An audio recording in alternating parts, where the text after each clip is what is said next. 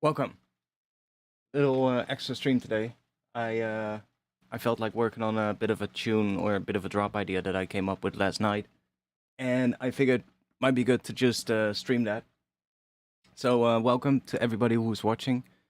Um, Not sure how long the stream is gonna be, but we'll see how long I can keep this going for today. So hope your weekend was good. I'm also quickly going to bring the level down a little bit of Ableton because this one is, I think, a little bit louder than the one from that we worked on Friday. So, yeah, welcome. Thing is, I was playing around with some notes yesterday, and I kind of started a little bit of a drop idea.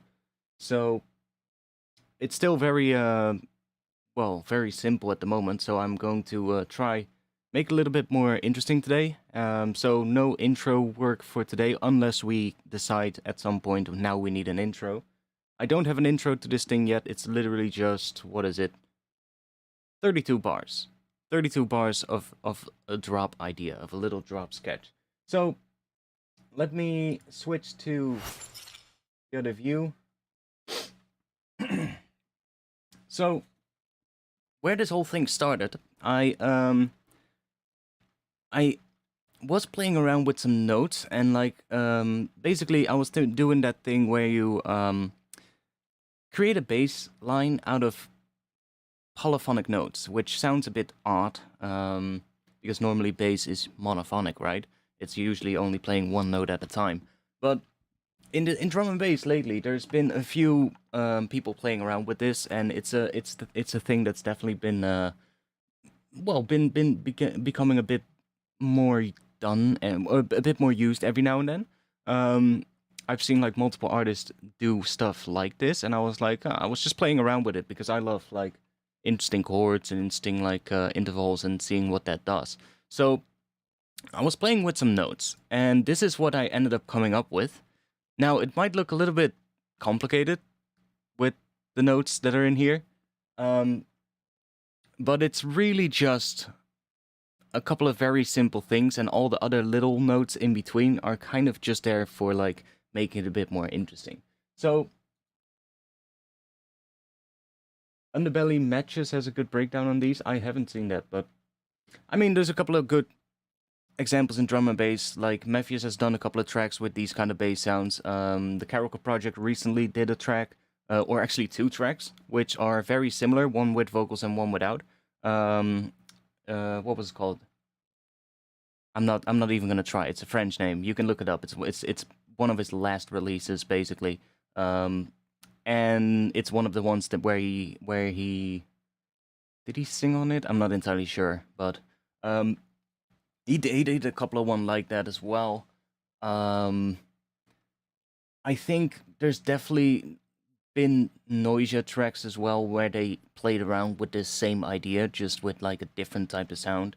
And just in general, probably a bunch of more unknown artists that I just cannot come up with right now that probably did this as well, but it's a sound you'll instantly know what I mean when I play it. So right here, I have just the notes and a sine wave patch, just to show you what I mean, because that's how I initially started this yesterday. I really started just writing from the notes itself and thinking about, okay, what can I do with interesting intervals? So this is what I have. We are at 172 beats per minute.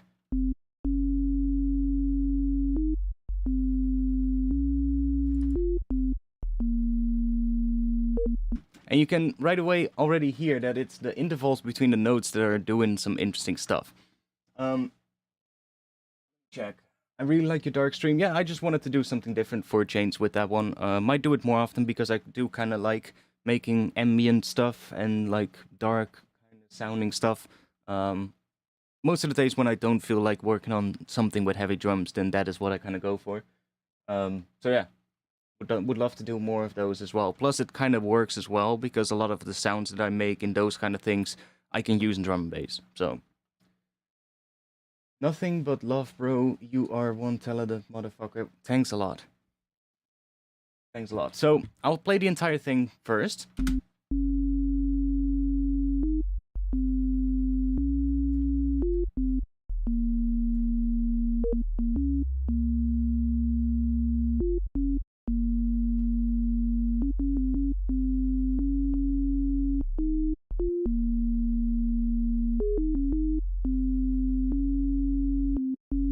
And then it's basically when it loops and does something else. Now, the notes itself, there's not really any place where it really loops, because the start of this section is different than the start of this section, and I feel like this section is also different from this section. I really just wrote it from start to end.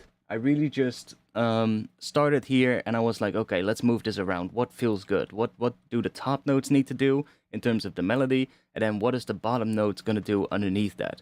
And I kind of ended up with this. But if we look at it, we can see that there is sort of like a bit of a bass progression underneath it, which is kind of F sharp, going to D sharp, and then going up to C right here.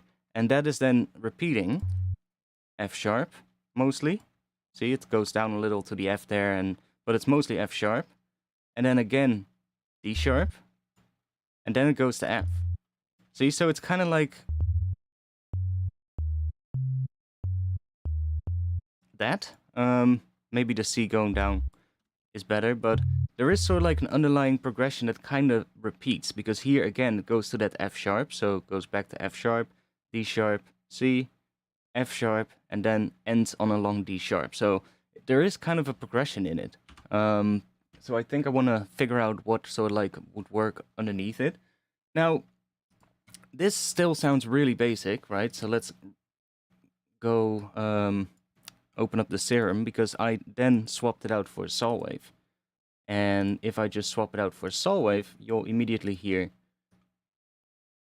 what this sounds like. Like, it sounds a lot more interesting with like something else than a sine wave.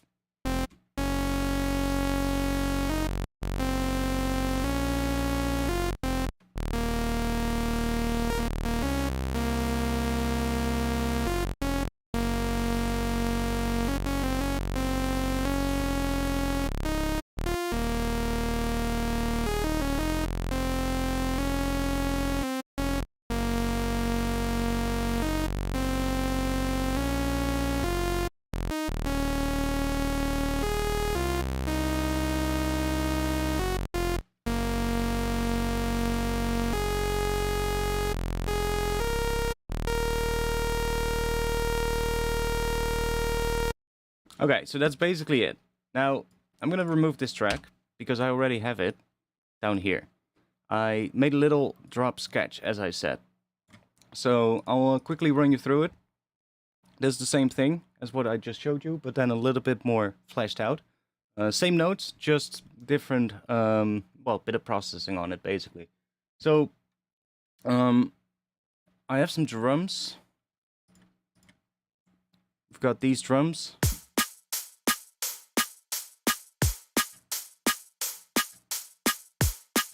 Just pretty basic, honestly. Just a kick on the 1, snare on the 2 and 4, and some hats. Don't really need much more than that, because this bass lead thing is going to be really big anyway. It's like almost like a wall of sound anyway when it's done, so we don't need much drums in this section. A couple of fills coming in here towards the end. And then the extra, so like hats coming in. And then towards the end we get a...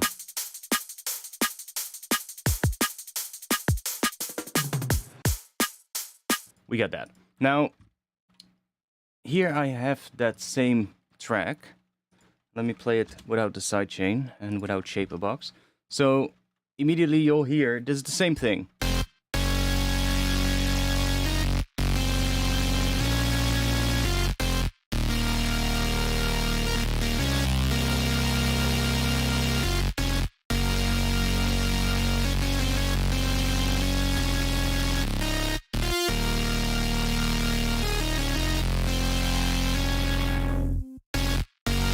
And it just sounds so much bigger right away when it's a little bit more of a bigger patch. And it's not even that crazy. It's literally just 2 saw waves, one with the fundamental removed right here, and then an octave up, 3 voices, so it's a bit wider. And then we have this mono saw wave and at the regular octave, doing a little bit of AM from B. And that's basically it. I think well, let me just play it with the drums first, and then I'll go and break that down. So this is with the drums.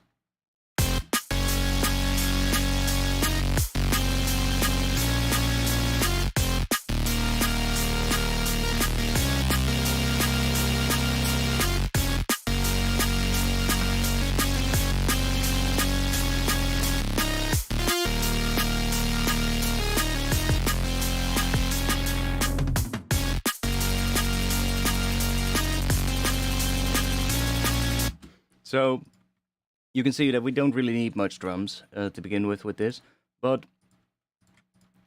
it's not even like, I think if we take everything off here, it almost sounds already like what it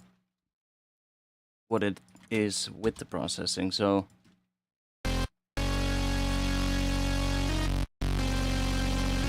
see, that's just a patch. That's literally just this patch, and I think most of it is, yeah, so really just a couple of saw waves. That's it. Then the compressor, which is doing most of the work to bring the high end up, and then the tape saturation, which is where the grid is coming from. Now the trick with this kind of sound is you don't want to have too much distortion. A lot of times when I make sounds, the distortion will be right up somewhere, almost all the way up with sounds, because it's just, you know, when you're working with a monophonic sound, you can get away with that. But the thing with this kind of thing is, because we have 2 notes, and those 2 notes are going to interact with the distortion, and the difference between the notes is going to determine, like, the amount of hertz between the notes is going to determine what the harmonics are going to be that we get after the distortion. So what the harmonics, what harmonics are going to be created by the distortion. And it's not necessarily the 2 notes feeding into it, but it's basically the difference between them. And because of that, the harmonics that the distortion is going to create are very atonal. They're not really, well, I guess they're inharmonic in a way. So if you push it really hard with a distortion, you're going to get really ugly sort of like movement in the sound, especially it depends what the notes are, of course. Like if they're octaves, then they will stack really well on top of each other. But if you use like a minor third, it's going to get really weird and really just wobbly, and it's not going to sound nice at all. So maybe even if we just switch for the tube, or yeah, switch for tube and crank it up. See that one? That first one sounds good because it's an octave, or 5th, I believe. But then these 2, it just gets completely distorted. It just doesn't sound good at all. Lower sounds good, but then we don't have much grit. But with the tape saturation, it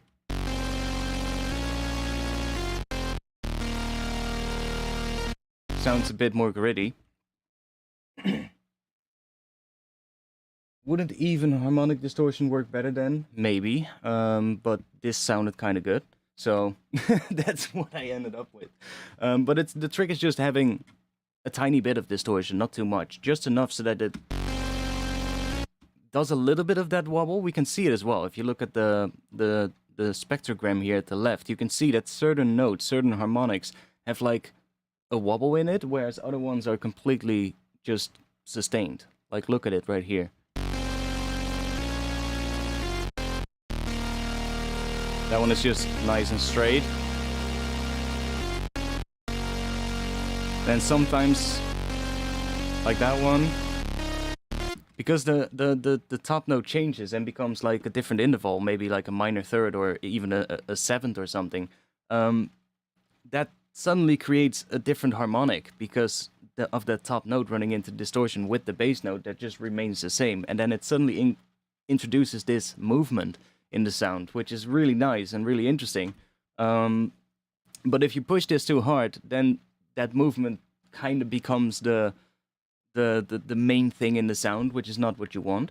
So it's quite nice actually. And then after that, it's literally just a bit of extra processing. I did do a bit of an EQ thing here just to kind of give it a bit more bass, and then some chorus in the high end.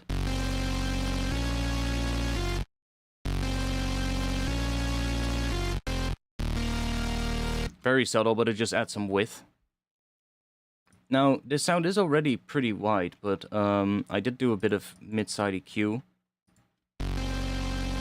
Just to kind of make the sides a little bit quieter, and I guess the mids as well. It's just leaves most of the bass in, but it takes some of the frequencies down here.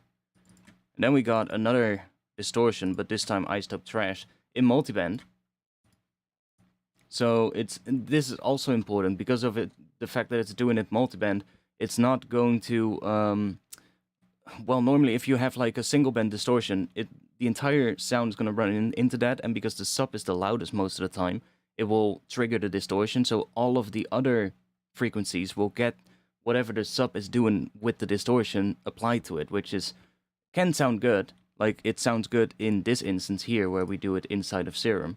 But because we already have that single band distortion there, from there on I'm only really doing things multiband and like only doing things like just to add to the sound. And that's what this trash is doing. So this clip control is just boosting the sub a bit. Another clip control in the mids to kind of boost the mids a bit. I don't know why, because I kind of reduced them here, but whatever. You know, it sounded cool. And I kind of added this EQ afterwards, so I probably had the distortion first, and then the EQ came back later.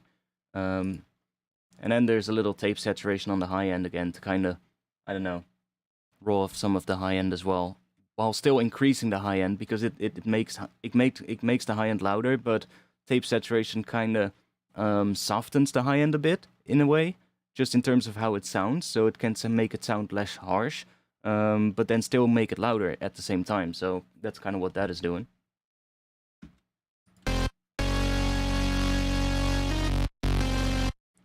Then this EQ, which again is then taking out mids, so you can see, right, it's literally just, the EQs came later. And it's just mixing stuff to make it fit with the drums that I came up with. And this is just a sidechain. Oh, no, it's not. No, it's not. This is not the sidechain. Sidechain is here. Oh, yeah, I did some split in mid-side. Maybe I should talk about that as well. Before we get into working on this thing. So here we have a rack. It's basically just a utility on each chain. And I just right-click here and choose mid-side mode. And turn that on. That way, this knob does not go from, it doesn't collapse the two left and right channels into mono by just summing them together.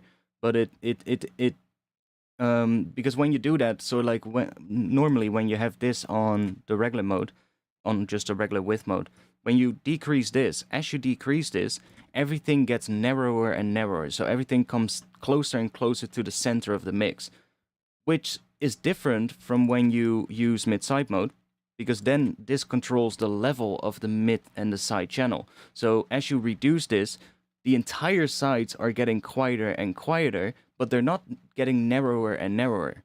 It can sound like that because they're getting quieter, but it's a different way of summing to mono. And that way you can do this 100% mid on one chain and another 100% side on that chain. And then you've effectively split the sound up into a mono band and into a band with all your side information. And then you can process the two different from each other. So that's really interesting. So I did that on the mids. I just had a little rack that splits into two bands, low and high. So that's just my frequency split racks from my Patreon. That's where the frequency split is. I'm splitting quite high at 4 kilohertz, and I'm adding erosion before the split on the high band.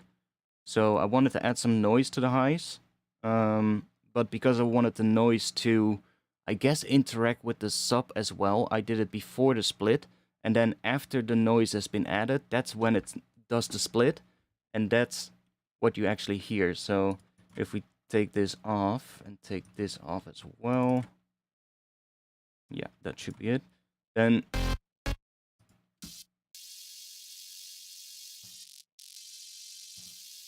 it's very subtle. You can see it here at the top though. You can see how it rolls off here, and if I add that erosion, you can just see it comes up a little bit. So you don't hear it much, but it just brings up that high end a bit there, which is probably what I needed with the trash afterwards. So there's an iced up trash. Really subtle tape saturation, but just cranking the gain up a little bit of that. And then an EQ, yeah, so that EQ is bringing out some more of that high end. And then on the other chain, we have almost the entire sound, except for the high frequencies. And then I'm adding some high end right around where the split is. I'm not sure exactly why, but it sounded cool. So that's that. And then on the sides, another erosion. This time after the split, for some reason. Oh no, wait. I don't have a frequency split on this one. This is just on the entire sound. Probably just the same erosion, by the way. And then some mid-side EQ.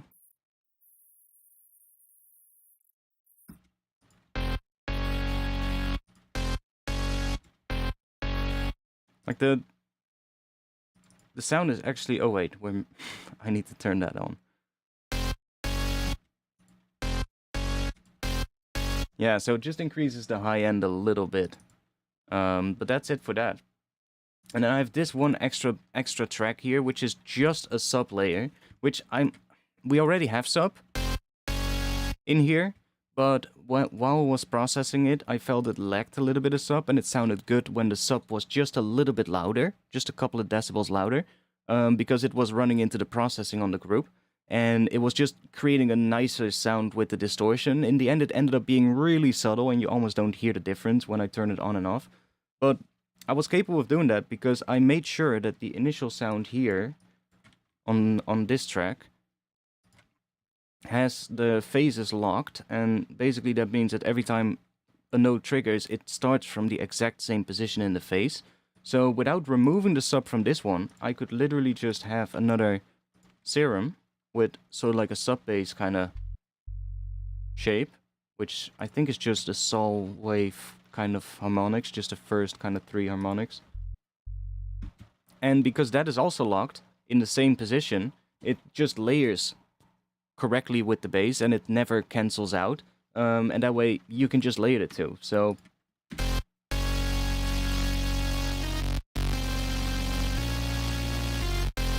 it just makes the bass a tiny bit louder. But it sounded good, so I just kept it. And then on the group, there's just a couple of things. There's one that's actually pretty interesting. First, there's this thermal, just a preset that I picked, open season. Not entirely sure what the preset looks like, but from the looks of it, it's just doing a bunch of stuff. But what that does, it increases the high end again, and it makes it a bit louder. And then we have the saturator, which is what that sub together with the other layers running into, because this is boosted with 4 decibels, even though we're already quite loud.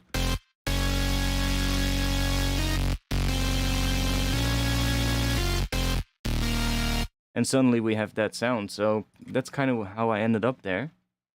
If I turn the sidechain back on and then play it with the drums.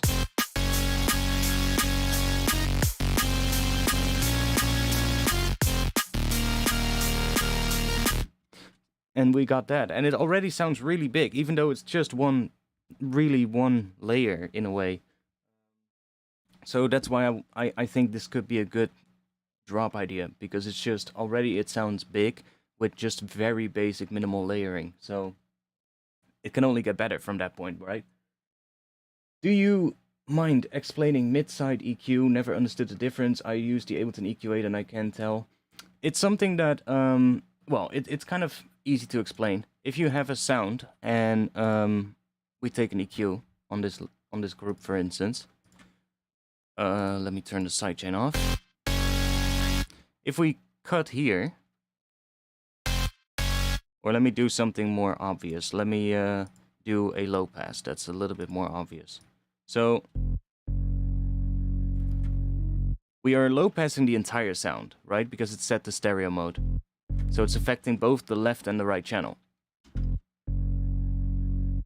Which means that if I play this sound in mono, we're gonna have that. And if I play it in stereo or play the sides, so not in stereo but play the sides without the mono channel, we can hear it also low passing the sides.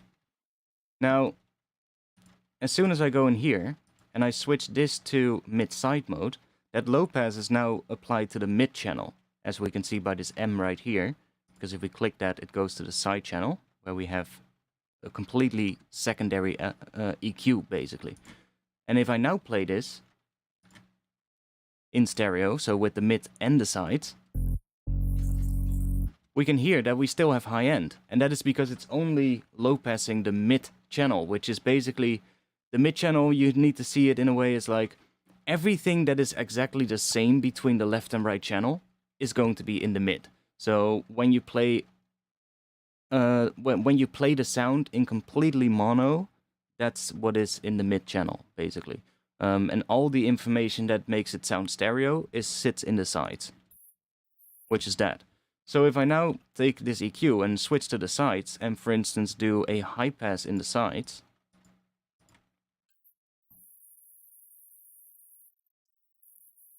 you can hear we're applying that to there. So now if I play it in stereo, we have a low pass mid channel and the high frequencies are really wide, but there's no high frequencies in the mid channel. And if we switch this to a low pass, we get the same thing again as what we had earlier when it was set to stereo mode.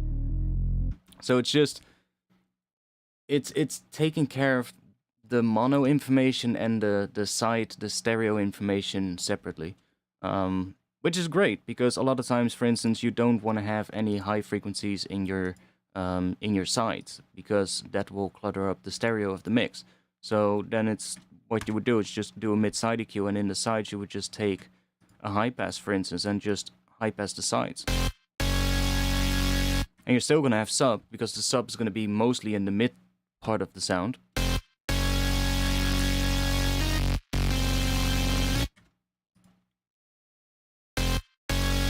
But that's basically what it is.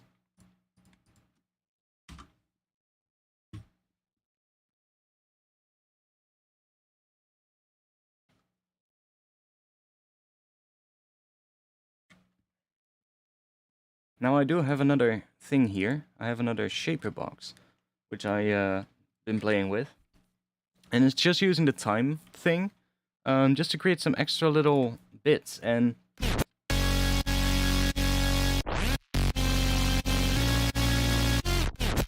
it sounds pretty cool, especially when I have it with the drums.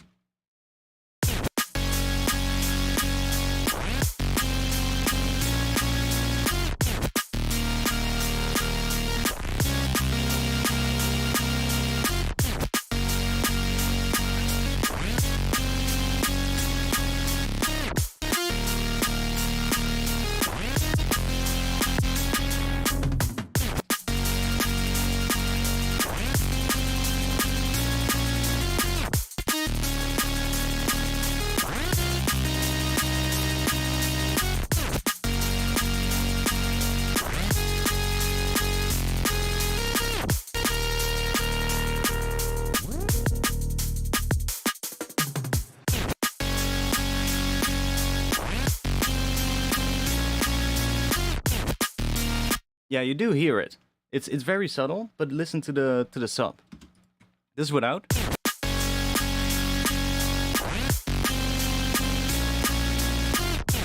And then with.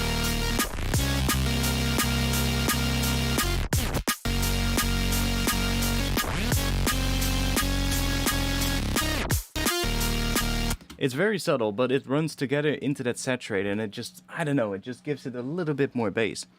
I probably could have done the same thing by saturating the low end a little bit, but it just works.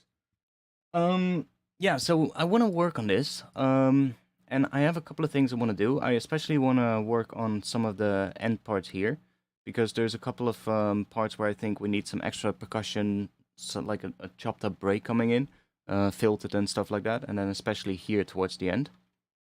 I also have an idea for what could come after this, where we're going to get a lot smaller. We're going to not extend this even longer than this. This is the maximum length that this thing is gonna go on for.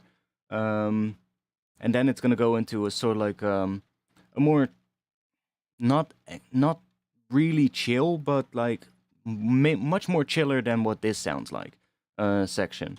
So that's what I also want to see if we can work on. And intro-wise, I don't have an idea yet. I have no idea what this is gonna have in terms of the intro. The key is the same as the key from the track on Friday from the sound design session that we did. So that is what is it? B flat minor, which is an odd key, but it works. Nice snare. Yeah, the snare is one of the ones that I made for the upcoming pack. It's a pretty decent snare. Sounds good in the mix.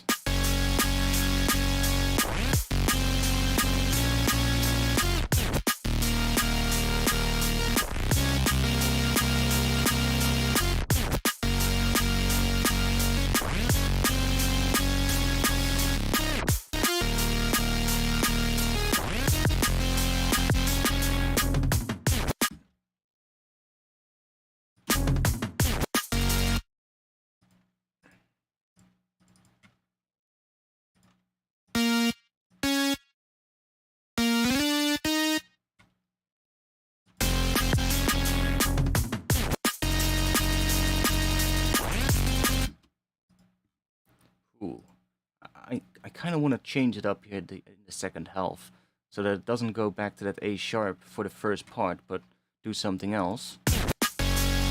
The thing with this is we really need to keep listening to it in its entirety, which is 16 bars, before we can hear how that comes in, because it's so important, because it's not so necessarily something that really loops. It's kind of like a melody in a way, and it needs to feel right.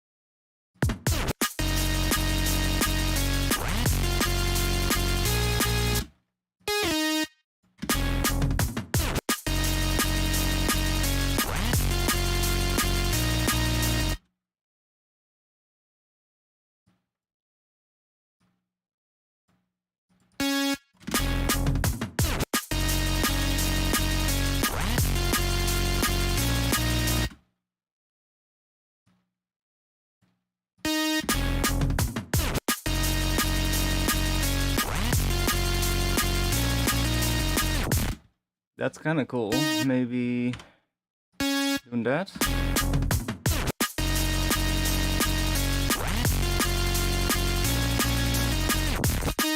Yeah. You can also see that sometimes the notes are not ending at the same place. I'm doing that especially here on these first ones. As you can see, the bottom note just stays a little bit longer than the top one, and it kind of sounds really cool. It's like very subtle in some places, but it works. Same with like ending the top note a little bit early, or like ending them a little bit early right here. It makes such a big difference compared to when I just do this.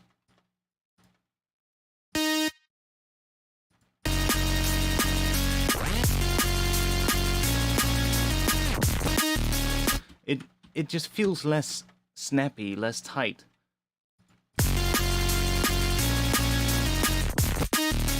And it gives that note after it just a little bit more time to kind of, I guess, reset. It just gives the effects a bit of time to reset itself, which is nice. Even though it's very quick, but...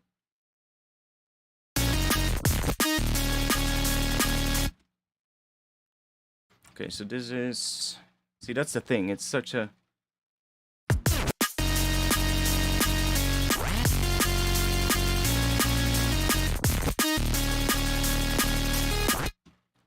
I don't like that one going up there.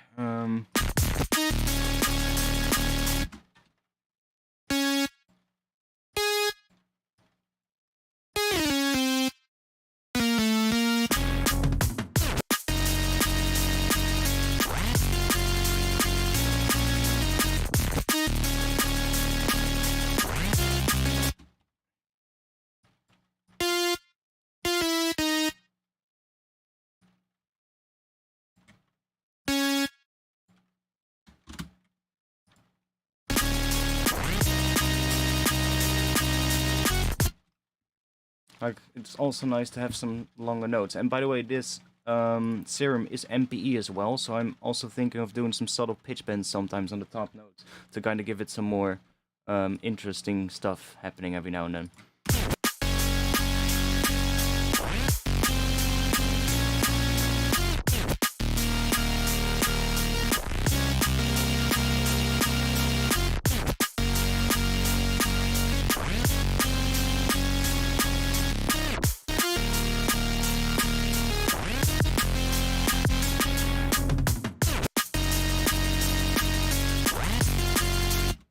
This one is not right yet.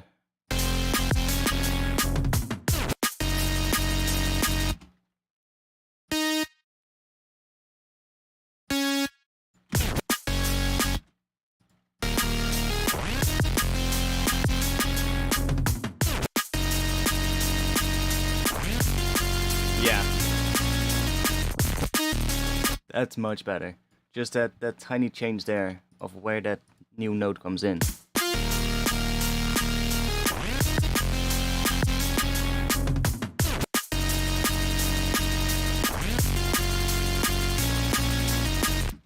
Now I do think it could be cool if we have a little higher one here. Not that one. Try this maybe.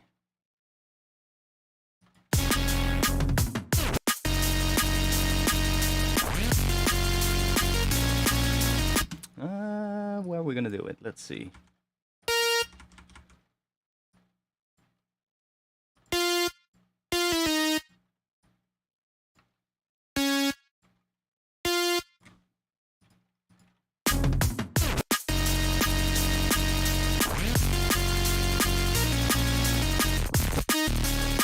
Like I love these kind of fast bits. It's so cool. I'm playing around with that quite a bit in this one.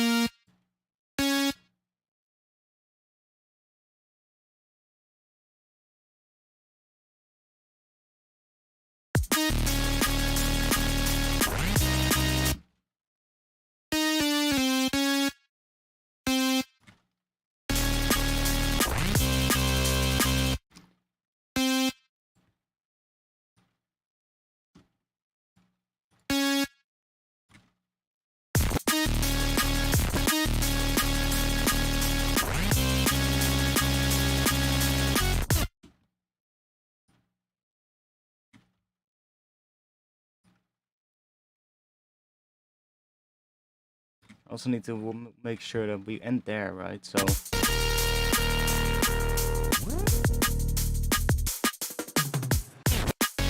where it fades out. Don't think I want to have it there. Although that could work as well, so we could work towards there. Dun.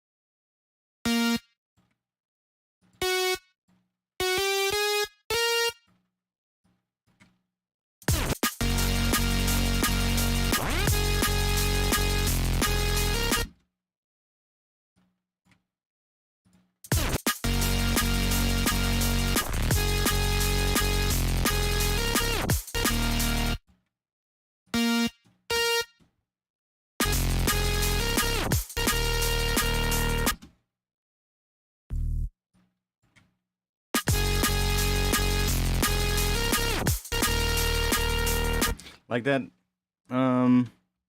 Part of this is also being done by the shaper box. So if I turn the shaper box off, we can hear what the actual MIDI is doing. Like the pitch bends and the sort of like tape stop effect is all done by that shaper box. And I kind of want to have that shaper box on there sometimes, but not everywhere. So I would probably automate it so that it's turning on every now and then. It's nice on the first hit, but it's also nice to have it not on the first hit, maybe somewhere halfway through or on this one. So I kind of like it here.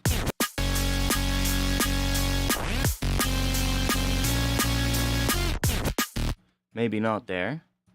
So let's try turning it off here. Can already turn it off here maybe as well.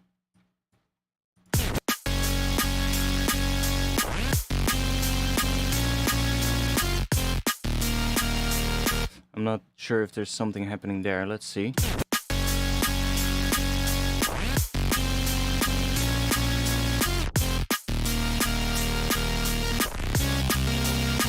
I'm not entirely sure about what is happening here as well, so...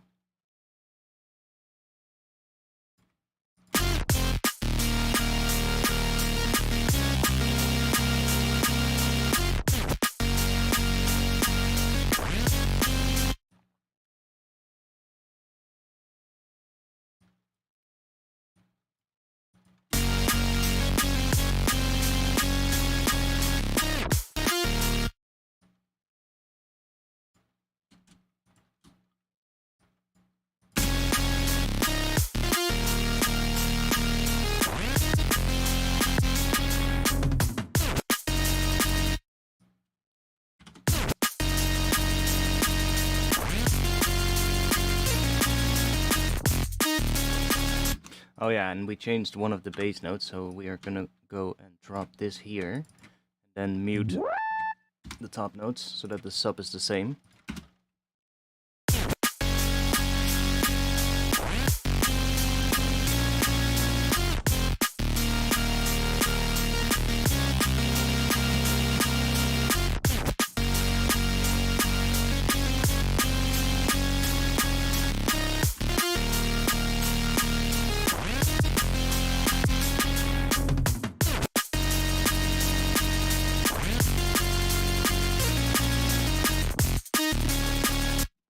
I'm not entirely sure about the higher notes there.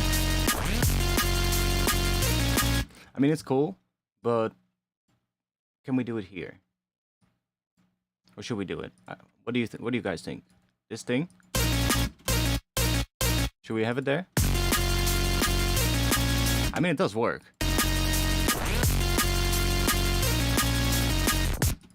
So yeah, a bunch of things we can do here. Now I have another thing that I was checking out. What also is pretty cool for like the I guess the, what is it, the second drop or something, or I was playing around with Shaperbox to just flicking through some presets to see what happens. And I think I saved a couple of ones. Oh, only one. Oh no, there we go. Why you not? Oh, double click. There we go.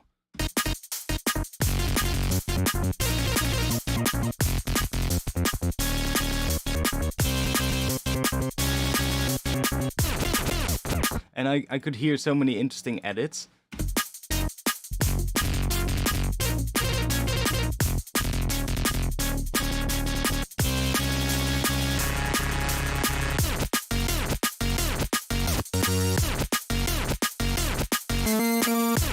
Okay, that's weird.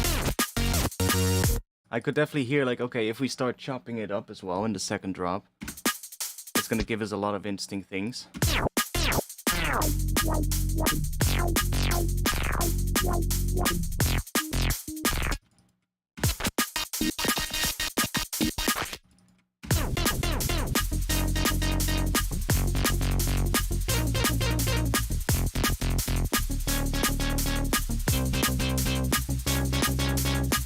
Like that, that's just...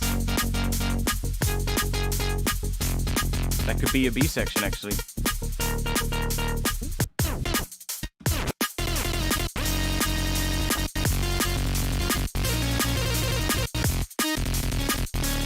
Woo! There's some really cool stuff happening with this one as well. Some really interesting bits, and like, even what happens if we turn this on and off, I wonder. Because I hear some cool bits every now and then, so... what if we just turn it on right here? And then turn it off. What happens? Is that just not getting any audio then? Is it not buffering this? That would suck. No, it's not. Okay. Then that doesn't work, but I bet we can do it inside Shaperbox. So we can... yeah, we have a mix here. So if we just automate this from 0 to 100, then we can just say, okay, I want to have a little glitchy thing come in here. And then it does it actually how I want it. So I can just say where I want it to sound a bit glitchy. We can have this come in, which is kind of cool.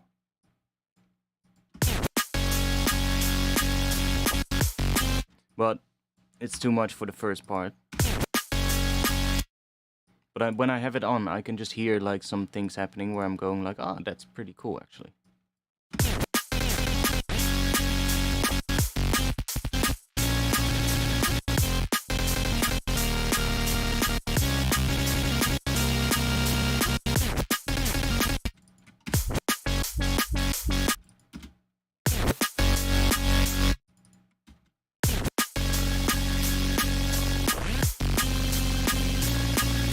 That one is good if you want to have some extra weird side information.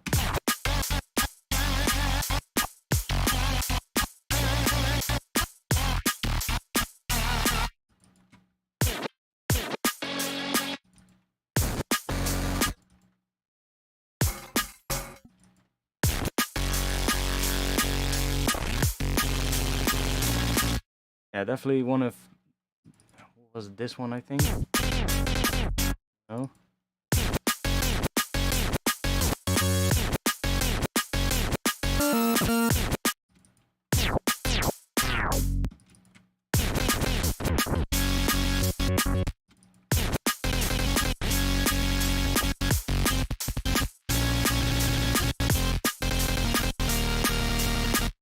Yeah, definitely some cool stuff we can do if we start chopping that whole thing up later and do some weird edits on it. I'm also thinking we could split this up into a high note track and a low note track. And then we could have, for instance, the low note go away, or we could even do it like this. We could just make the low note sort of like end somewhere early maybe, so that there's only a high note. And then instead of having this low note here, we could, I don't know, create some really resampled kind of bass patch, and then just pick parts of that to kind of replace this section of that low note. So we could say like, okay, this low note here, for instance, or this one here, we're gonna end a beat early, and then we're gonna find like a cool chop of like a resampled thing in that same note that we just took out to fill that back up again, and then it's going to interact with the distortion in really different ways, which could be cool to add some edits and add some interesting bits. But that's not something I'm too concerned with right now. I think what I want to do right now is let's make those extra drum break edits towards the end here, because we're going to need those.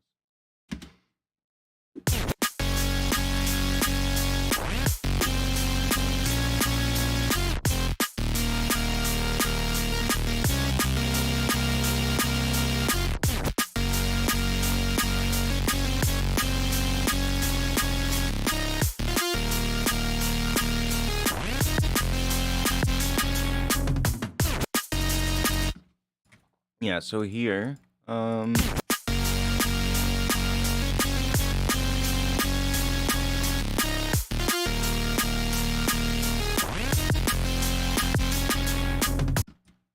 in this area, that's where we want to have it. Let's find some drum break that we can chop up.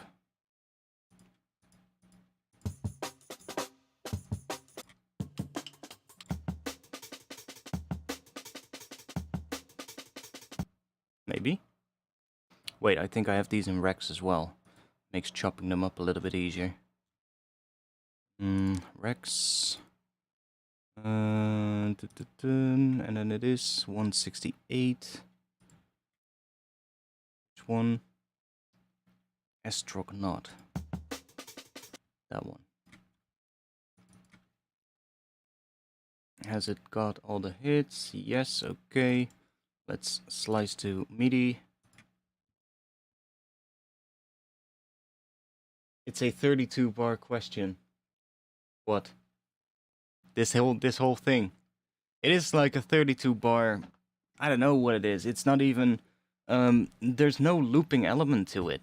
The only thing that loops is kind of the bass progression that is in this, but the shorter notes kind of change in this section. So like this section even is slightly different from this section.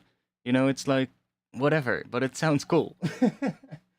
So I might actually make them more like each other later. Whatever works, but for now this kind of works. So yeah, that was a lot of works.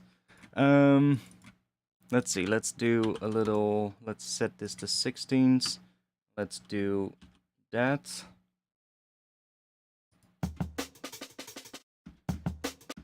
So the underlying groove, let's see what the snare is doing. Okay, so let's do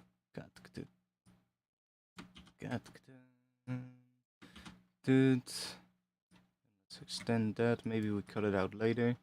There's a kick right there. Oh, there's actually two kicks, so let's just do this.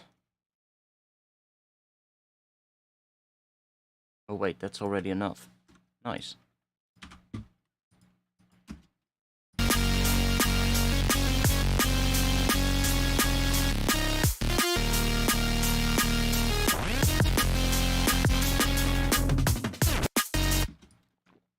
Let's see. Let's listen to the drums by itself.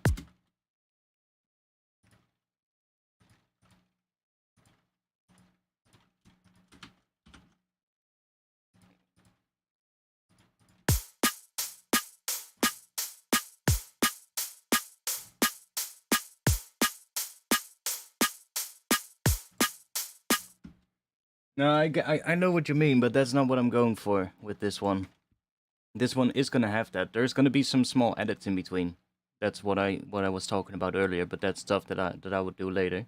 I want to have the drums right first, and the next section is kind of going to be the answer to this section, if you get what I mean. So maybe it is right, a 32 bar question, but then we're gonna get another 16 bar answer followed by another 16 bar variation on that answer, maybe, if you get what I mean. This section is going to be really big, and this section is going to be getting a bit more, still heavy, but more smaller in a way.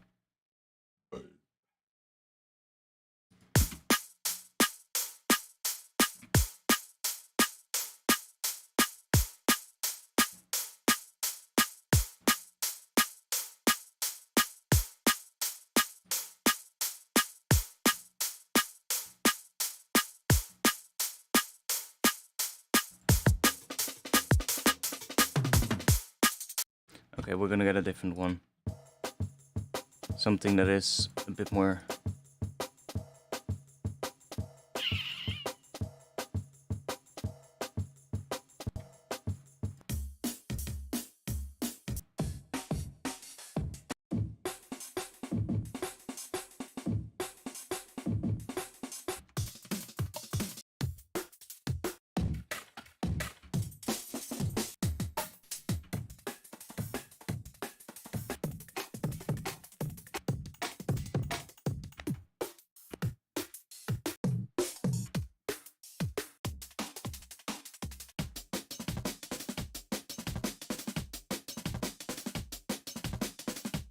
maybe.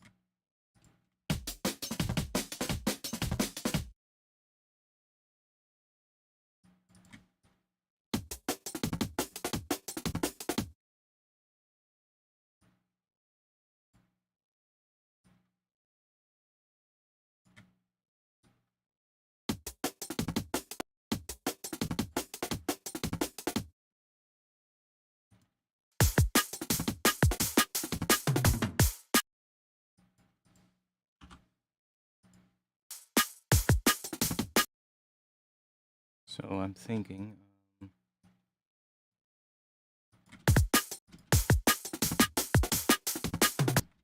let's do that. So let's go...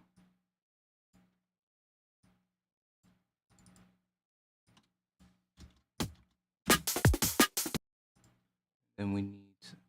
that one can go away.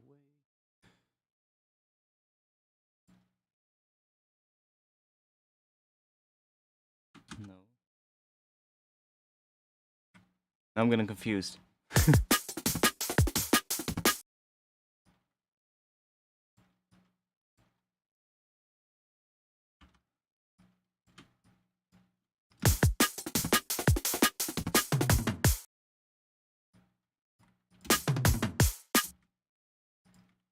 Okay, let's take you out.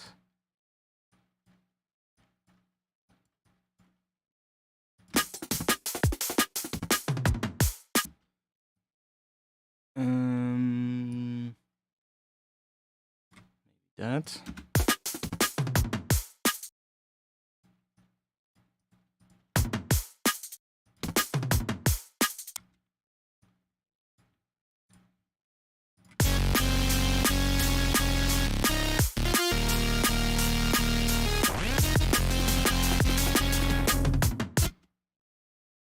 Not exactly right yet, but we're getting there. Let's do... What happened happens if we put this on this break?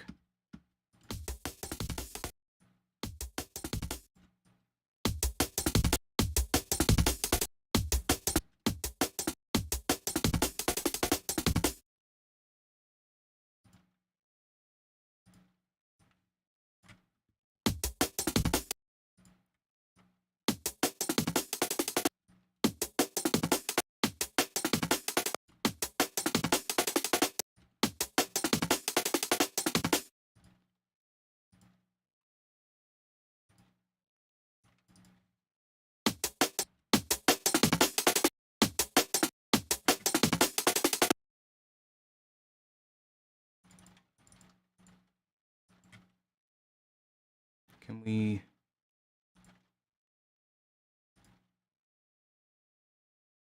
Yeah, that's better.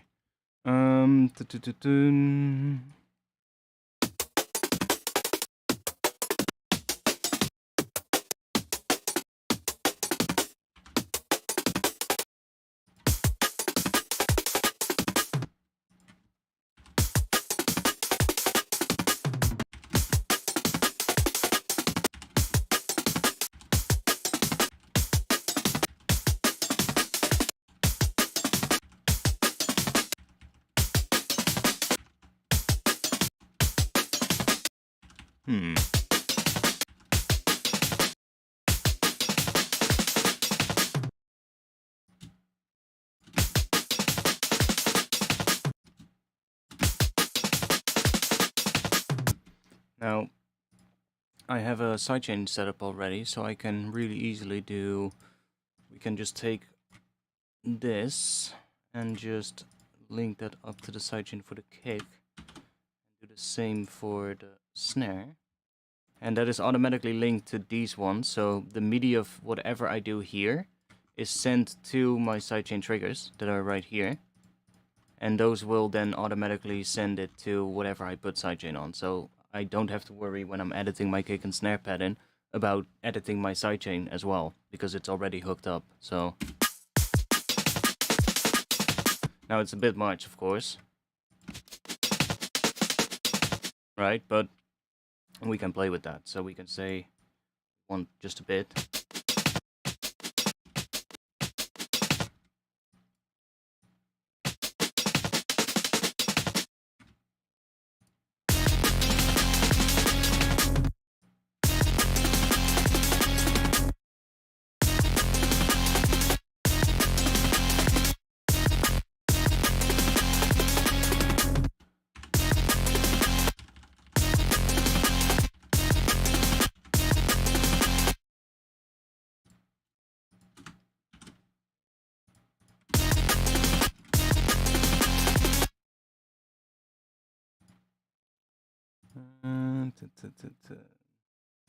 Tempted to put some overdrive on it.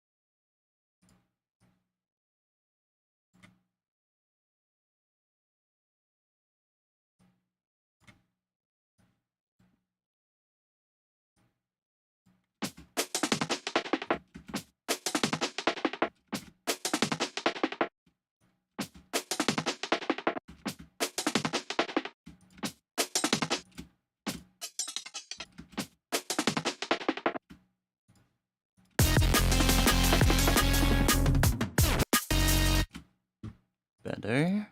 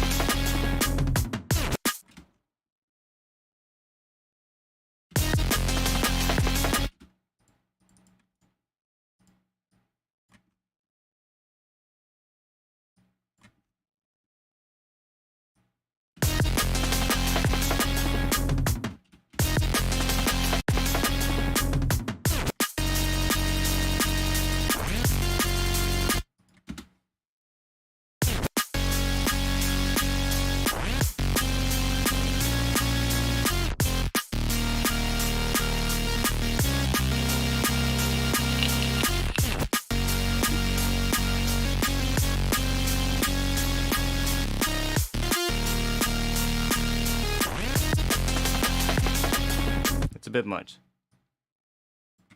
Need a different break, but the idea is right. No, I haven't really picked any new plugins up.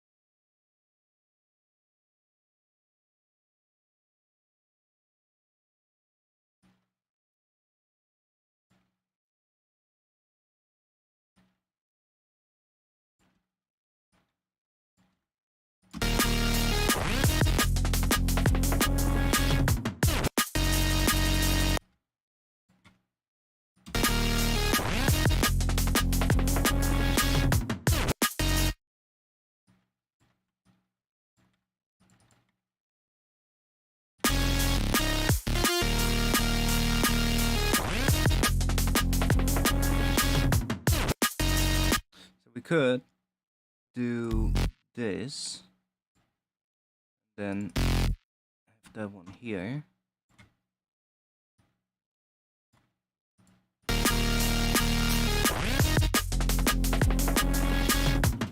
And then we need to copy it again to the sub channel because the sub was still continuing there. So we can do this and then do that.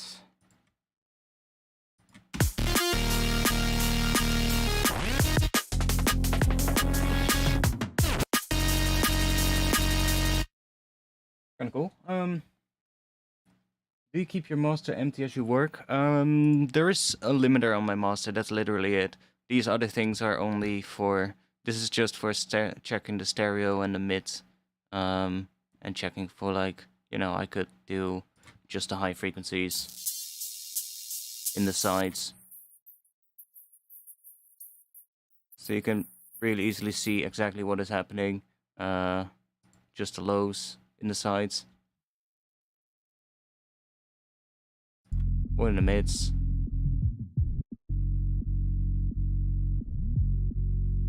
You can hear the weird movement in the low end that is happening. That's the interaction between the two notes hitting the distortion.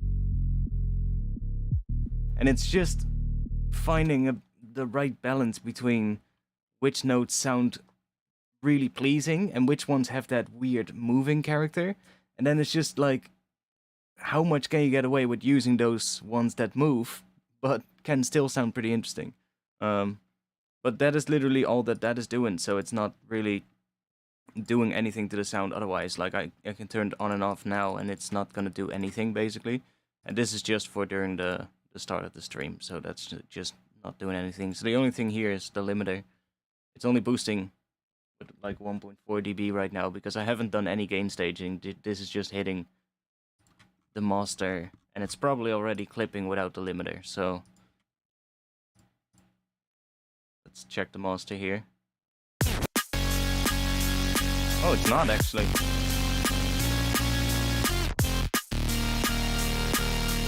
Oh yeah, it is. There we go.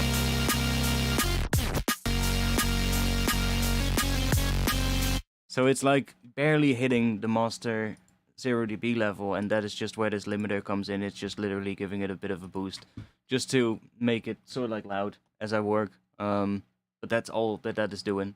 I just needed to hear what it would sound like if it was like at the maximum loudness of what this could be. But if I do some proper gain staging later, then it'll, you know, be brought down. I'll usually like to have everything at like what the groups usually outputting to like -10 or something, but I didn't really bother with it at this point.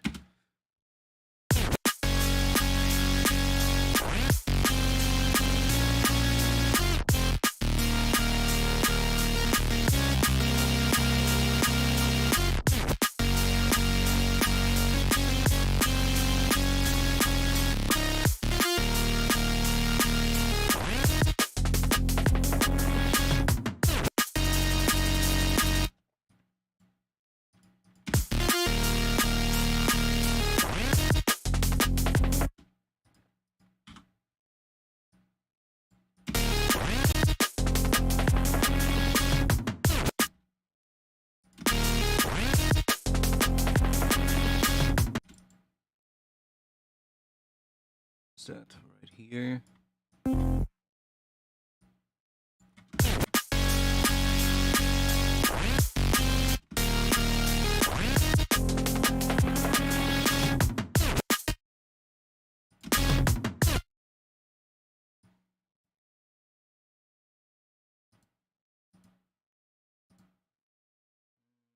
Ooh, I have an idea what we could do here.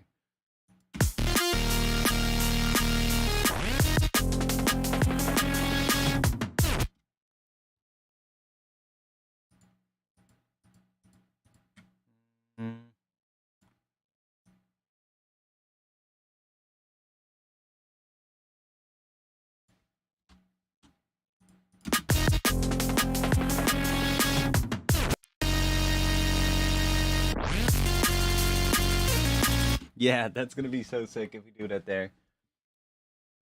What do you use to synthesize your kicks? Mostly Serum, honestly.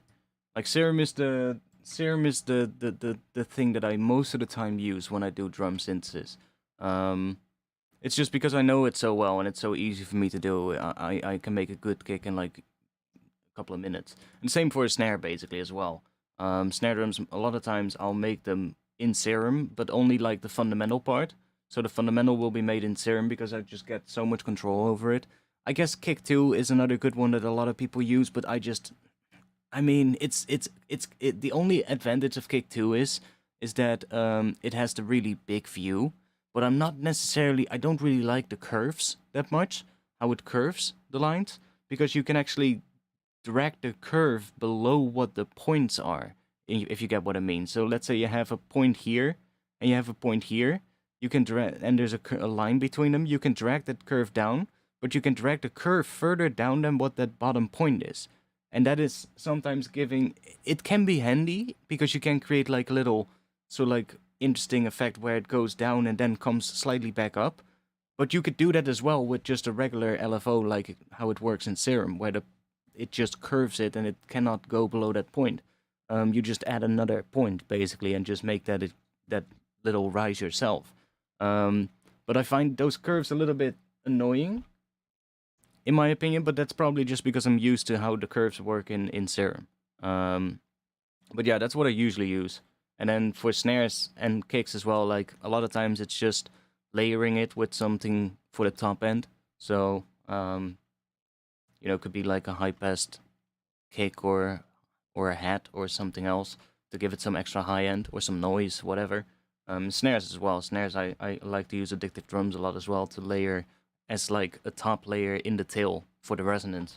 Or I make the resonance myself. There's so many ways of how you can do that. Like take a couple of sine waves, FM them with really weird ratios and pitches towards each other that don't necessarily make sense, and the changes that you make to the pitches will change how the resonance sound that comes out of it, and you can do like really, really cool sounding resonances that way. I've made some really, really sick ones just by taking like an FM synth like Phase Blend or even in Serum and just taking a bunch of sine waves or a bunch of wavetables that have like a lot of sine waves in them.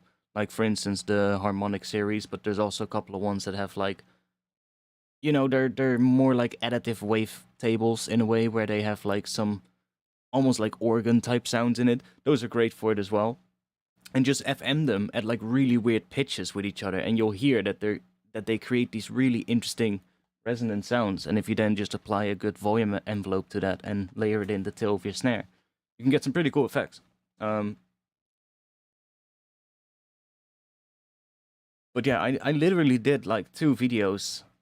Well, one of them I did a while ago. That was about kick drums, and then the other one is about snare drums. That's already up on my channel as well. So if you want to see those, just check my last 2 tutorials. And if you want to see a more in-depth view on snares, then check my Patreon.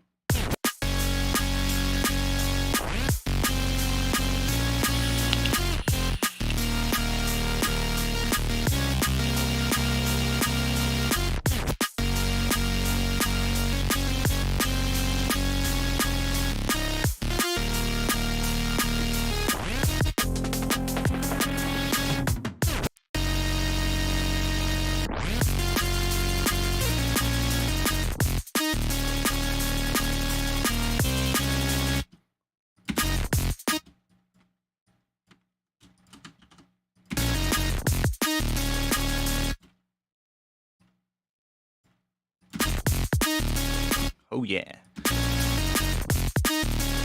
Woo.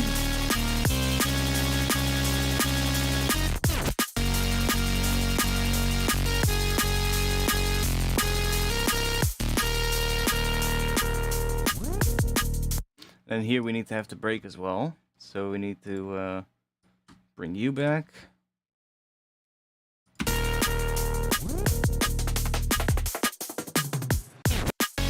But we're gonna have more stuff coming in as well.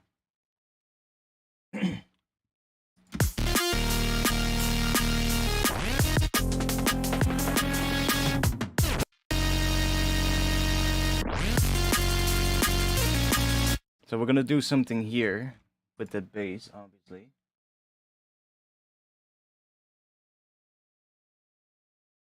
You don't have money for millimeters. It's not even that expensive. It's what, like $9 or something? I can definitely recommend it, man. If you want to have something like that, millimeters is definitely good. But hey, maybe somebody feels generous. You never know.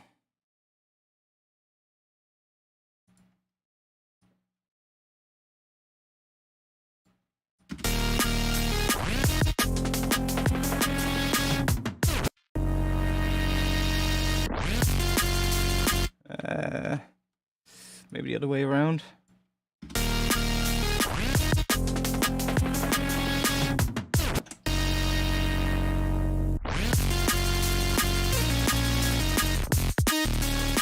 I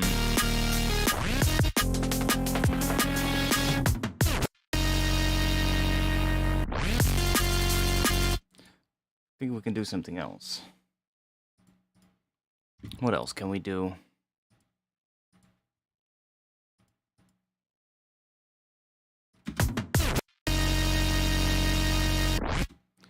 Ooh. What if we... I guess... do another shaper box? Here? Let's do it at the start. Or should we do it after thermal at least?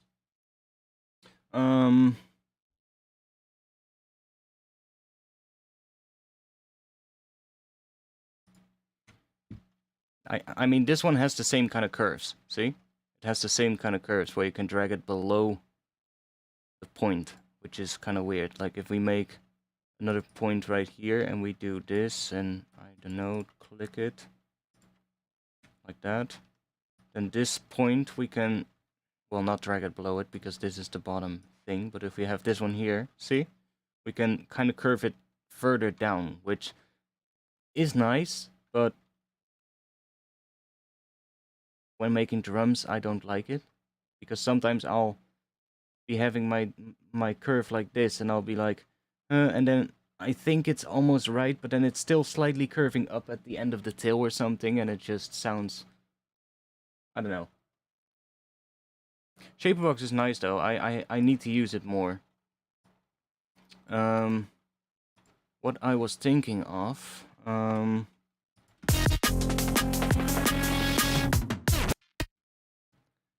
dun, dun, dun, dun, dun, dun, dun, dun.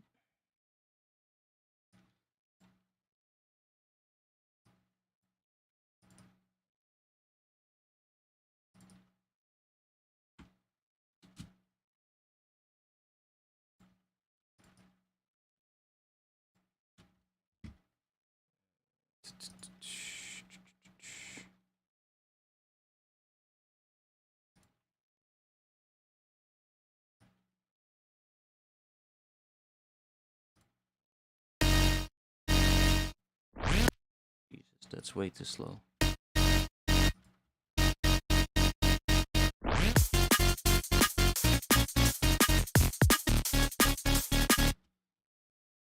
But I don't use this enough, so that's what we need. And then we need, right? So I need to,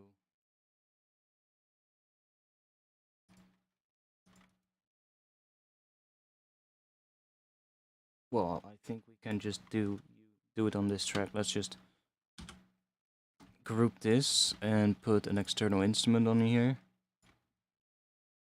Send that to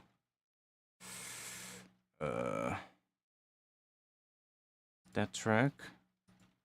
I need to give these a name, otherwise. This is the, oh, we cannot give that a name. That's nice.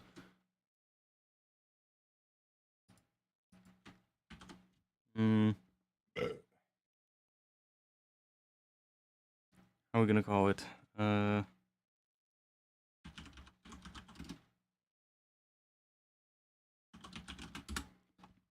Just so I know which one it is. Yeah, okay, the right one. And then if I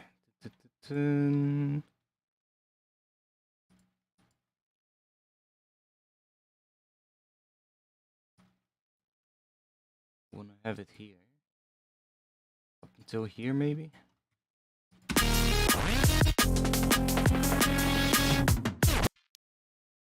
It's not doing shit.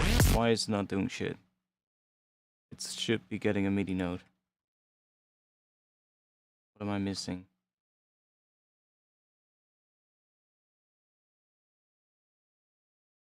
Ah.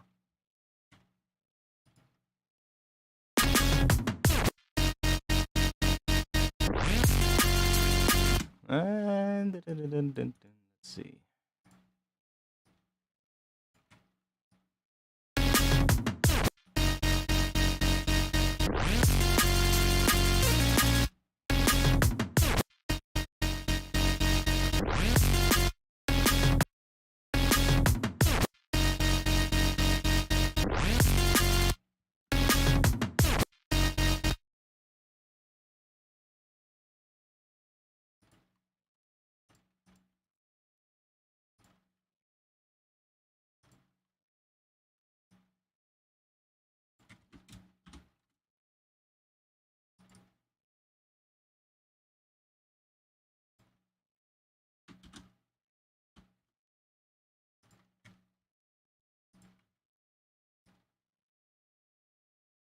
drop it on here.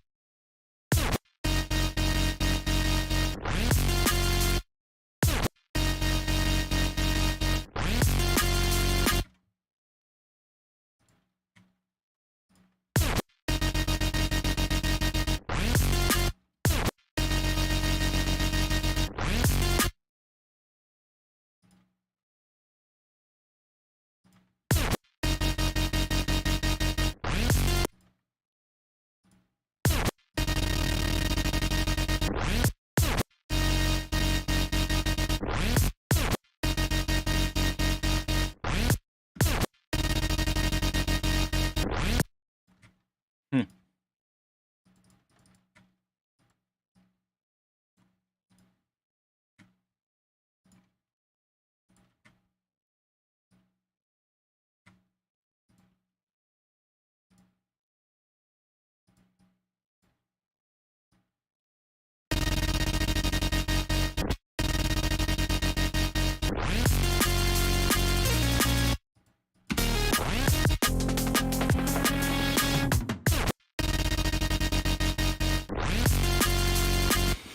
Kind of cool.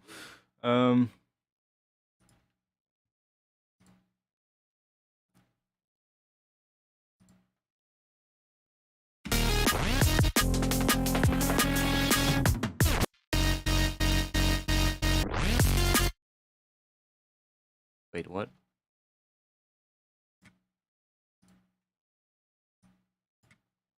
Where's my... Okay, it's still there.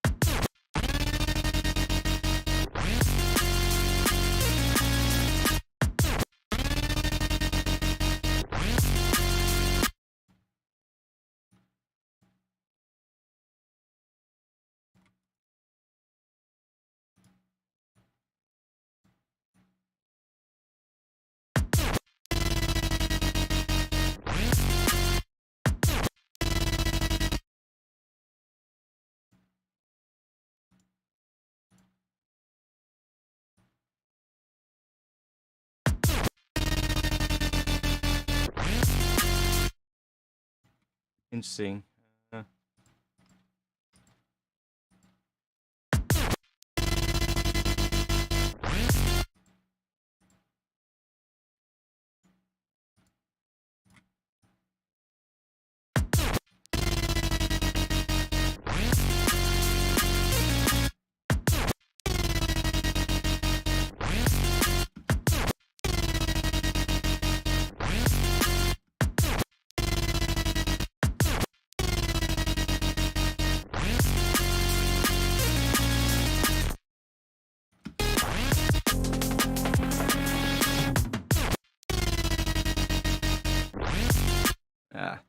Don't really like this one.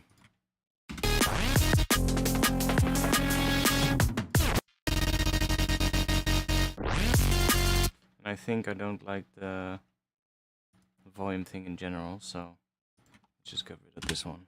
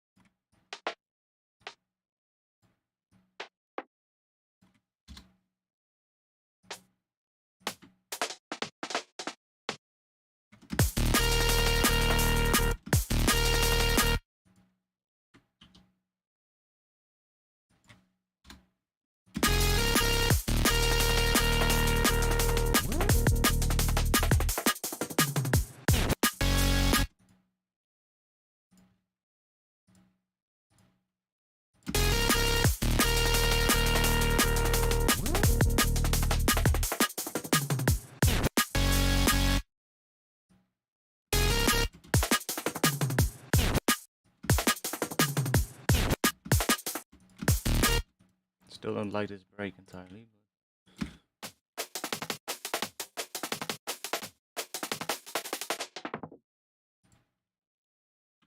probably just end up chopping up some other ones.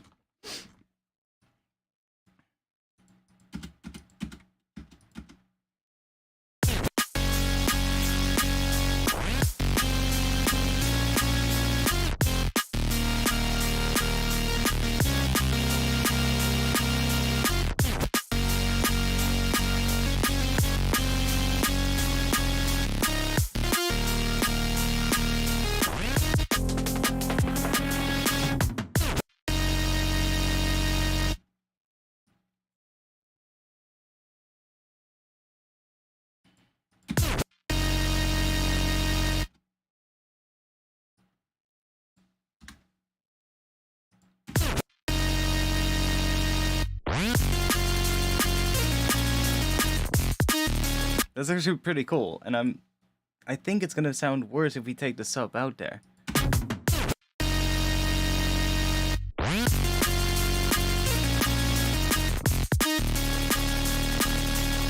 We can try, but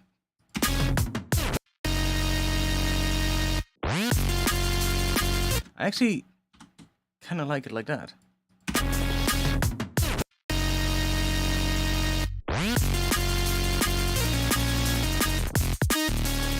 And that extra kick there just works so well.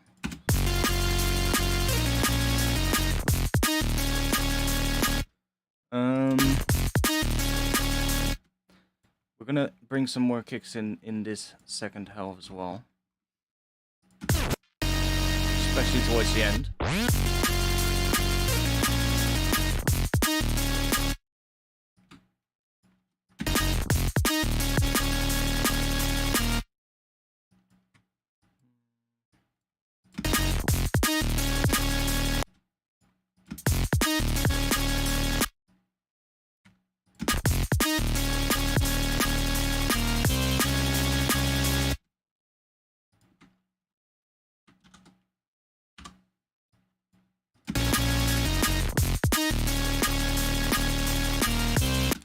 Yeah, we're gonna wait a little bit, maybe one there.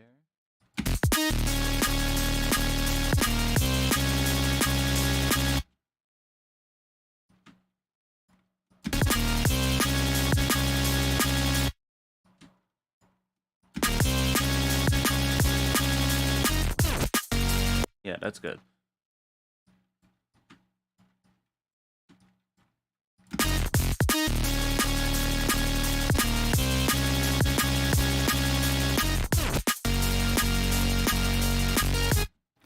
Okay.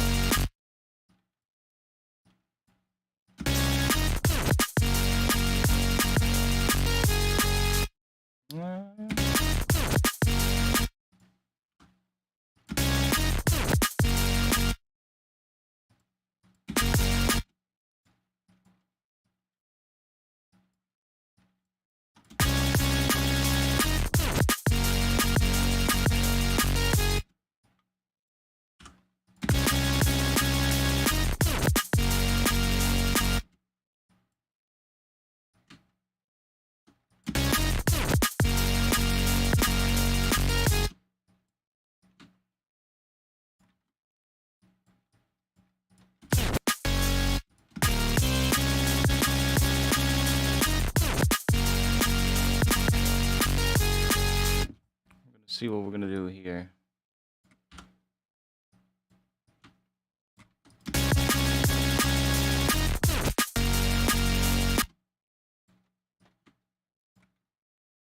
Let's listen to the entire thing first, because it needs to feel right. Otherwise we're gonna do a lot of edits and then it doesn't feel right. Maybe this first section might not even feel right, so...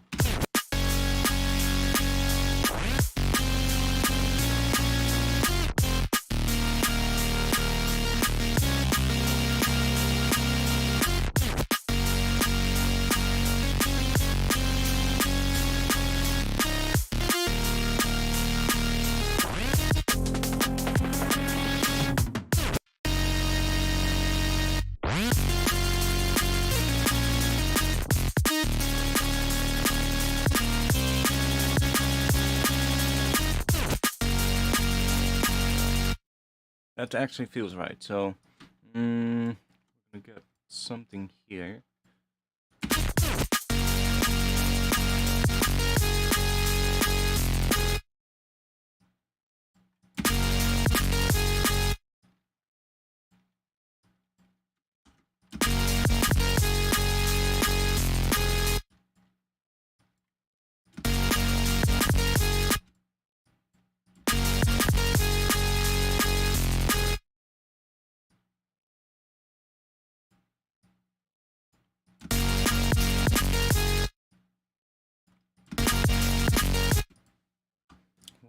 Do there. Oh, maybe that.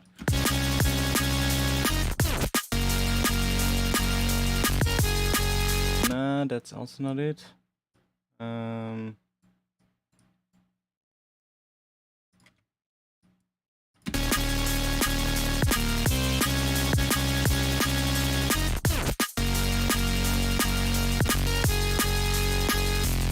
that might be better.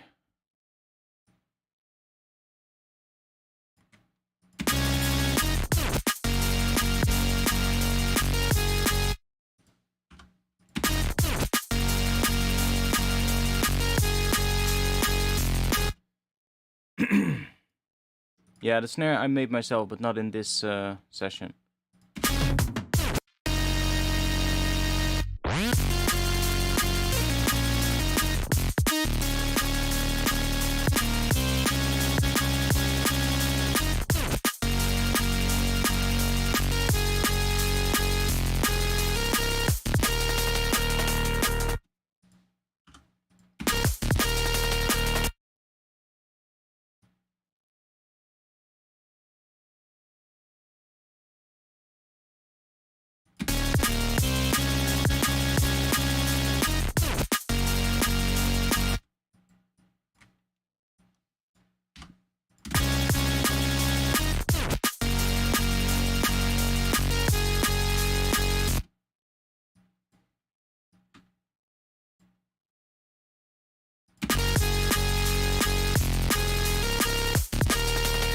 Yeah, that actually works.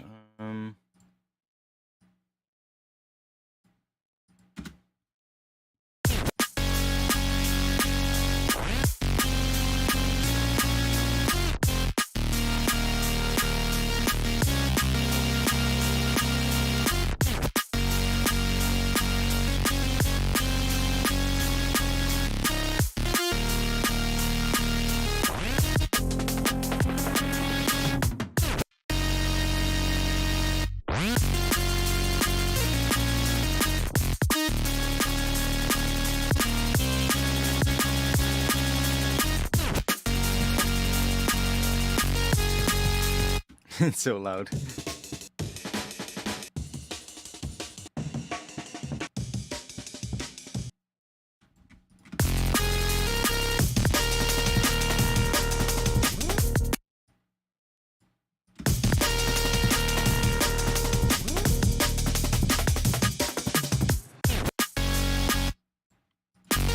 Already works a lot better. Just by dropping it in.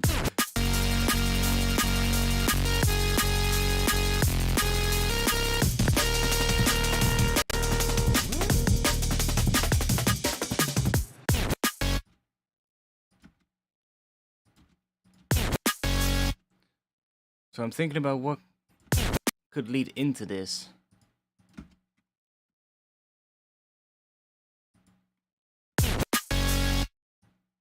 Dun, dun, dun.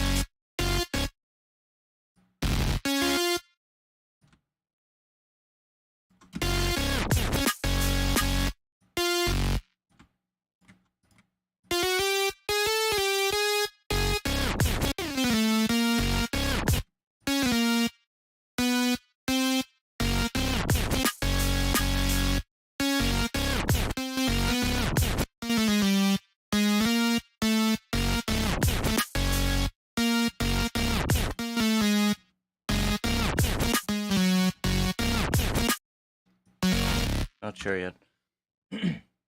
The tape stops are done with shaper box, because it's all in that shaper box right there. It's like this.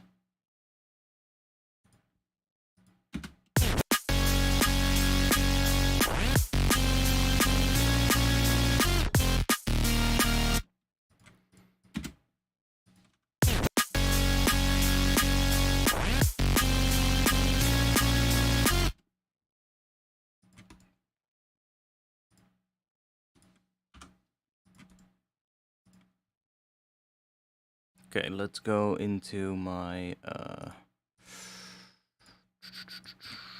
go into some one-shot drums. Percussion maybe.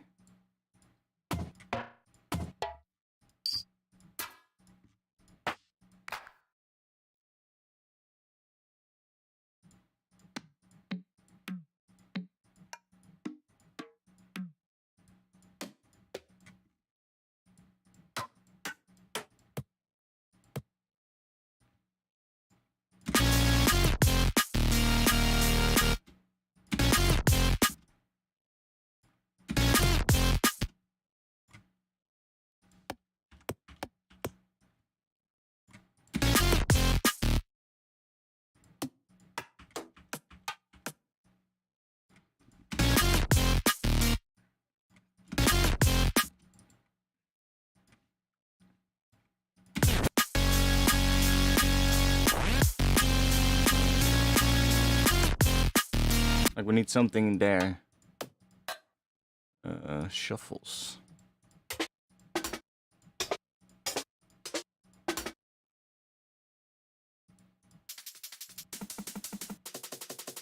Oh, that might actually come in. Ooh. Oh yeah.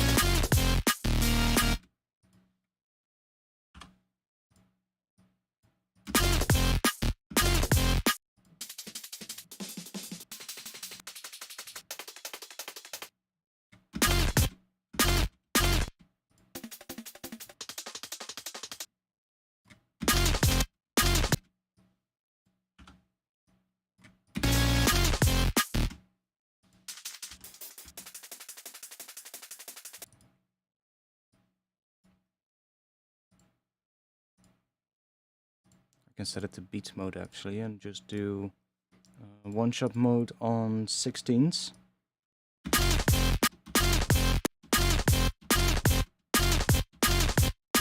We can make it as big or tight as we need it.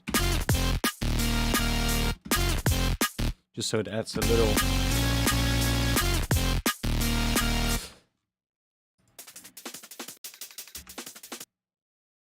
oh, let me do that so we don't have to do that again. And that might be better, it's a bit lower. And then we put a kick drum right here maybe. There.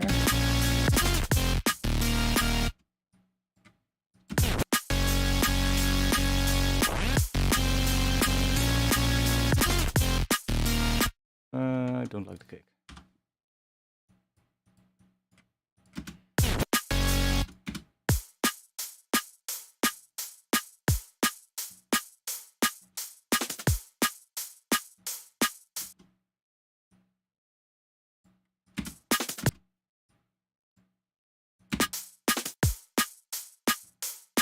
Might even do that.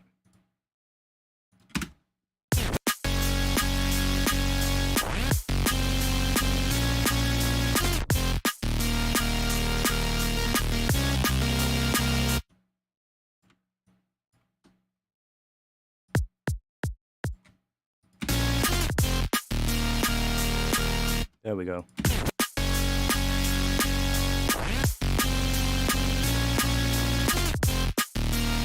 It's kind of cool.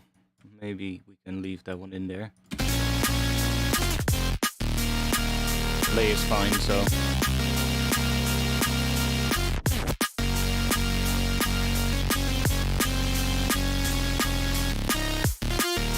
I don't think I want to have it come back, but let's just try.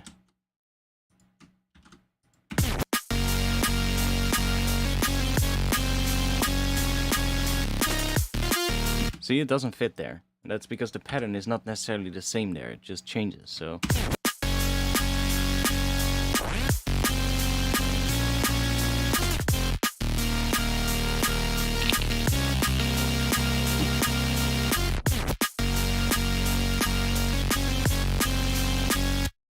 Could have that extra kick there though. Right here.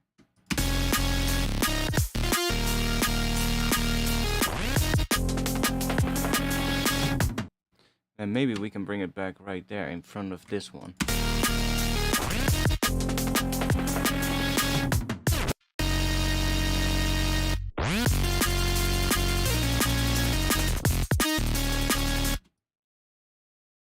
And then we bring that little tiny kick back right there.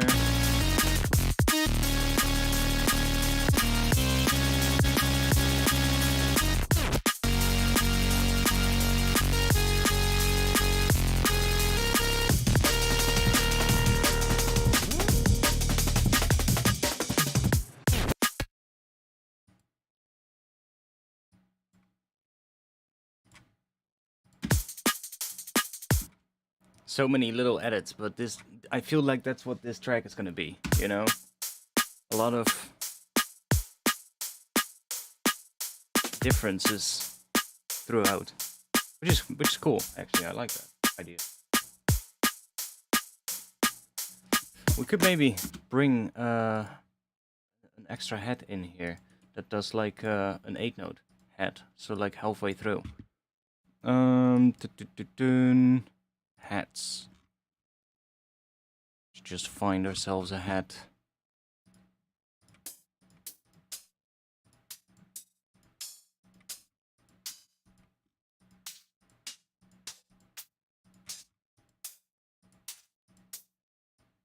Doesn't really matter too much. And I feel like just one that is literally just that. At least for now.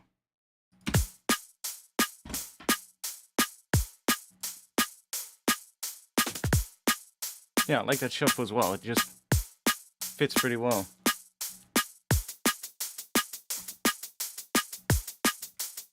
Different hat.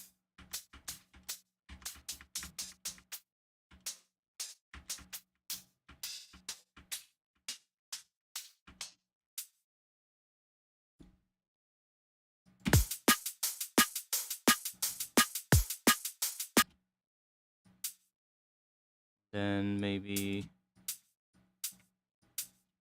do that.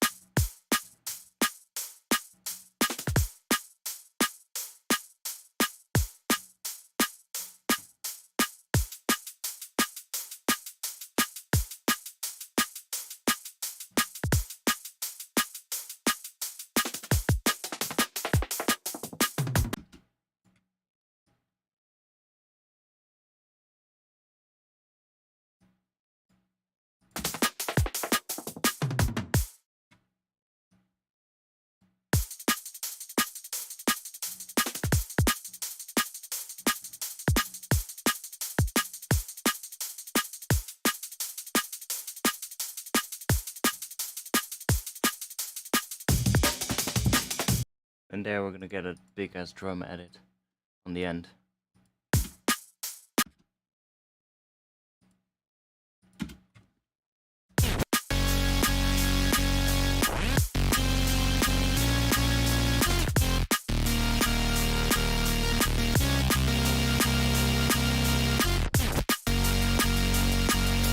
No, it doesn't feel right, that hat.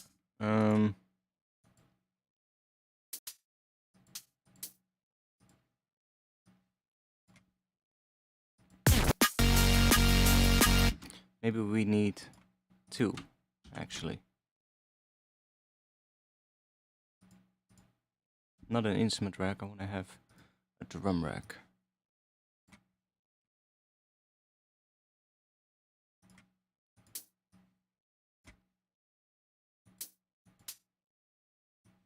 Sure.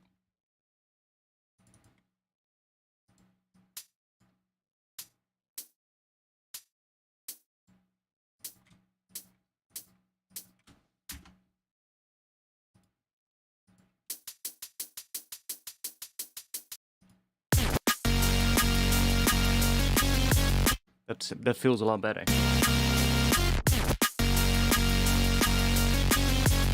And then maybe we'll bring it in on the snare. So we get...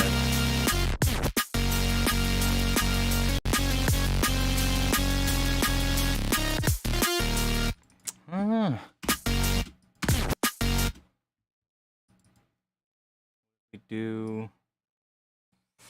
Let's see.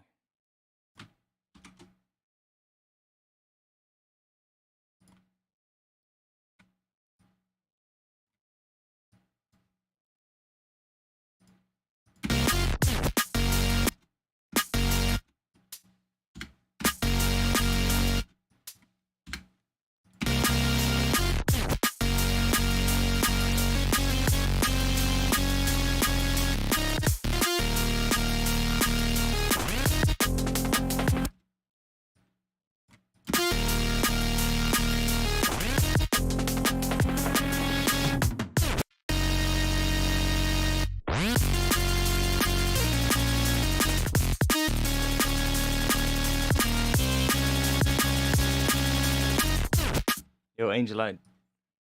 Welcome to the big wall of souls.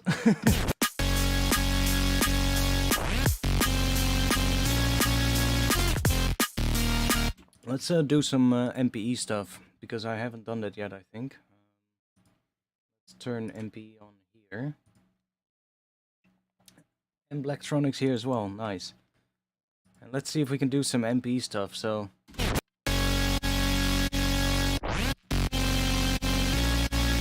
Oh, I made a little gap there. Let's if I do, the gap stays away.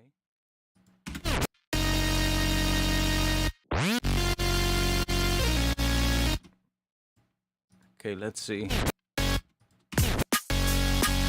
I'm gonna turn the shaper box off for this, so that I can hear what the actual pattern is.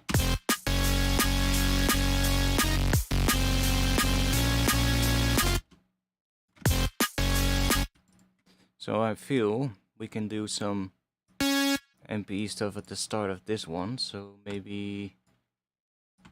And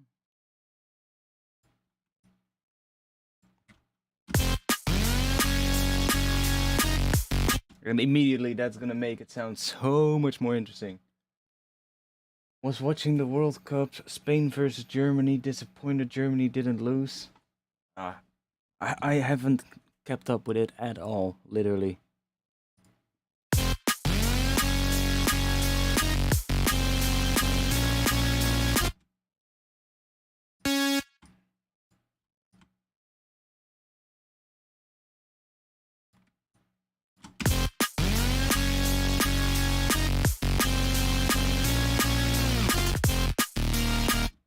Like, this is gonna help so much make this sound more interesting.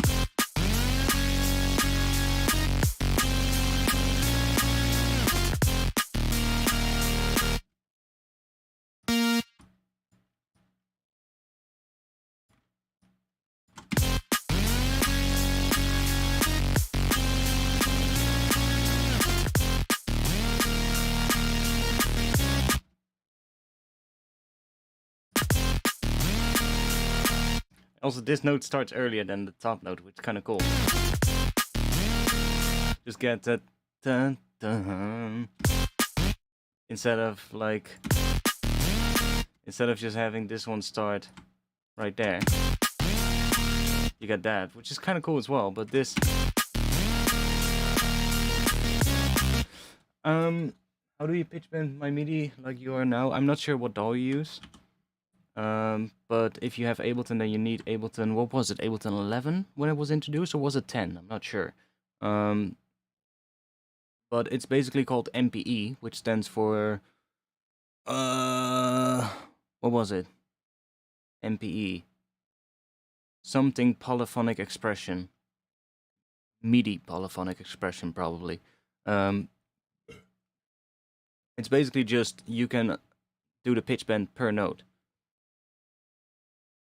Yeah, MIDI, probably.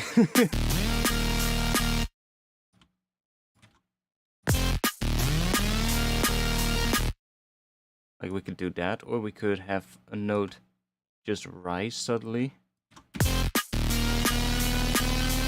And we get all this weird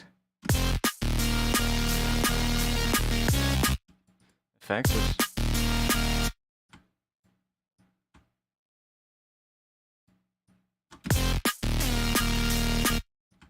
Down is really nice on these types of sounds, I find.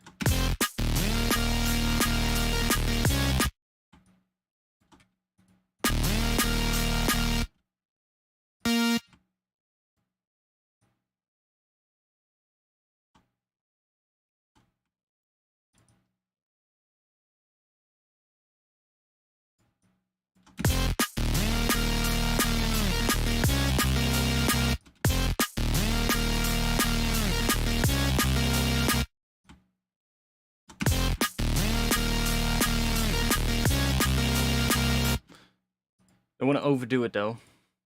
That's the one thing. Might be nice to not have it on this one, actually. Let's listen to the entire thing.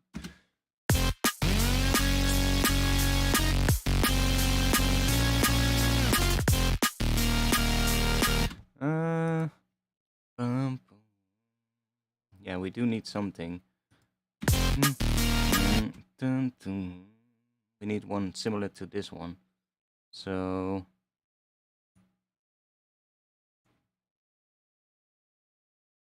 that ends on this snare. So I'm gonna make it to there. So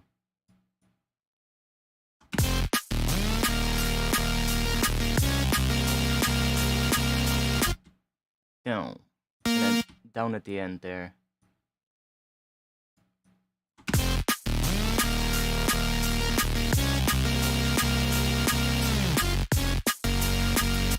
Maybe even like that, and then go down. That's gonna be weird. We're gonna go down below this note. Let's see.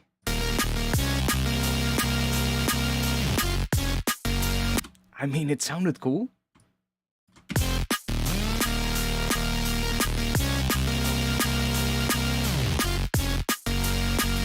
Like, it still works.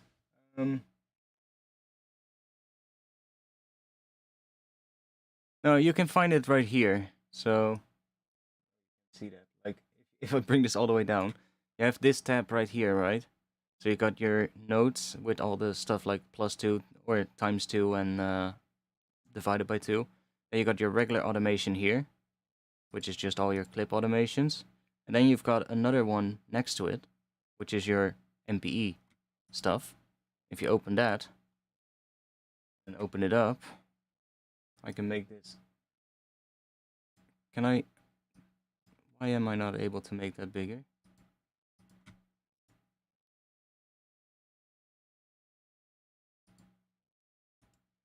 That's smaller. Weird. I can only make it smaller. Ah, it's annoying. It's a little bit behind the chat. But yeah, then you get all the per note stuff, which is really nice.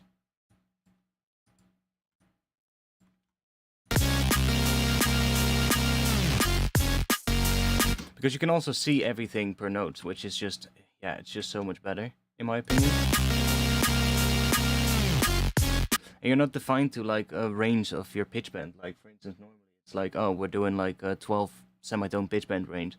You're not you don't have to calculate like, oh, if I wanted to end on that note, what does that need to be? No, you can just see where you're bending it to, and it has a maximum range of 48 semitones per note, which is like plenty.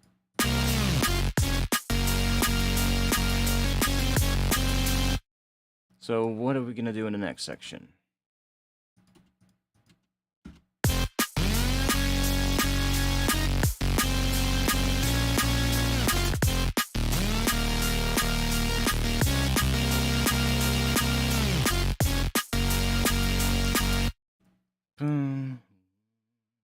Gonna do it again. I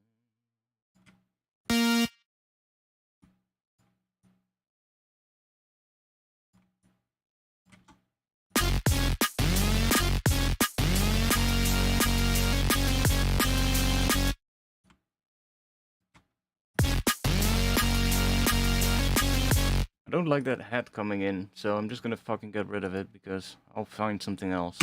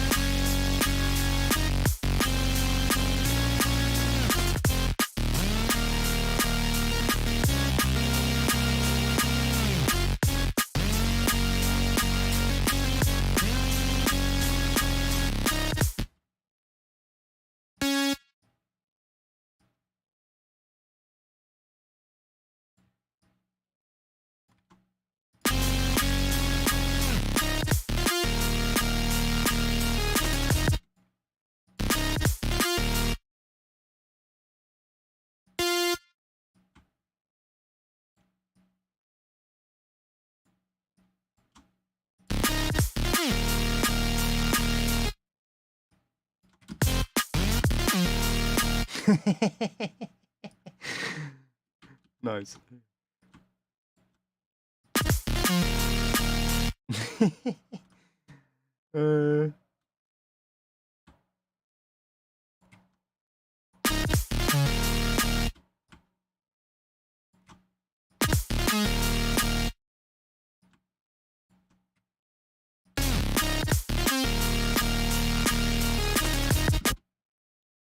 Does it create an automation clip also? No, it's just literally per note automation. So it's every note has the automation in the note itself, basically. It's just basically a pitch bend automation, but done per note. So it's separate from whatever is in here. Like you can literally do a regular pitch bend automation on top of it with the regular pitch bend, and it will work. It will actually add another pitch bend on top of it. It's just a completely separate thing that it sends to the synth.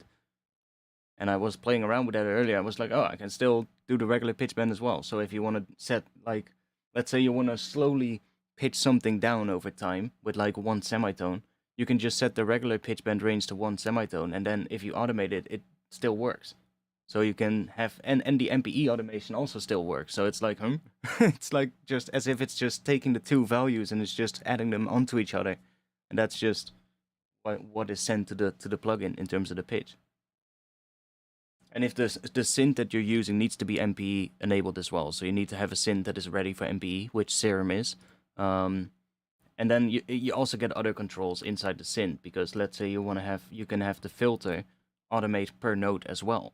So you can say like, I want the top note to be low pass and the bottom note not low pass. So you can just automate this filter with, I think that works. Maybe not, because I'm not sure if the filter is polyphonic still. I think it is, because if you assign an envelope to it and you play polyphonic notes, then every note gets its own envelope, its own filter. So I think it is polyphonic still in here. I'm not sure about the filter here. I think the filter here is probably going to be monophonic. But the filter here is probably still polyphonic. And that would mean that you can literally just do mod source and then use one of these MPE sources, which you can then also automate per note inside of your MIDI clip.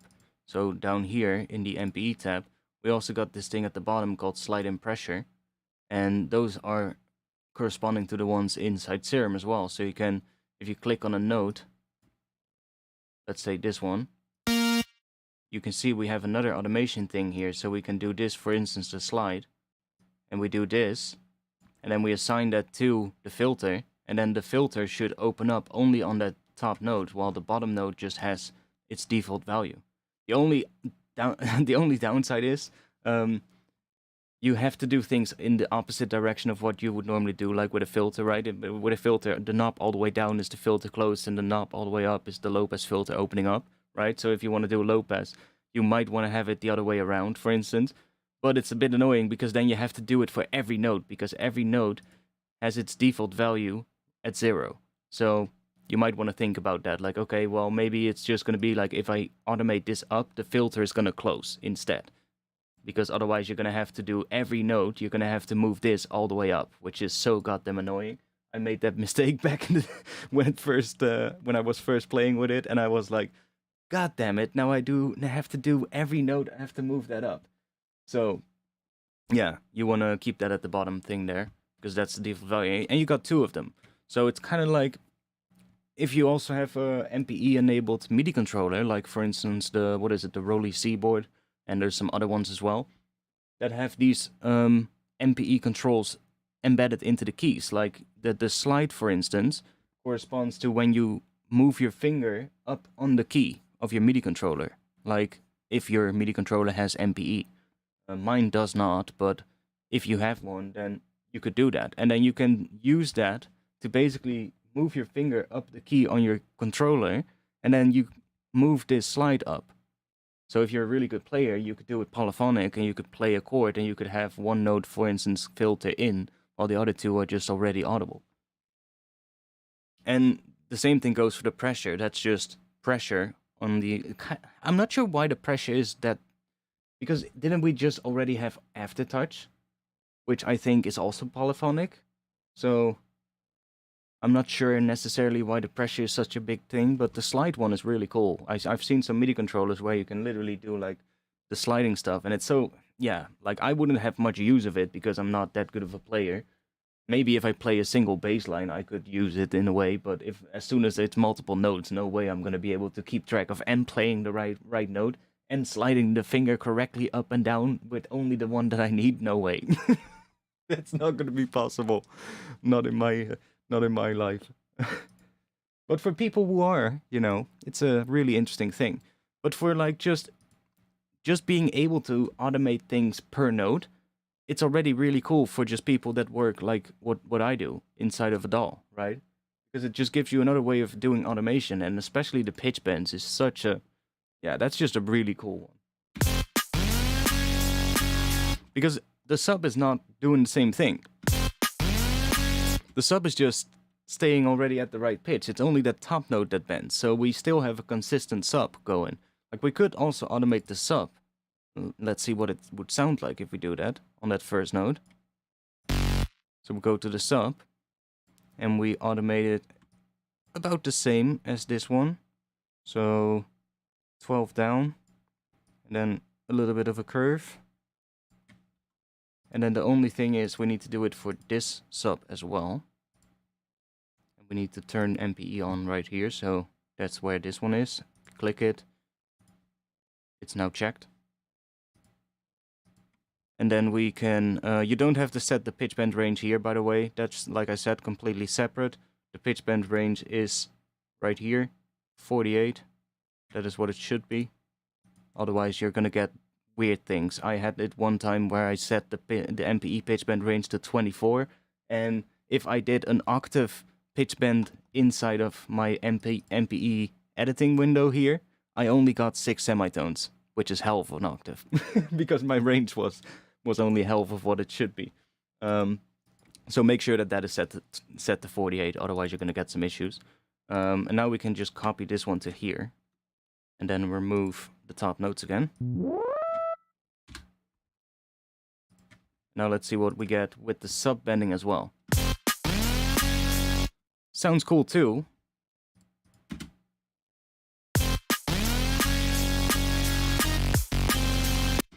Might actually do that. Sounds pretty good.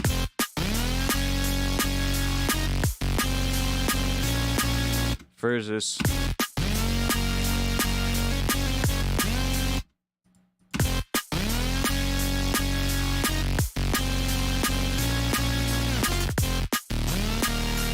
but maybe not every time. Like this one, we are only going to do the top note. I think that could be cool. And then we can do the sub again on this one.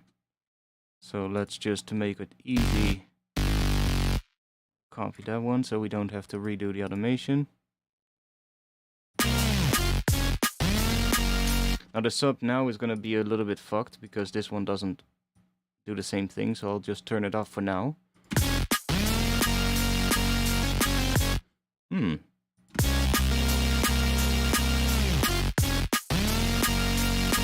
I actually don't like it there.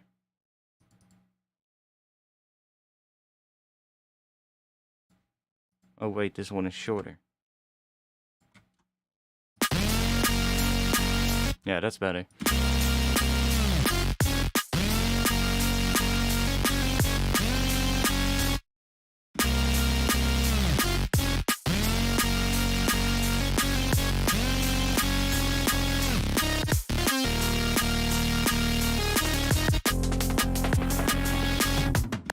Okay, that's only the first section, but the second section we would do afterwards.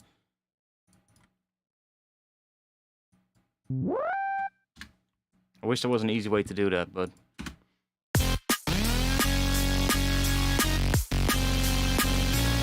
I love how the kick drum sits in the mix.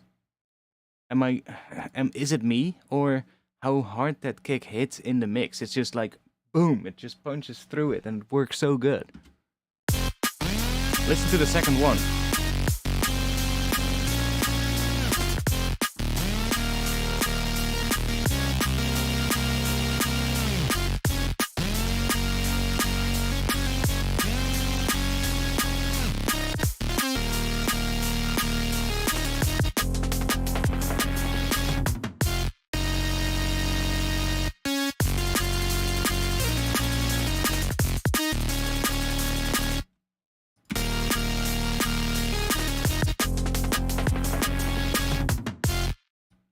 Okay.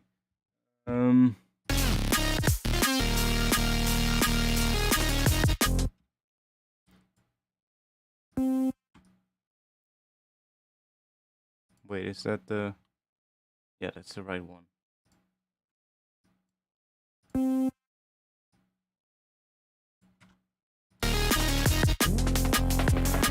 Yeah, just a tiny one there.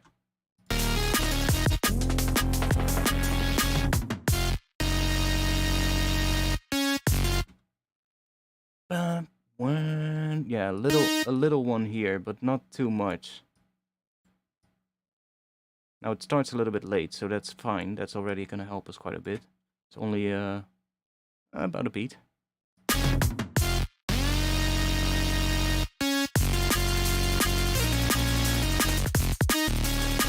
It's way more melodic, for sure, but it's still definitely not done. We need to do a lot of layering on this, like adding like subtle layers that come in towards the end of the phrases and such, and then maybe automating this one down a bit, like I'm already doing with the filter toward and during the drum fill.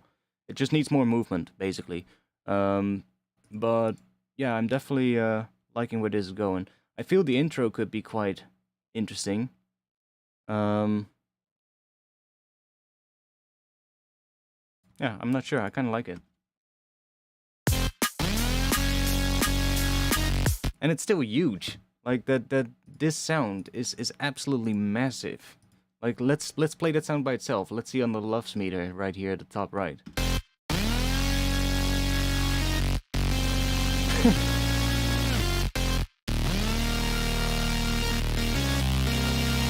I'm sorry, Spotify, but I think your recommendations are out of the window at this point already. What did they recommend? -16, I believe, or -14 or something like that. I'm already hitting -7 with just that sound by itself.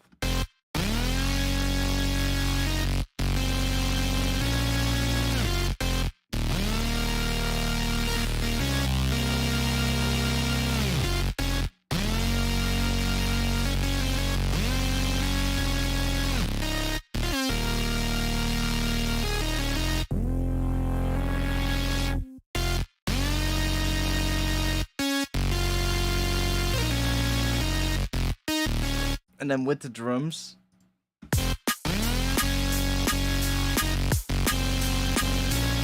And that's not even limited that much, because only the peaks of the drums are hitting the limiter. See, the bass is not hitting the limiter, so we have room. We can literally go to like 3.5 or something.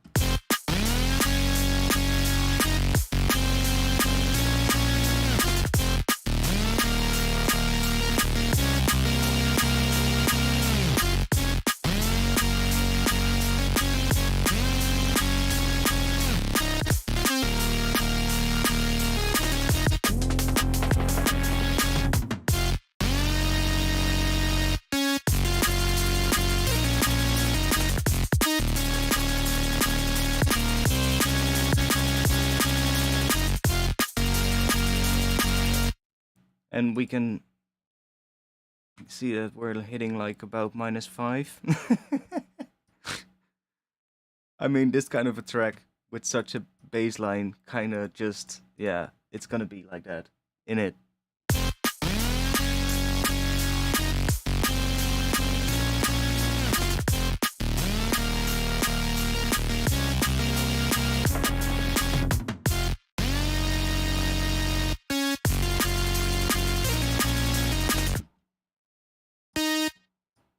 Ooh, I have an idea. What if we do a weird, cheeky little one like this? Ooh! That's sick, especially in front of that kick. Ooh.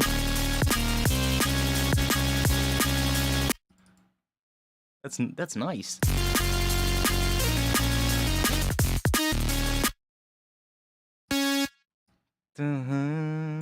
Ooh. Now I'm tempted to do that again. In it.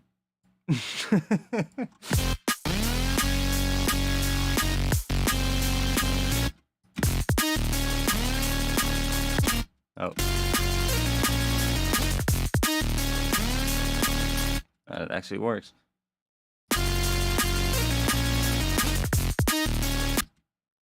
but it needs to be earlier.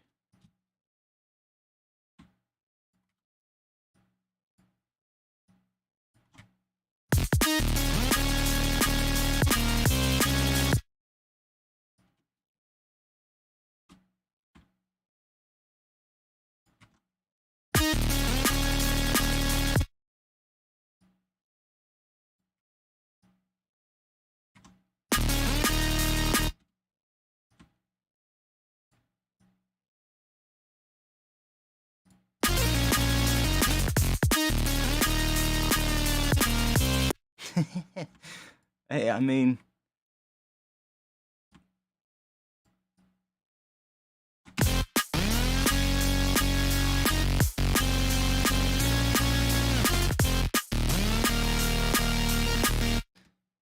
that 23rd bar, this one, right here. I mean, there's a bunch of them in there. It's like I don't know. There is an underlying structure, but it's almost like a 32 bar phrase. Well, it kind of is.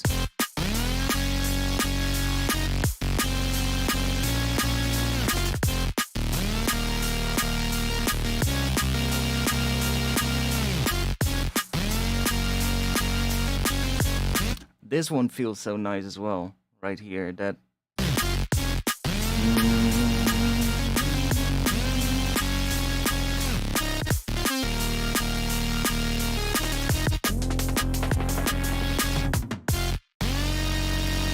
And that one. That.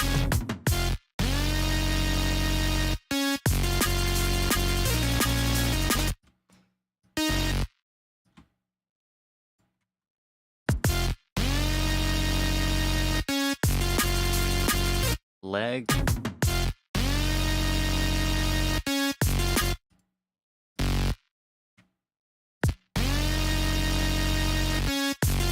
Oh yeah. Oh yeah.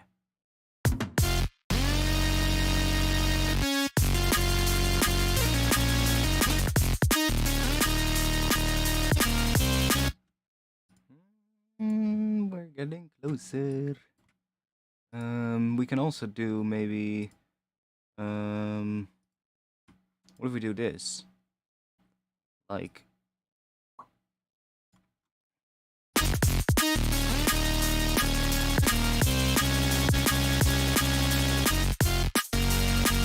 yes. Nice.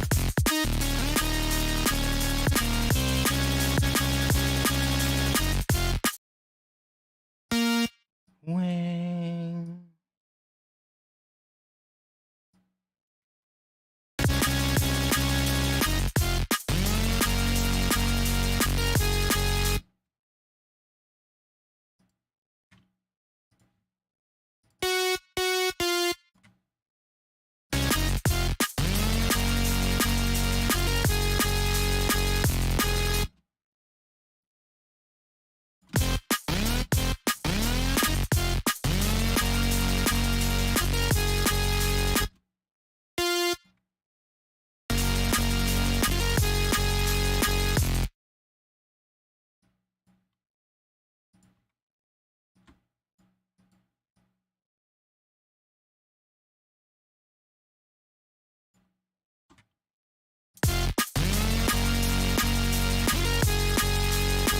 Oh yeah. Works. We can also bend down to that one if we want, but doesn't matter too much.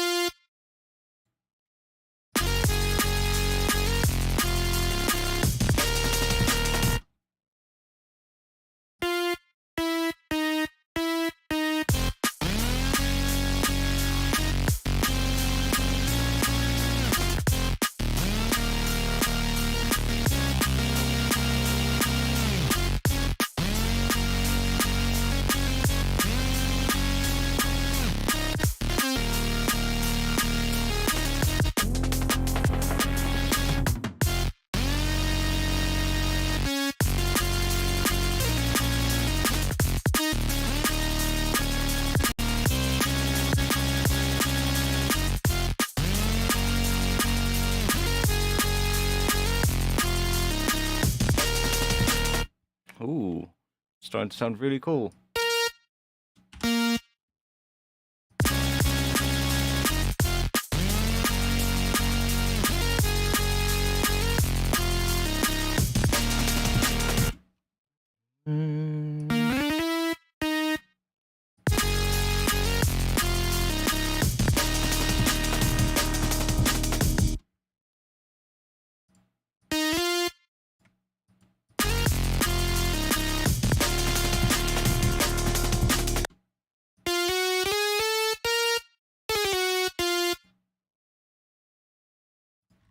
Shaperbox is off right now, yeah.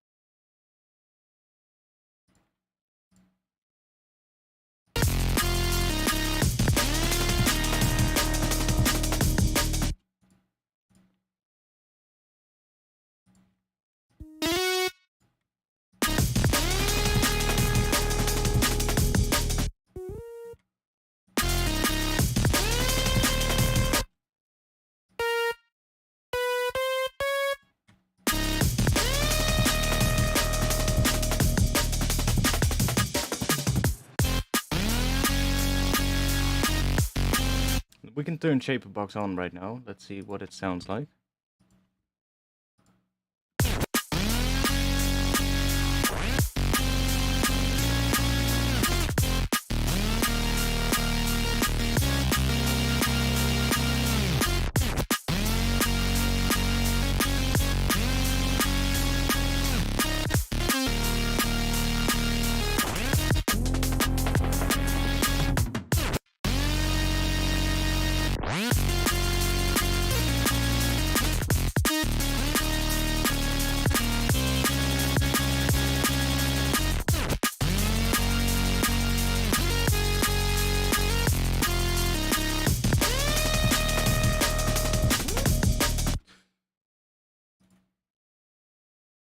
Shaperbox is literally just was a quick way to do some stuff. I might get rid of it in not everywhere, but like just have it every now and then. I'm just focusing on getting this progression right.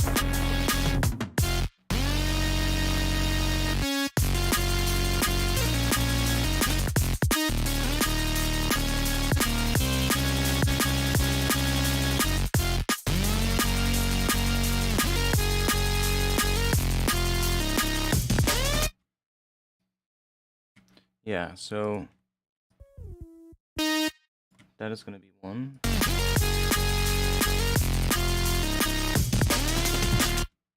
And then this, which we're gonna bring to there.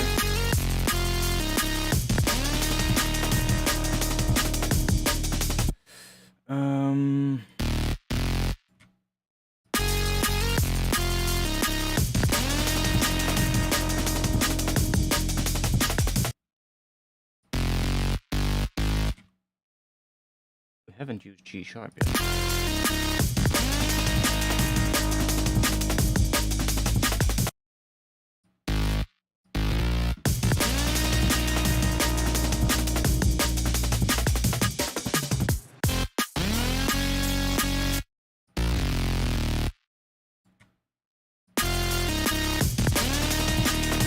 D sharp kind of feels right, so D sharp it is.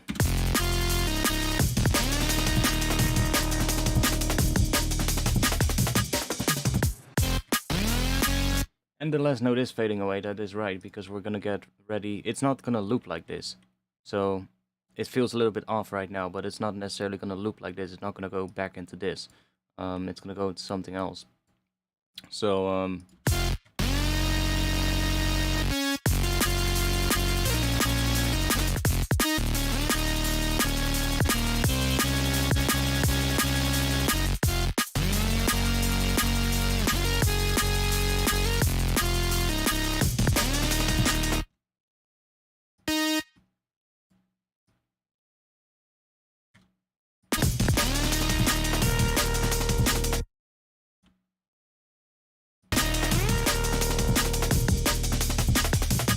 oh, that might actually be what we could do.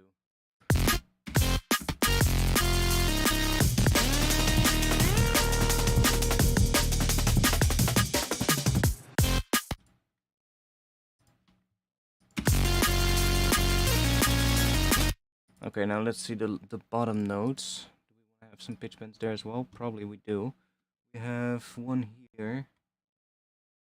Do that right there.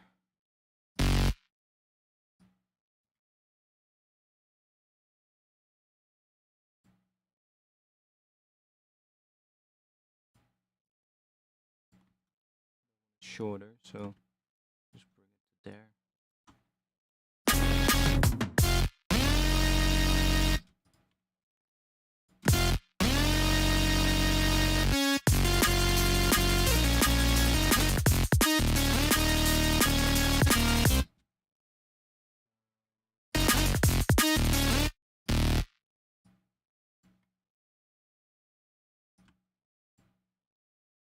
I'm gonna bend this one as well. See what we get.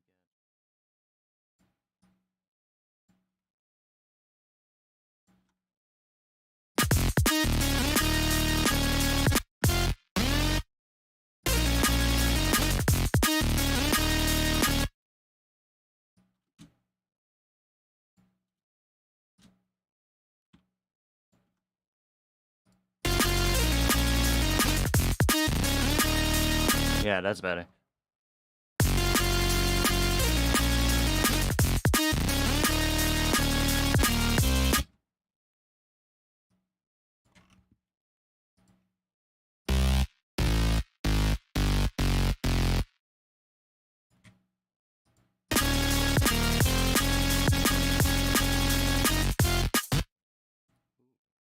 Also works.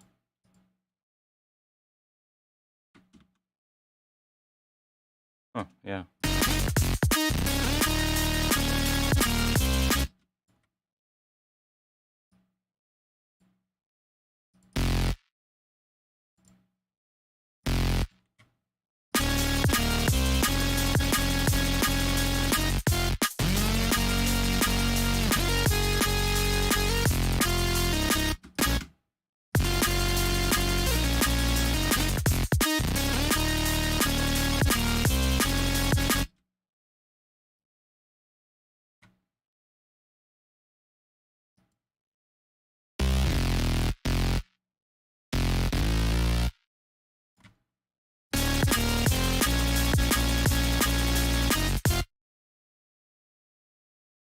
Kind of works, but the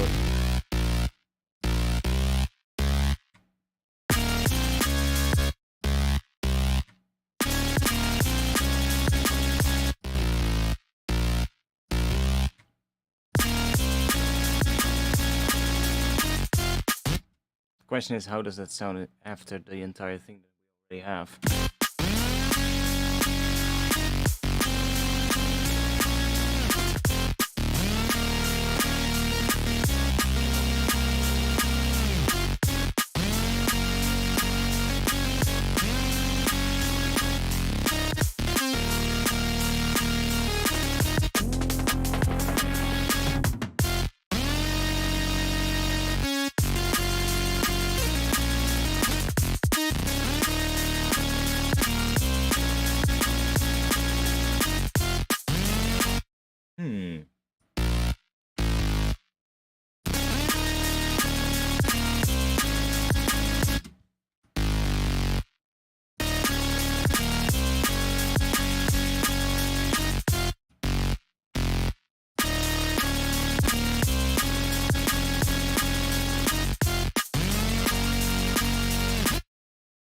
going to see.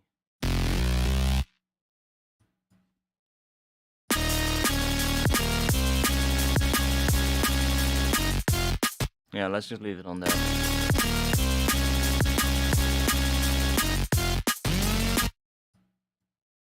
Although I'm tempted to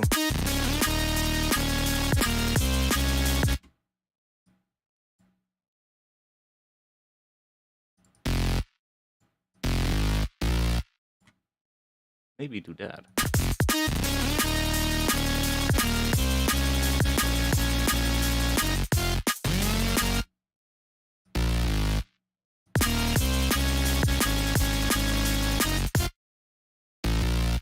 Go harmonic minor for a moment. Ah, that's not right.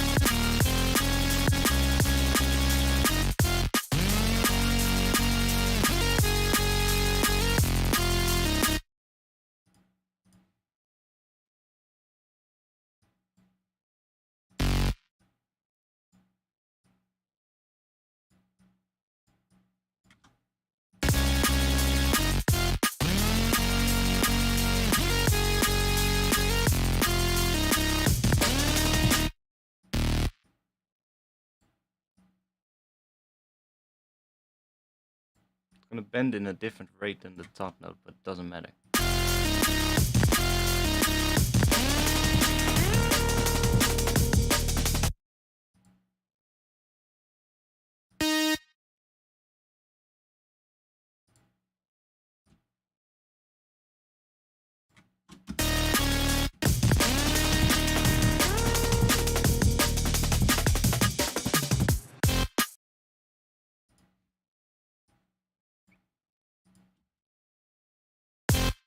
I need to take a piss. So let me save that. Grab some music real quick. Back in just a little bit. Let me quickly grab something.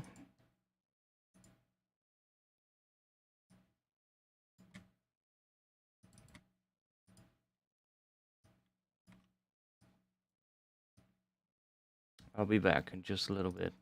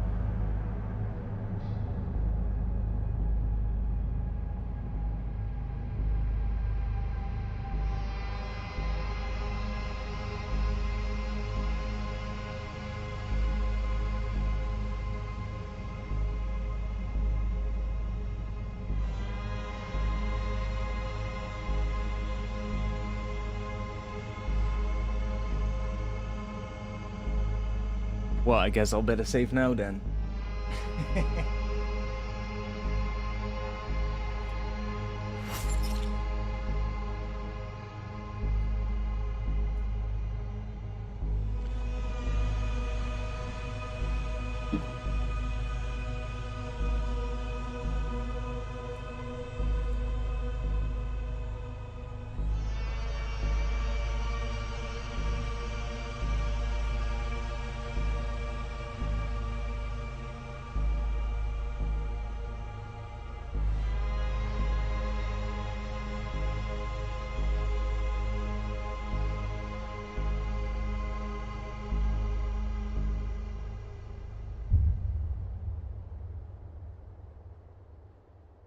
Okay. From the start, yeah, exactly. This this whole phrase, you need to listen to it from the start, otherwise you're not gonna hear properly what it's doing.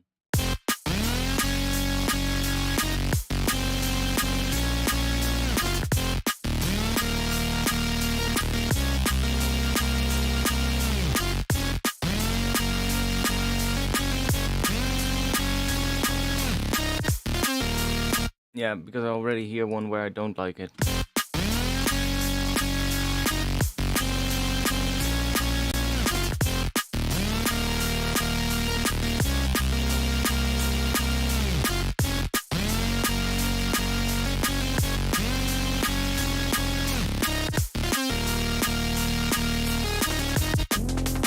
Wait.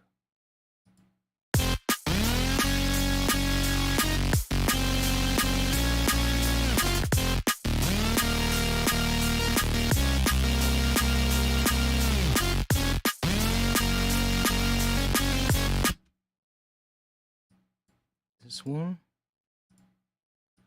Maybe? Yep.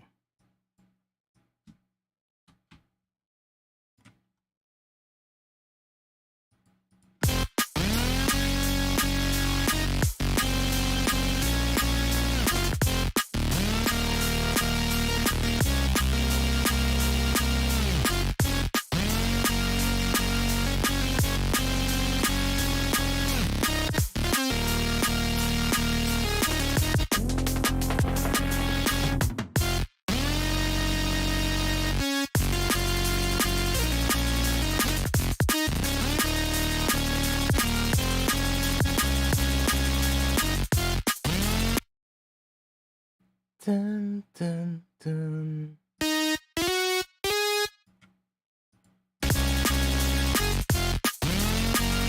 Dun, dun, dun.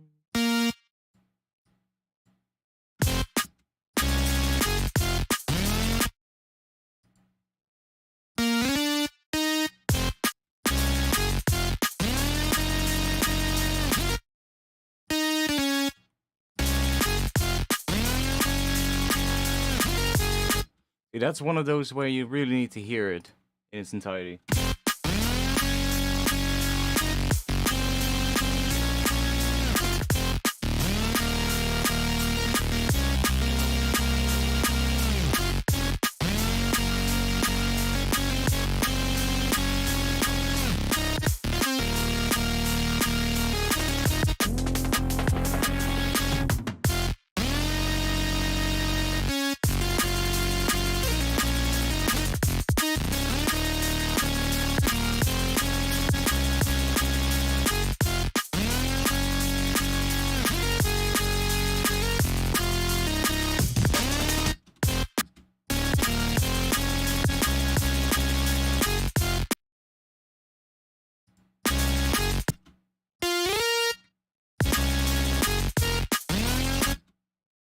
Okay, yeah.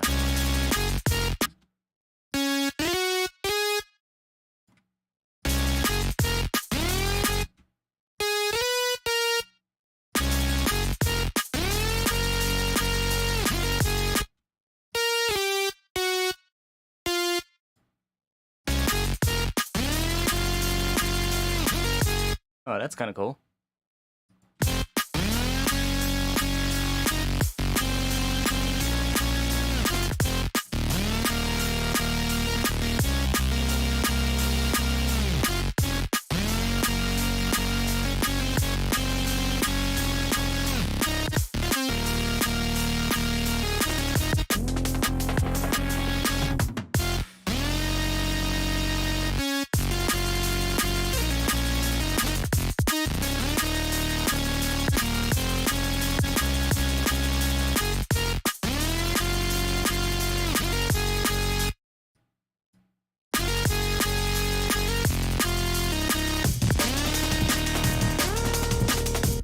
Yeah, it's getting somewhere.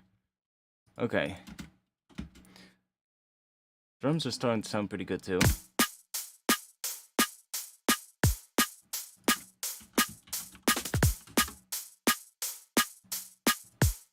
I do want to have something coming in after this. That thing. So after that, I want something coming in.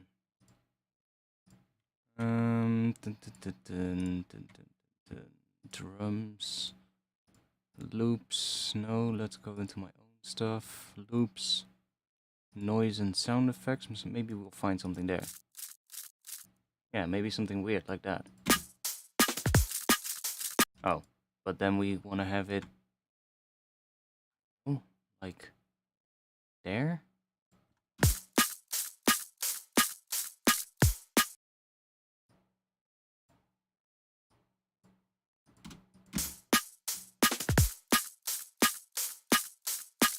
I mean, it's kind of weird, but it's kind of cool as well.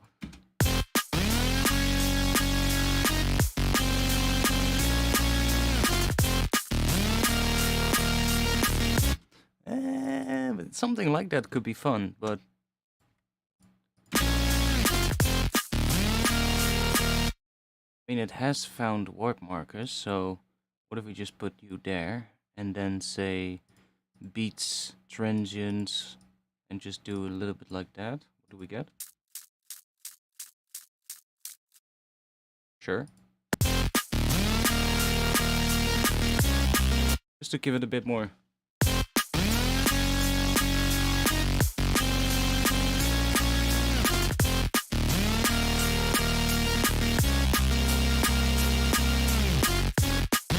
You almost don't hear it, but that's actually what we want. Yeah, see, so now we get that, and then we just cut that off.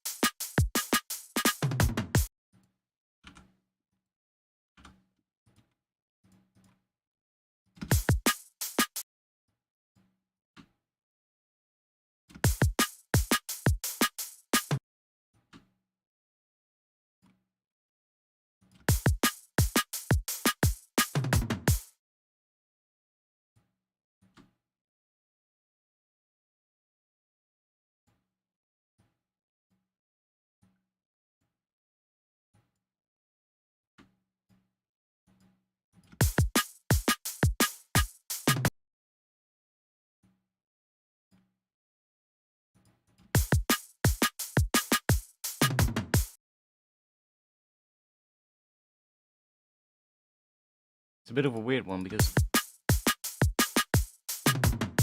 where are we gonna end with the?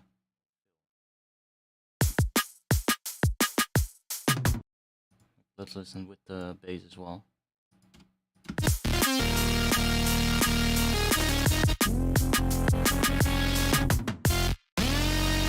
Might be good.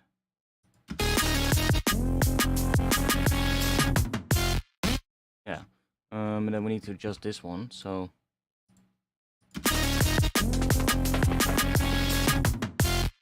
Well, actually, it sounds still pretty good, even though it's off.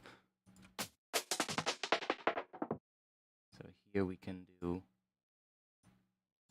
a bit like that, maybe. Could use that one.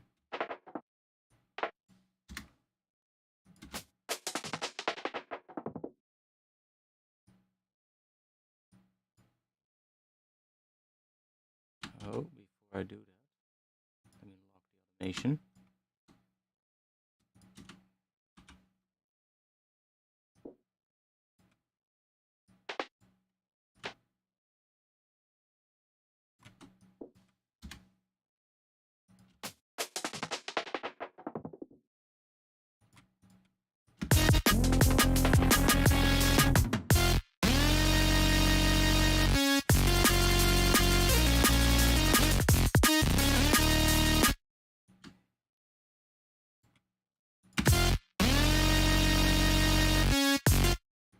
Just bring this one in from the start.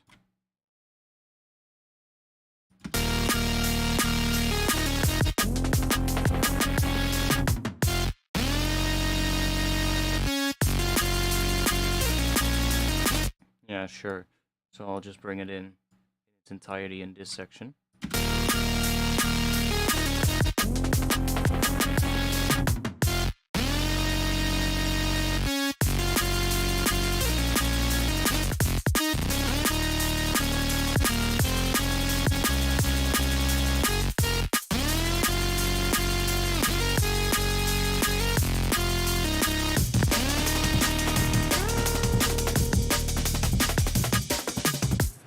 Okay. What are we gonna do at the end here? Let's mute the fills for now, because we're gonna use fills, but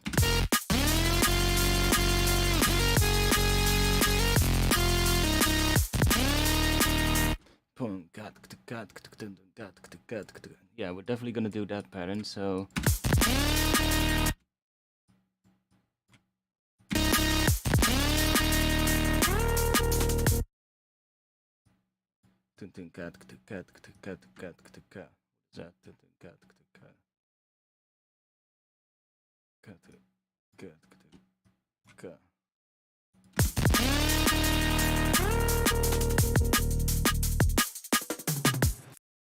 That pattern. Okay, then we have this one. Let's see. Oh. Got the first break. That is already in the right pattern. That's right. That is right. And then here we can move some stuff. We can literally just take this and move it there. And then just copy that and do this.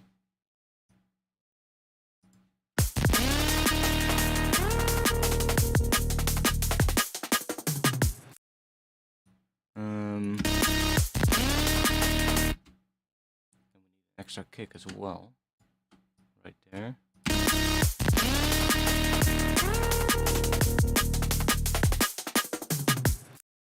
Okay. Then let's see this one. This one is nice. We can just do.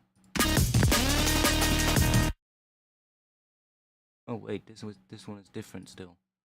My bad. Let's move you there because that's a kick, and then turn you back on. Yeah. That was already correct.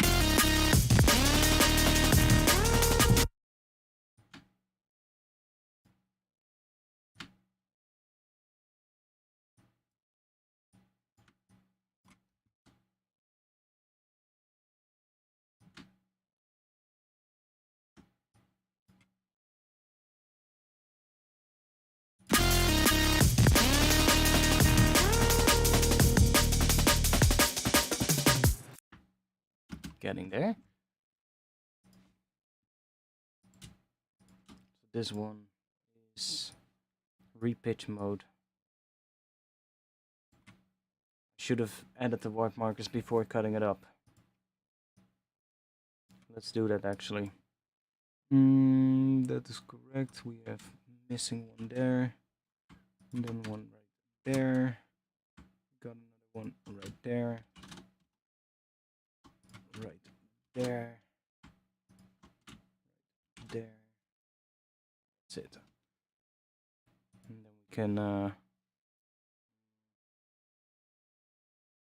we can slice it to MIDI. That might be easier. Transient. And then we'll just go in here and consolidate, quantize that. And then we can edit this pattern.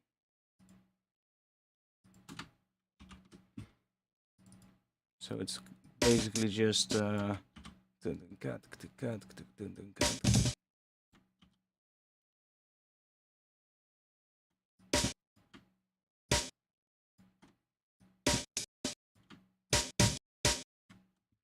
and listen to got a different snare as well.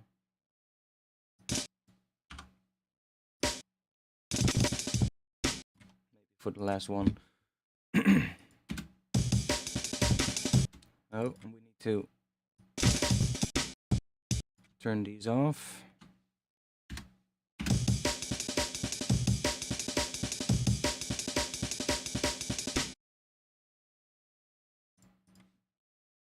Now we can also tighten it up a little bit if we want.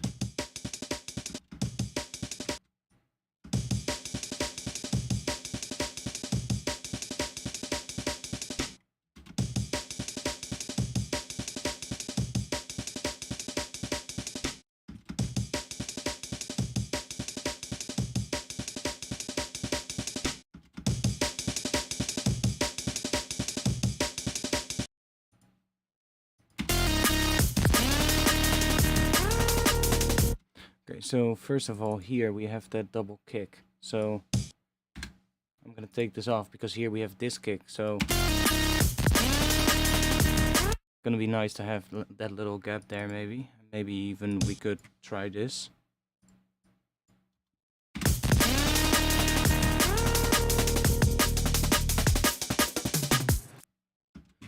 And let's see. Do we want extra kicks here?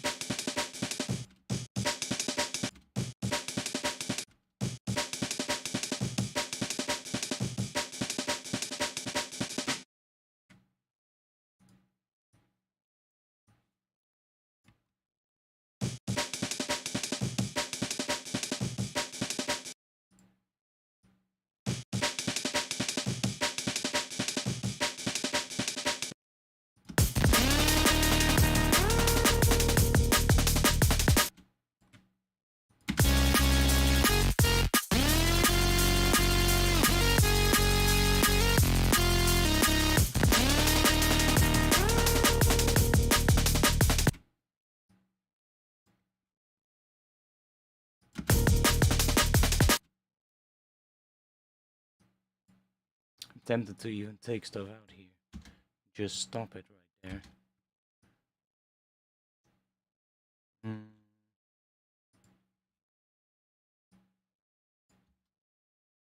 Let's give it a shot.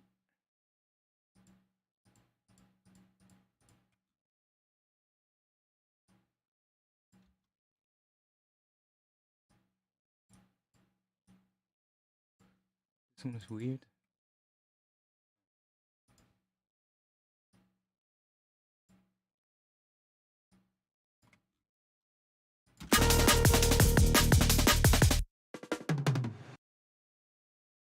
Yeah, we're gonna stop it there.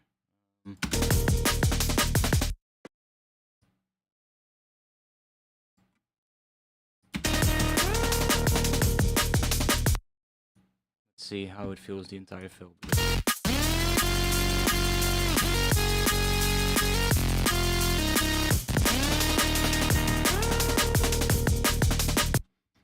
You need a double kick here.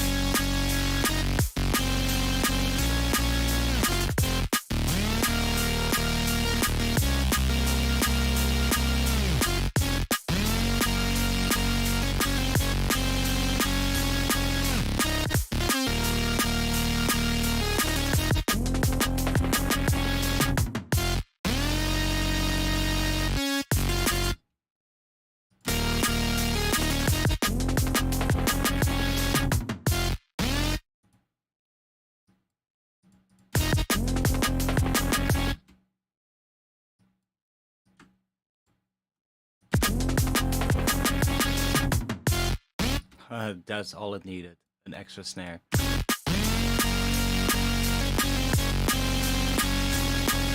To keep it rolling.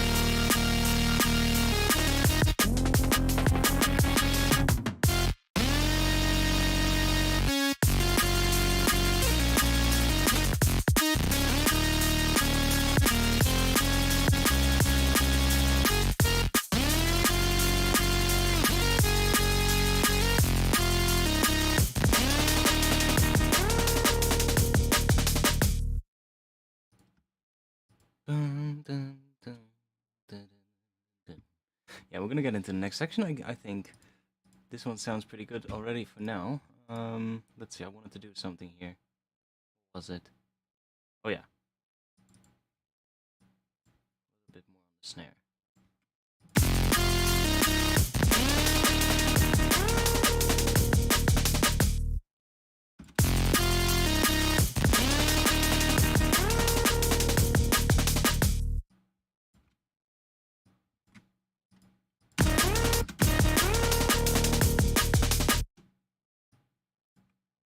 Where is our drum fill? Where is this drum fill? Let's grab you. Drop you here. And in here. Got some nice drum fill.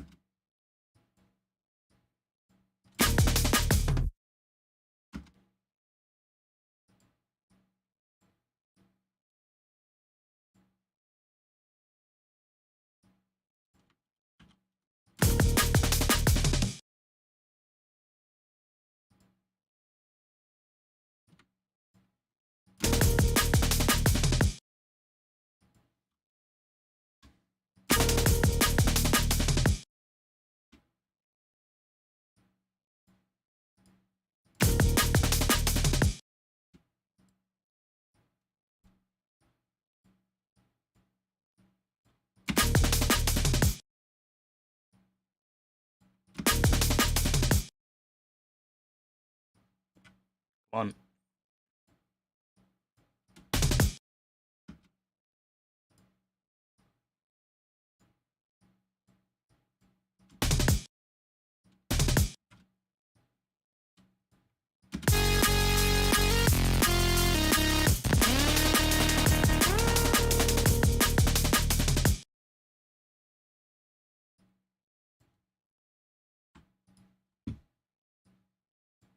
Let's think.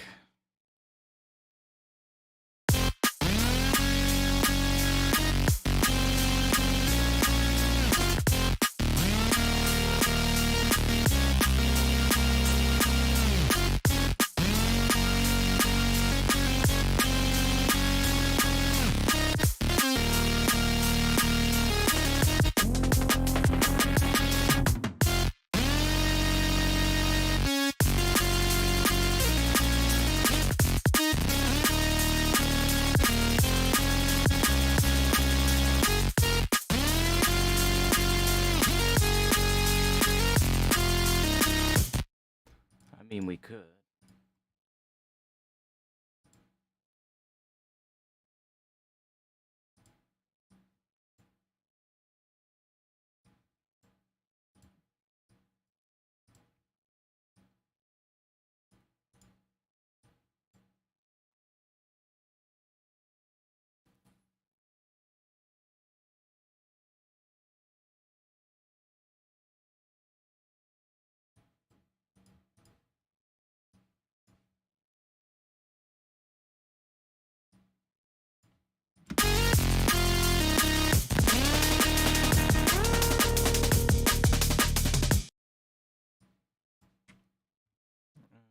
Dun, dun, dun, dun, dun. So that we already have the right chords, or at least the right scale. Right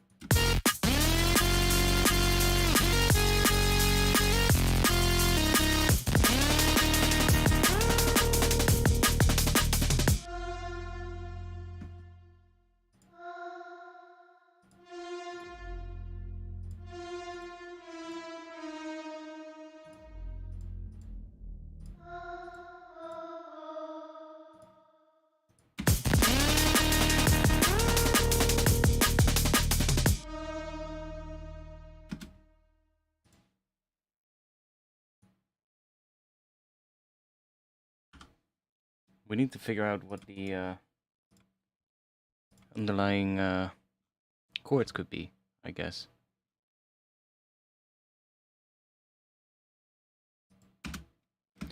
Let me think.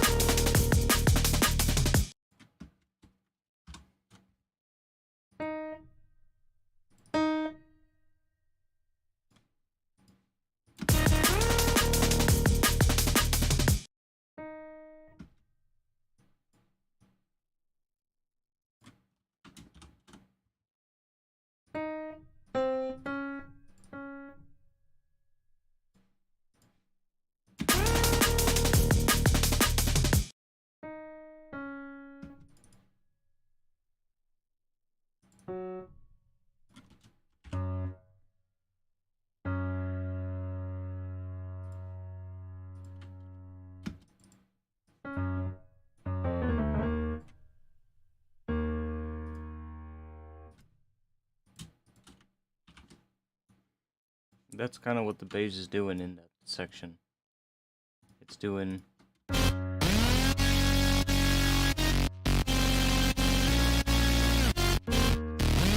See?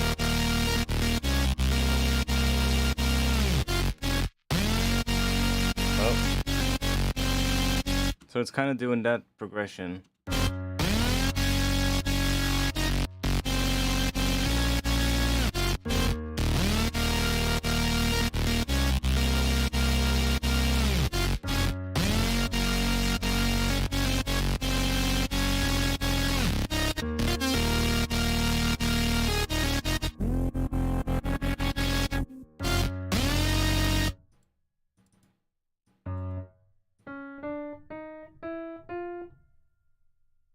And then we're getting a 7th chord here. See?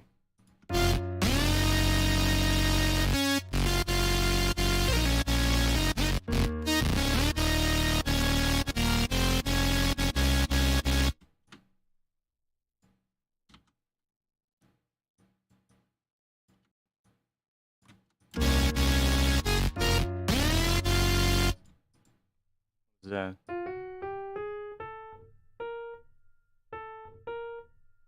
That's just another major third.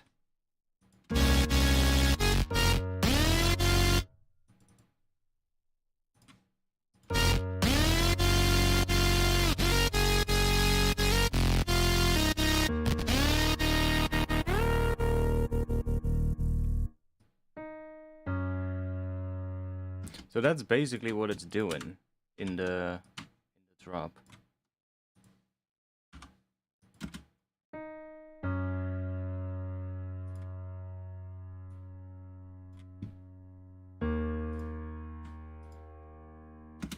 Now we figured that out. It's good to know. There's a little bit of a change as well, because it's doing a change midway through here. It's going from... what is that? So that's D and A sharp, so that's a 5th. And then it's going to C and A sharp, which is... yeah, something weird. It's like the A sharp could be a 7th of the C underneath it. So if we... let me check this out. Let me test this out real quick. If we do this...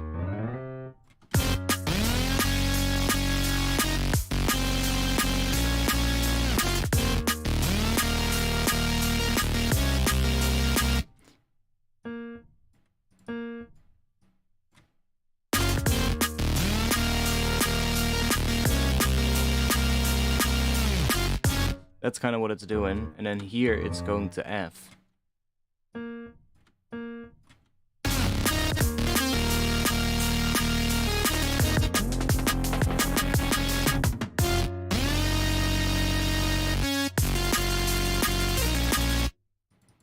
Here it's doing and then it doesn't go back up to the C, but it goes to F. So that kind of makes sense, that C there, because that would be the 5th of F, right? So we could kind of see this as just being this. And instead of choosing F as the bass note, it's choosing C, which is the 5th of the chord that it's underlying in that whole progression.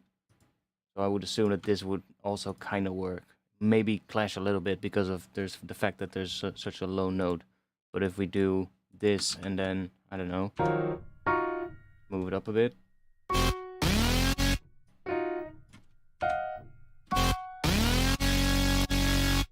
Might be a bit too high. Yeah, and then let's move this down one.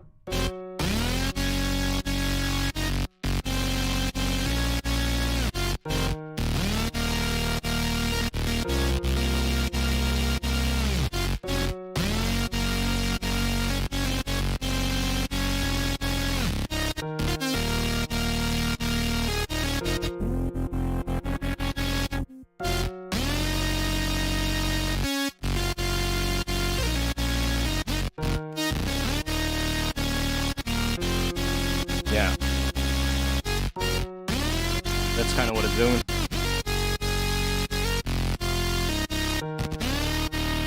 And then it just stays on that last one. And then this, let's go and check. So we have that note.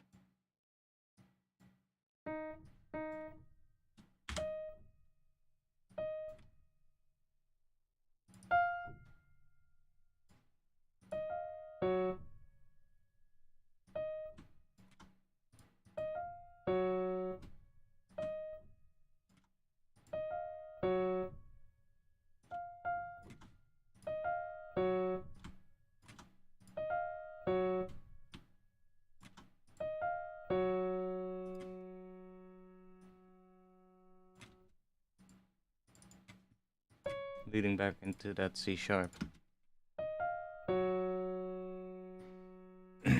So now we can build something on these notes.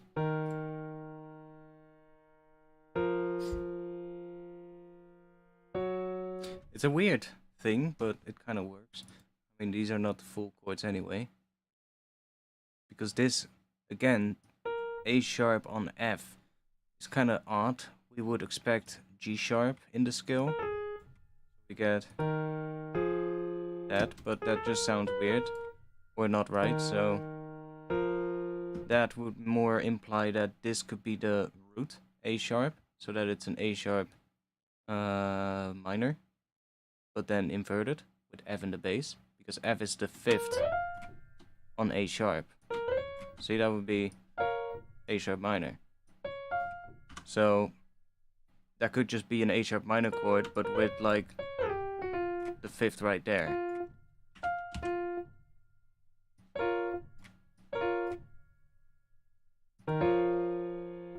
See, so let's build the chords actually. Might be good. Before we do that, let's make a copy of this one. And that I don't need. So that we can do that here. So here we would get F sharp A.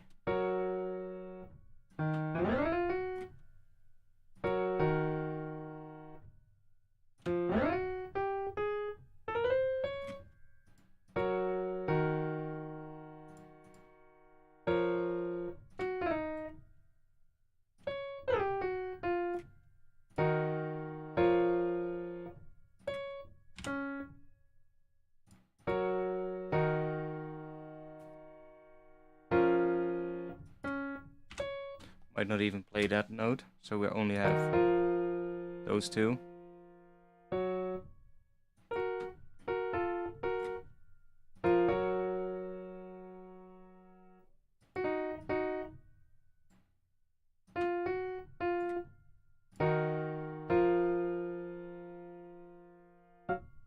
And what is cool in this scale, if we want, we can add some really interesting spice. If we go to harmonic minor, so or A sharp or B flat harmonic minor, so that we have that one. You can hear that sounds really cool in the context of this scale. So then we get this thing, which is really nice for the end of a phrase.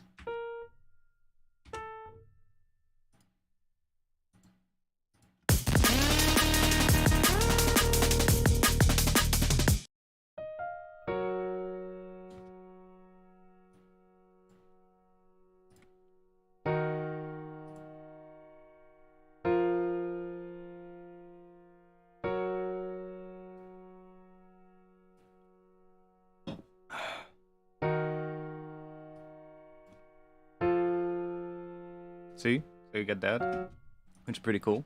Yeah, so those chords could definitely work. Then here we would get our...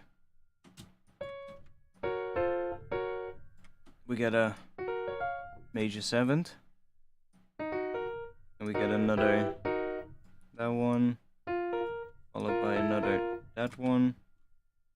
And then going into that last one, A sharp over F sharp, that would just be another... We can do this.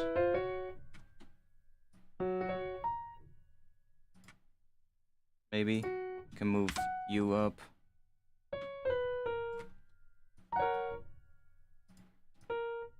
Do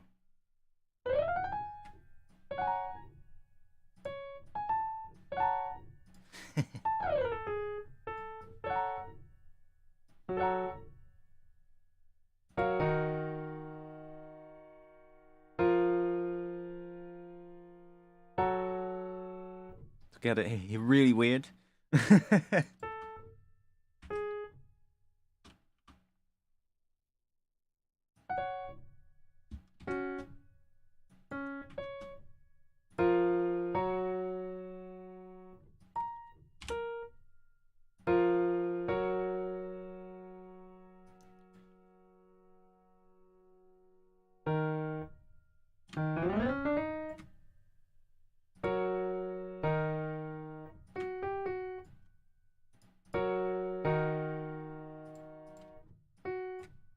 Yeah, that's what it would end on. So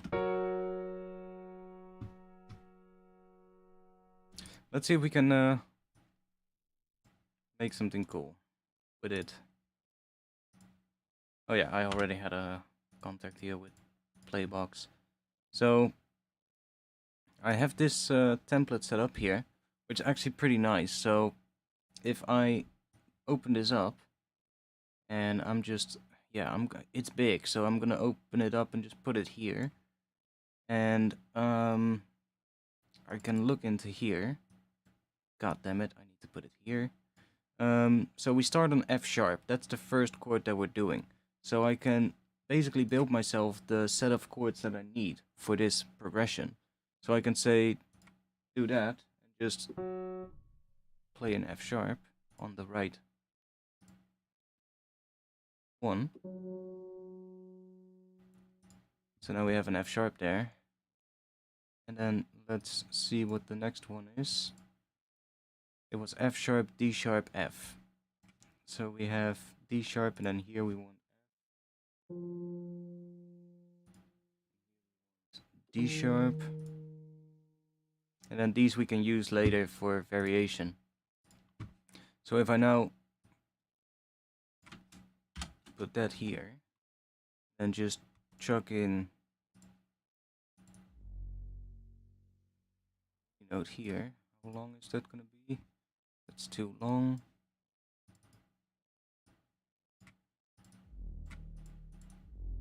And do that. And we get these with the bass, so now we can basically just create these chords. So I'm just going to look at what this is doing. So F sharp and C sharp. Let's put a C sharp on top of that first one.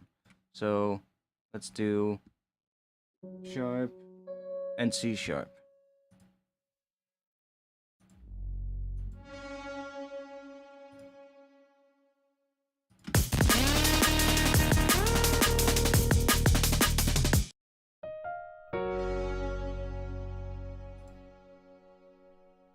Okay. Then the second one, what is this doing there? A sharp. So let's do D sharp and A sharp in this one.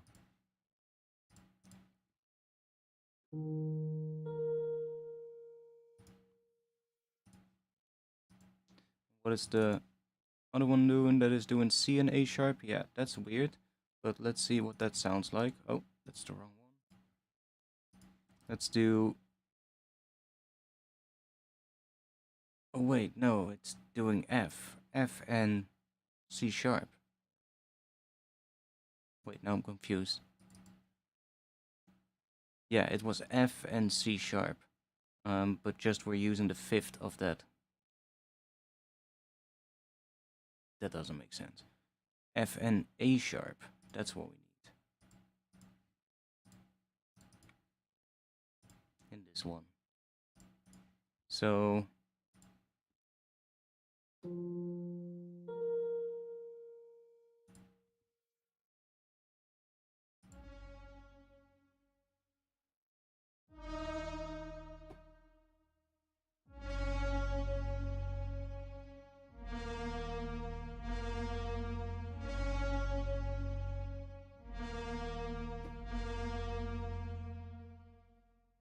What if we put this one on C.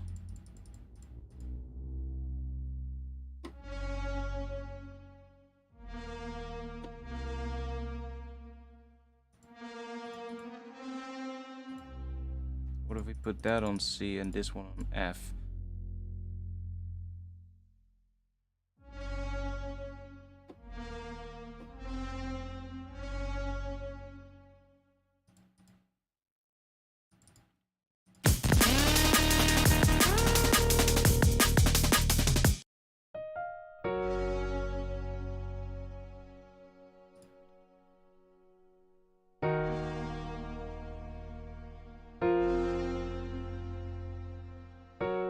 It's a bit slow as well. We might speed that up in this section, but let's see, drums. We want to have drums continue here, so I'm gonna have to think about that real quick before we do anything else underneath it.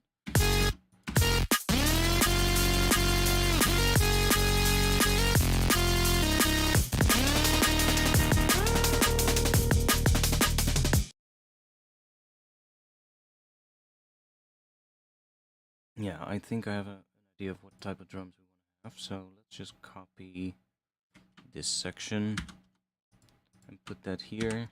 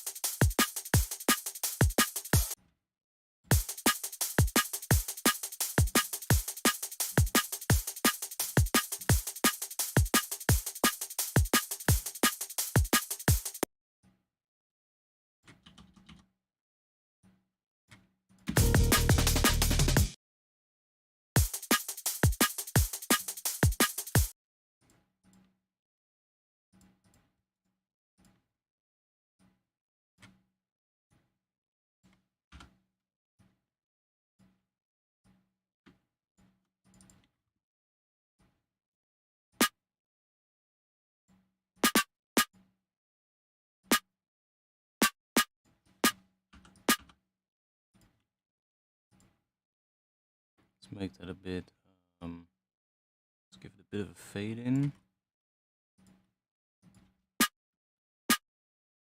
Let's fade out pretty short, and then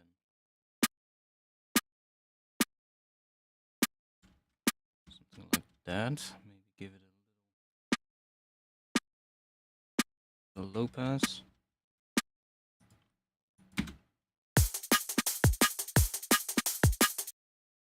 Less.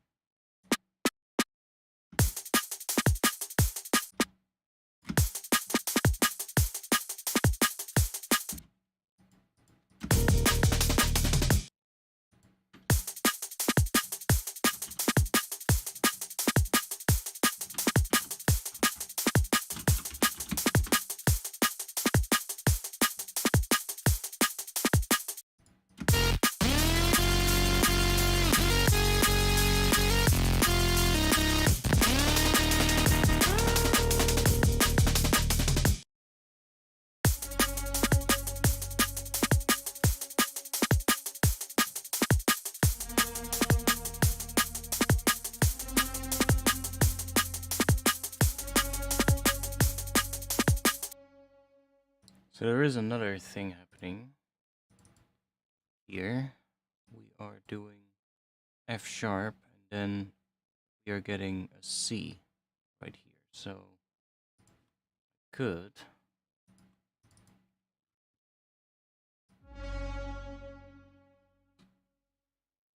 let's just do that real quick. So let's go in here. Let's do C, then D and A sharp, then here we'll do and C.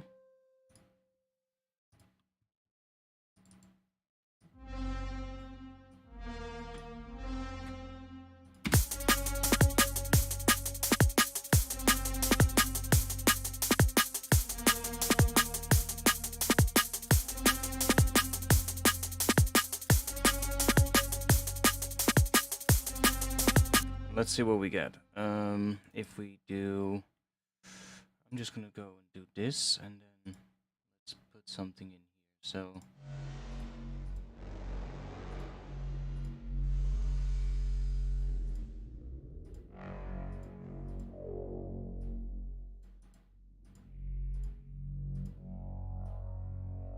I need the 808 might actually be good.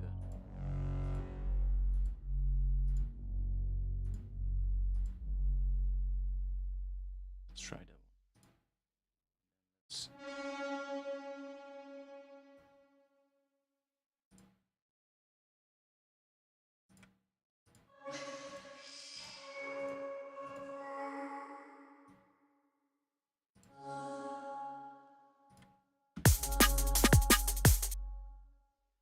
We do that.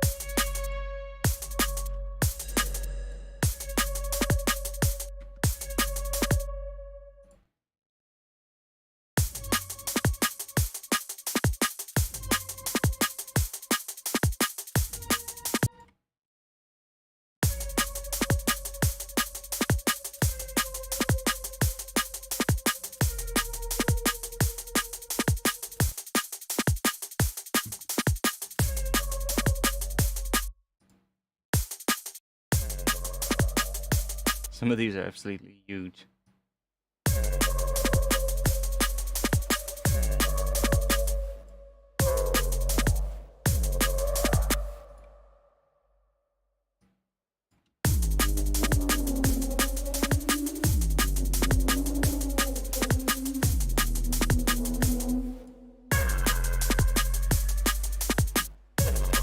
Yo, why did you reset yourself? That's not what I want. In that case, let's just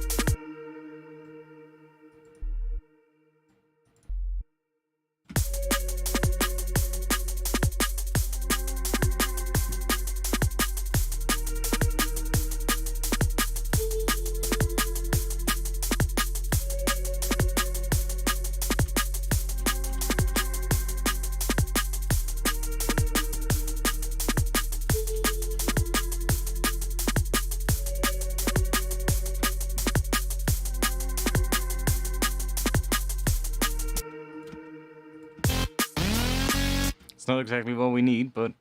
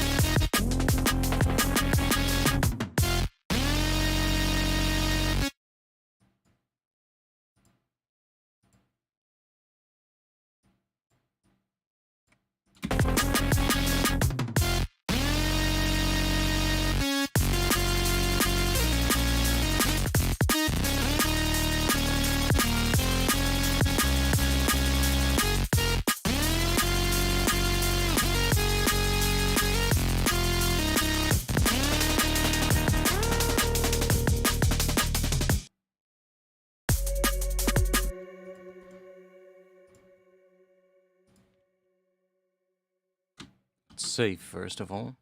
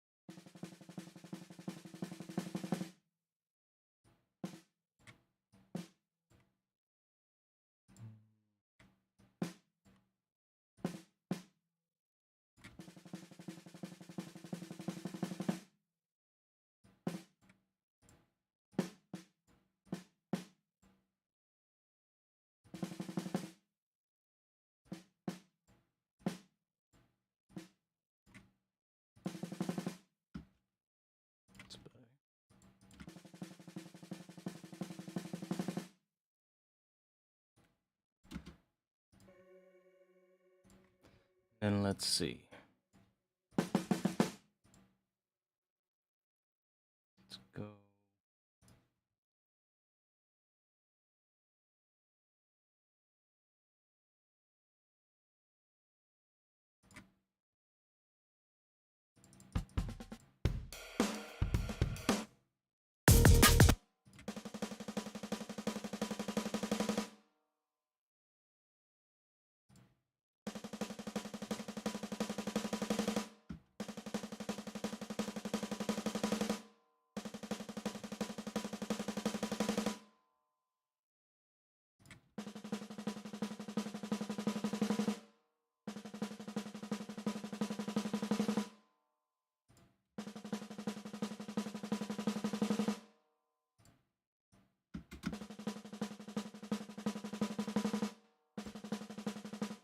We can do that if we need to.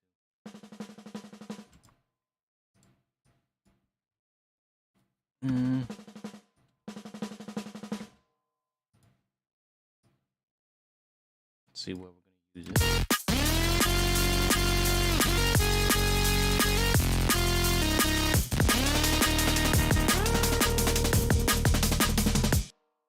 Like it kind of works there. So if we just do this, just take this and drop it right here. Maybe make it ever so slightly quieter. Then let's also do that.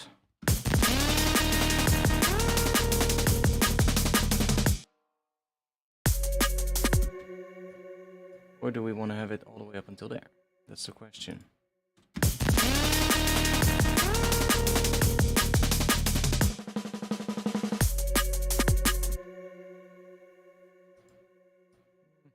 think up until here, and then something in this gap.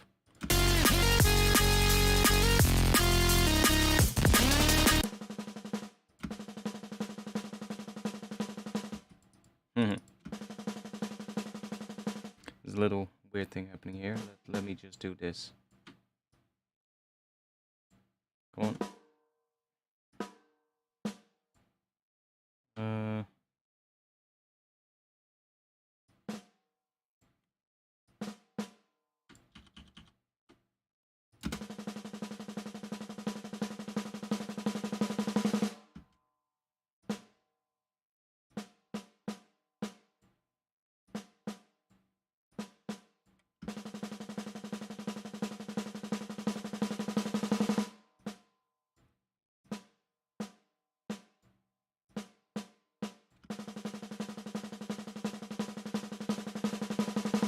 It's a bit cleaner.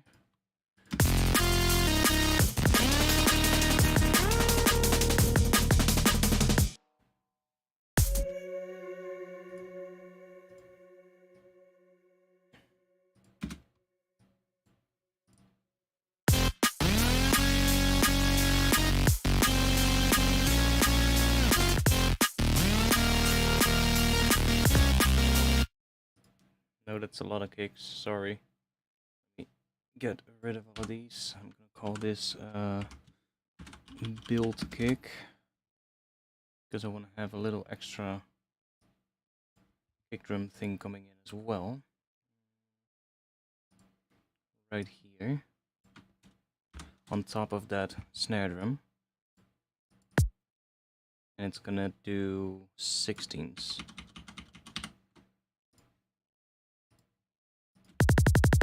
Like that. And then we're gonna automate the attack time. So we can have it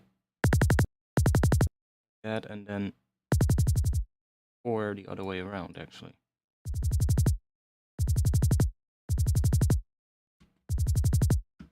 That. And then we're gonna automate the volume as well. So we're gonna have this on here. Wait, we can just do this, of course. Select all these, hold control, or wait, hit B, hold control, and then can drag ourselves a nice line. So we get that. The break is a little bit much still. We need to, that break still needs to be EQ'd properly because it still doesn't sit right in that mix, but that's fine. Now I'm thinking, do we want to have a bit of that one here as well, somewhere?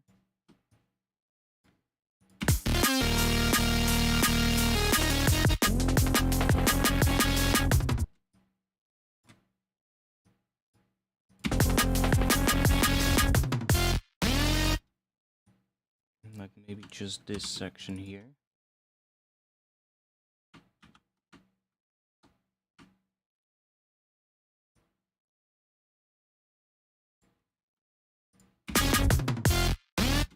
Or here. Very subtle.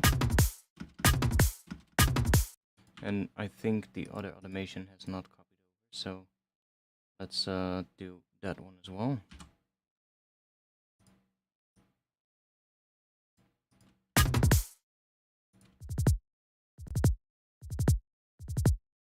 we don't technically need the first one because we have a kick here, so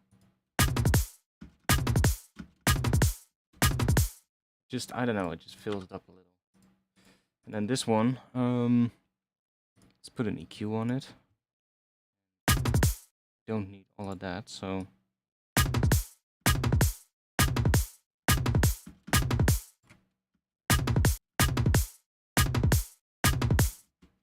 just need that.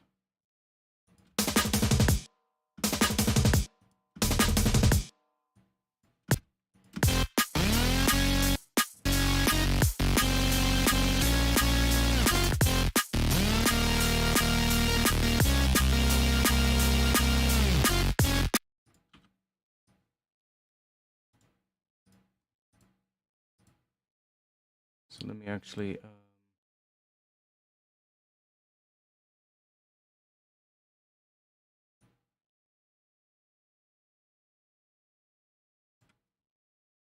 let's just set that to 1 millisecond.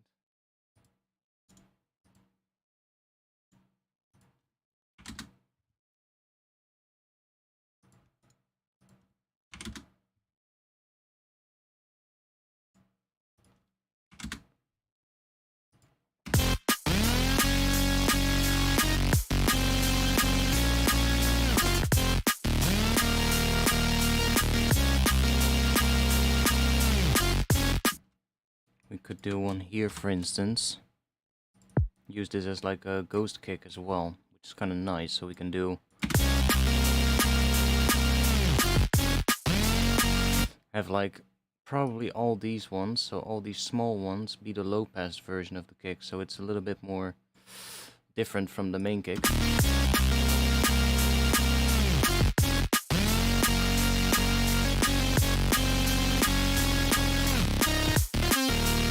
That one maybe not. Maybe that one will leave.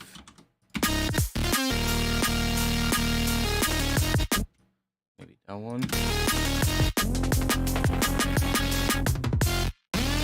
Yeah, that's good.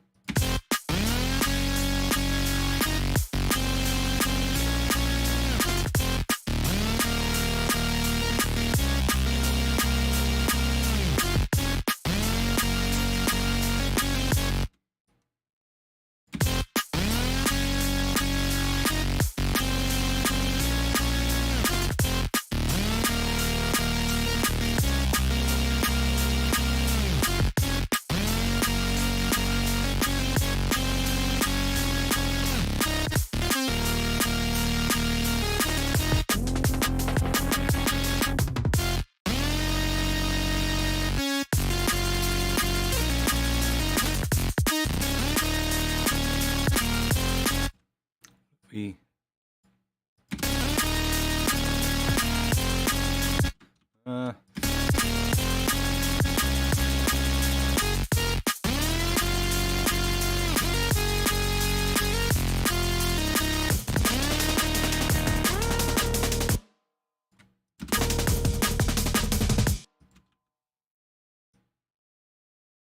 to make sure that it's not at that value there.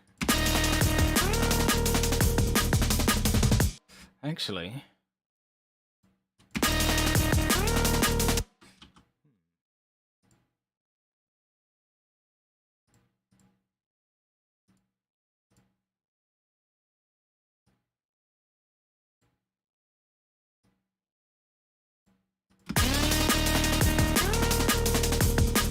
there we go. Just a little bit more open on the filter on that one.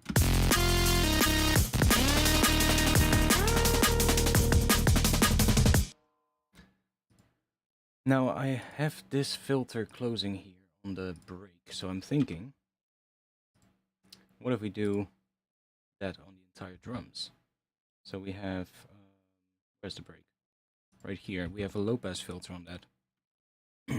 What if I just cut that and put that on the entire drums group?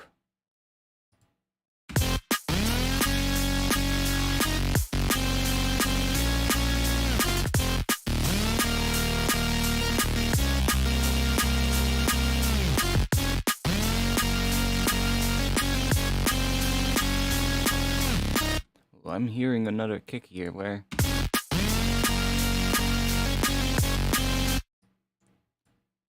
And it needs to be one of the low pass ones, I think. Right there. No. Right there.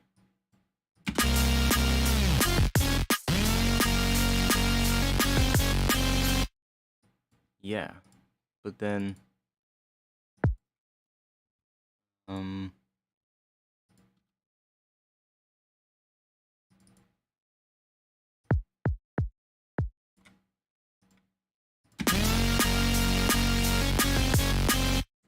has too much of the click still. So what if we... Yo, why do we have the fade in here? Oh, because that is the fade in. Yeah. Sorry, didn't say anything. What if we do... There we go.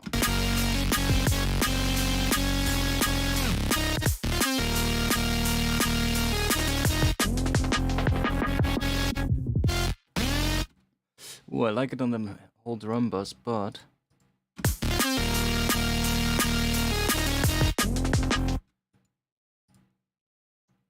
Oh, that doesn't make sense. It needs to go down here until here, and then it needs to go back up.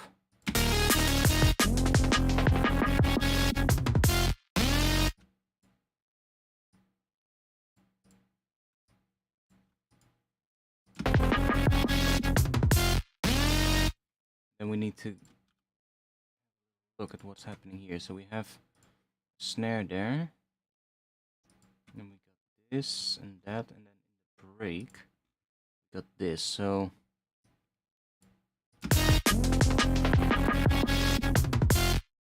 we can probably get rid of this. Get rid of this as well.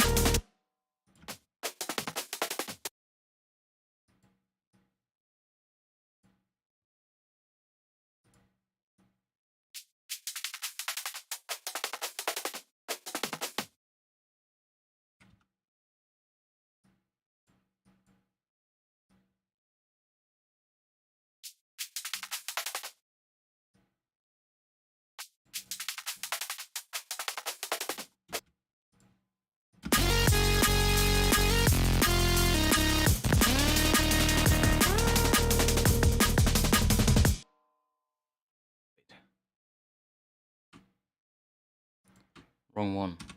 Or well, good one, but let's take these two. Let's group them together. Let's put this on the group.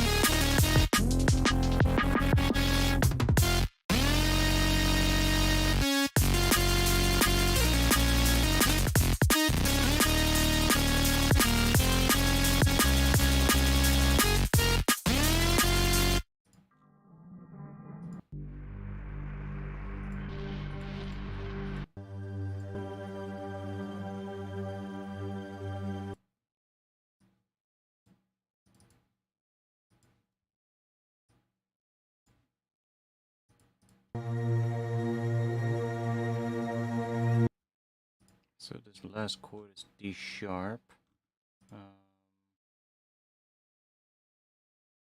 This is G. So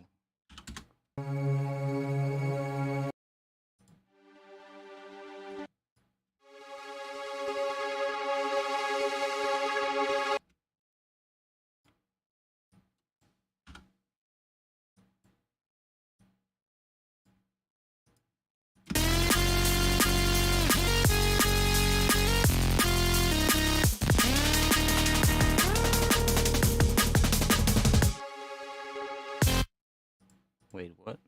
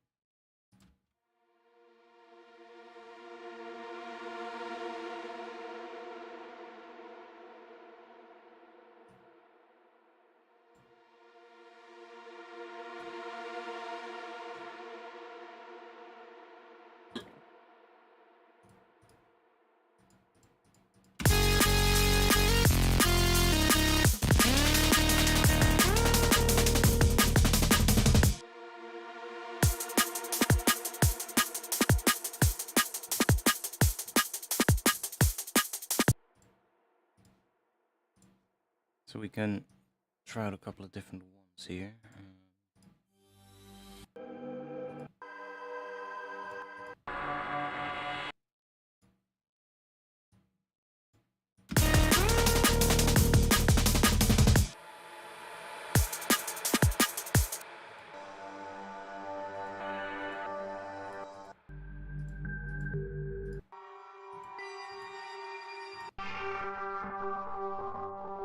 Ooh, that's weird. We reverse that. That was not supposed to happen. Let's just drop it in here. And say, was it 3? Fuck, now I forgot what the pitch was that this one was in.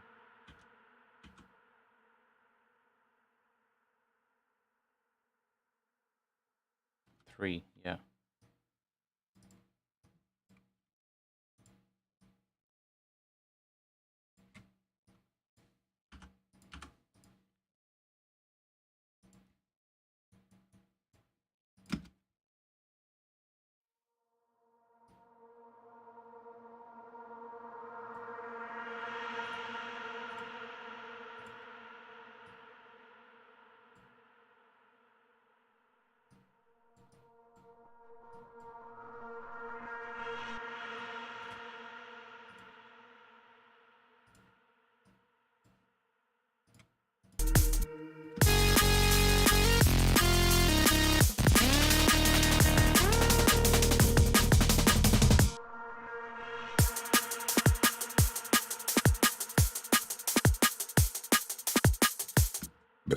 I'm not sure what the next section is gonna do.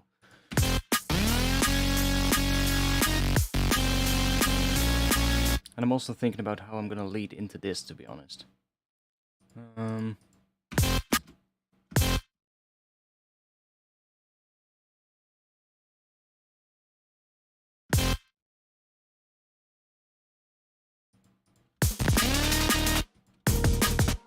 I'm kinda hearing the same notes as what I'm hearing at the end here, leading into there, but in a different way. Let's see, that is D sharp and A sharp. It's saying D sharp here, but we're bending up to A sharp on that note, so that would be... Let me just make another MIDI device. Just another serum for now. We'll just crank the voices up on that.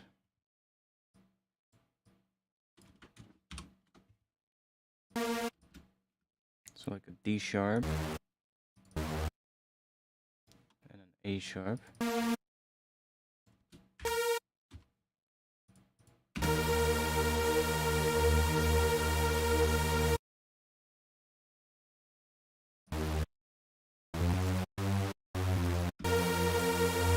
Could also do F and A sharp, because that's the root of the track, basically. But we're not really using the root note of the track in the entire progression. So we could have the intro, so like end on the root of the progression of the scale, I guess, in the build, and then go back into that more melodic thing afterwards. Like this should be building, so let me just get some stuff in here and see if we can build something up. Now I feel during the build, how long is this? Is this 16? It's 8, okay.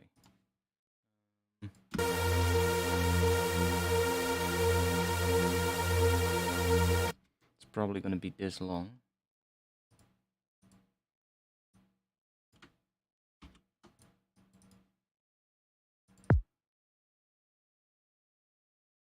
I'm tempted to just do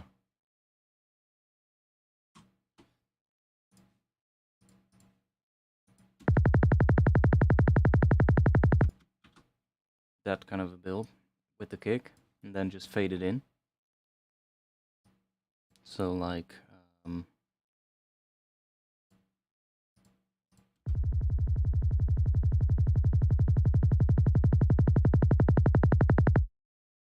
like that, and then with some volume automation as well, because it starts really loud compared to what it should be doing, so it would just be more like that.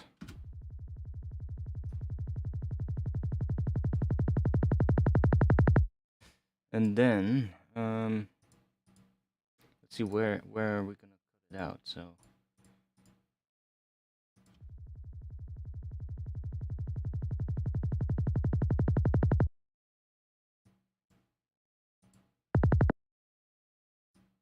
Feeling right there.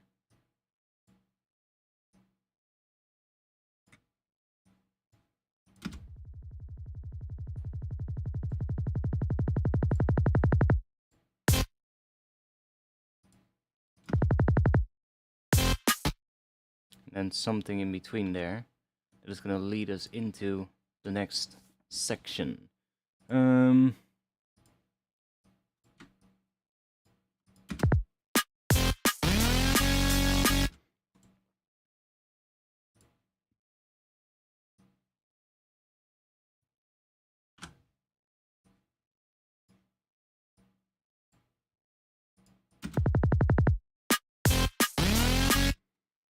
So what if you have another snare?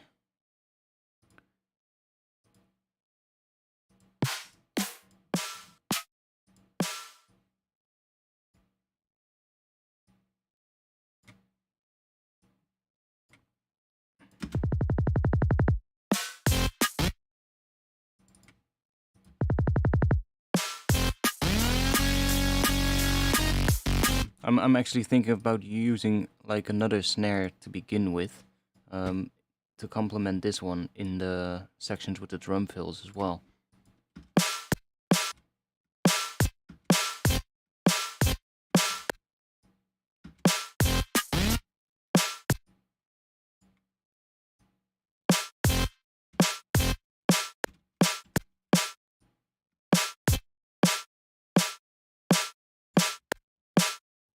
Like for instance in this section here.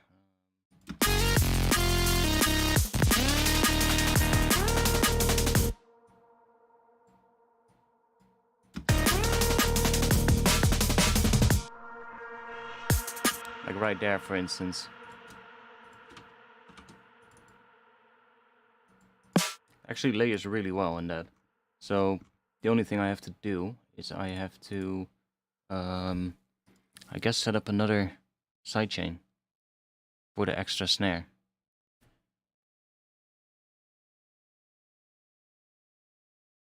Or can I have a better idea. What if we just group this one? Put an external instrument right here. And send that into the... Hey, cannot send it into the sidechain track of the snare because it has an input probably. We set this to auto. No. Okay, that's fine. And we'll just duplicate this one. And we'll just select the second snare track here. Just call it sidechain snare 1 and snare 2. And then we'll just call these snare 1 and 2 as well. So every time we'll have these ones, it automatically sends it to here. And then we just have to go through and add the sidechain for those. So we just go in here, copy the sidechain for the snare, just choose snare 2 there, so it's going to be on the saws, and then on the breaks as well, so it's right here. So we'll just copy this one, snare 2, and then we'll do it on this one as well.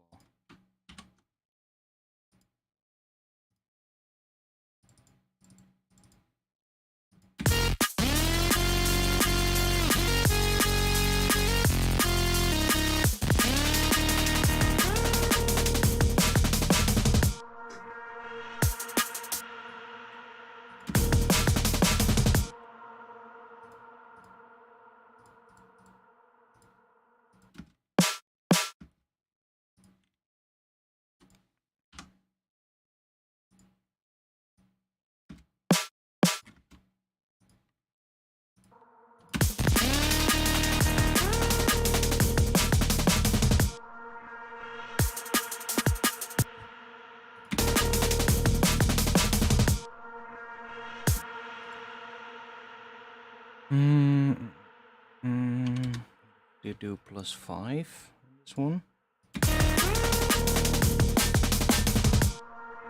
I like the lower one more.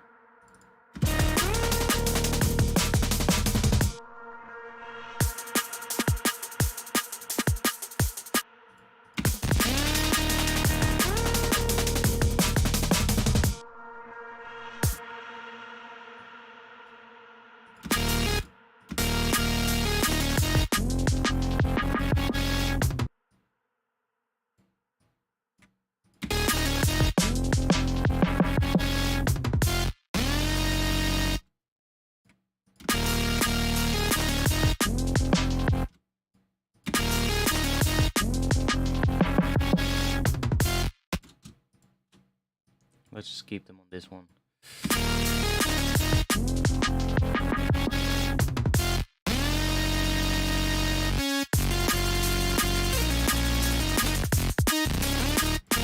Now we can try out a couple of different ones. We have this rack anyway, so if we just duplicate this one, we can just chuck a new one in and see which one fits better.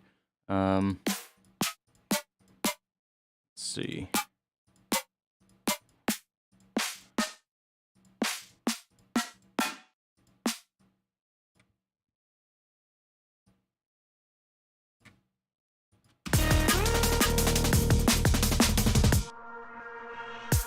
Might even fit better.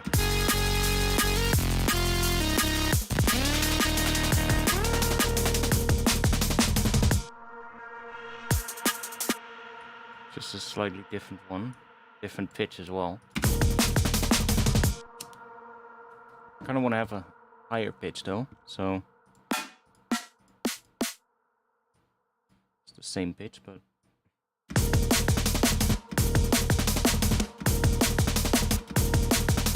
slightly different tone.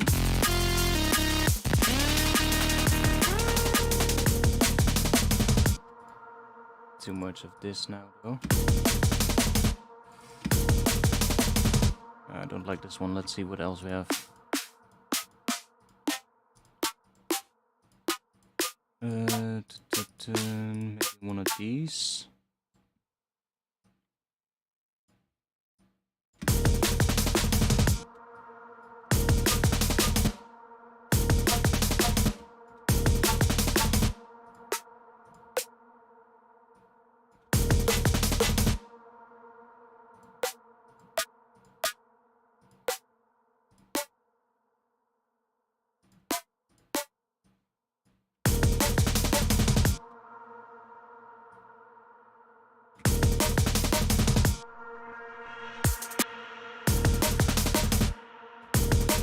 Okay, so in this section it's playing D sharp.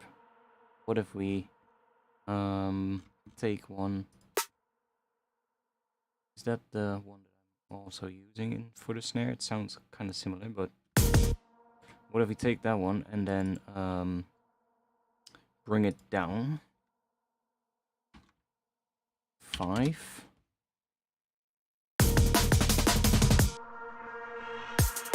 Then it's D sharp.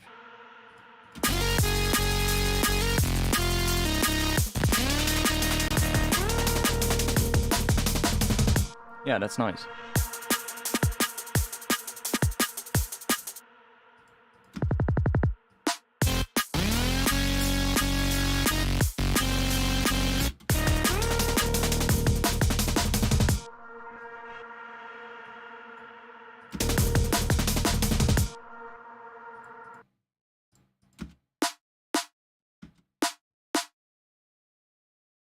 That's nice. I just wish it was longer. What if we take... What if we take that one? Which is D, so I'm gonna push this one up 1 semitone. And then use this one in combination with this one. We'll just do fade in here.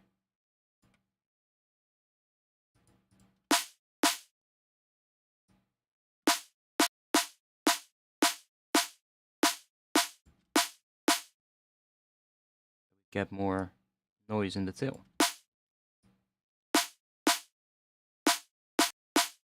It's just a bit longer.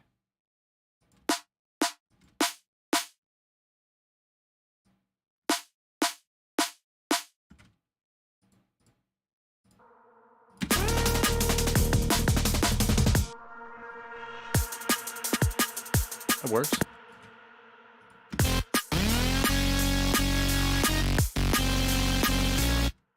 Now we also still have that that shaper box.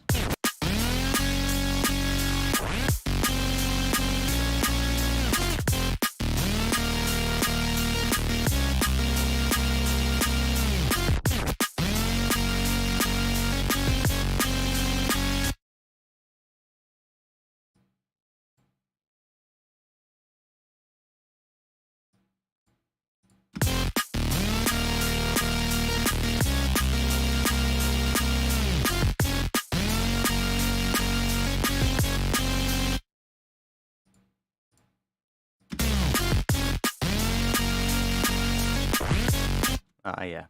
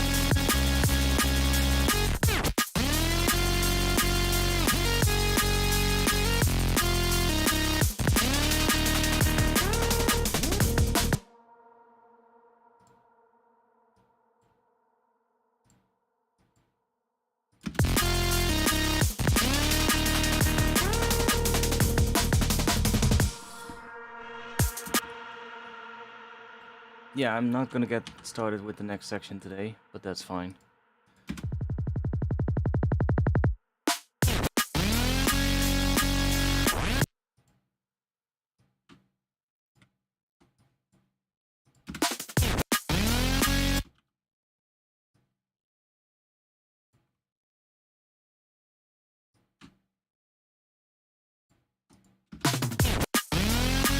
It's definitely gonna have a little fill at the start here, leading into the drop, that's for sure. That's gonna work really well.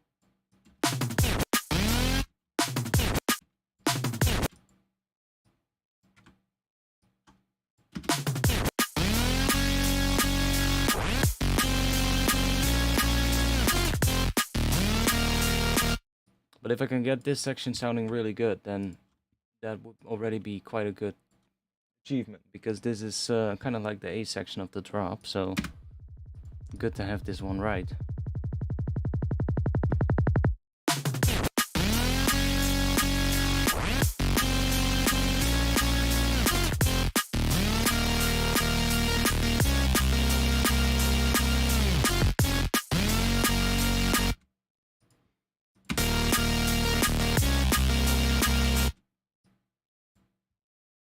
I have an idea here.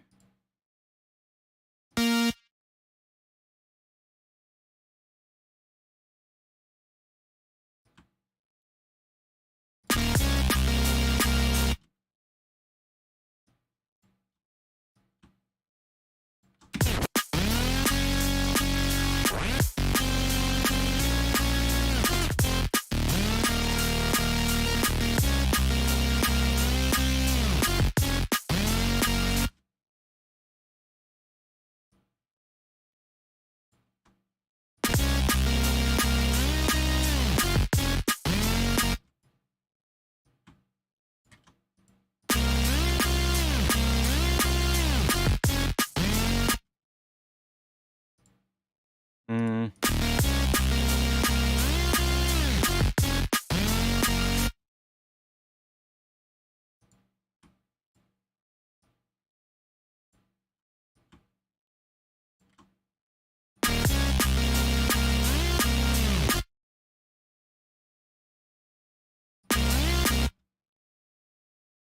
Mm.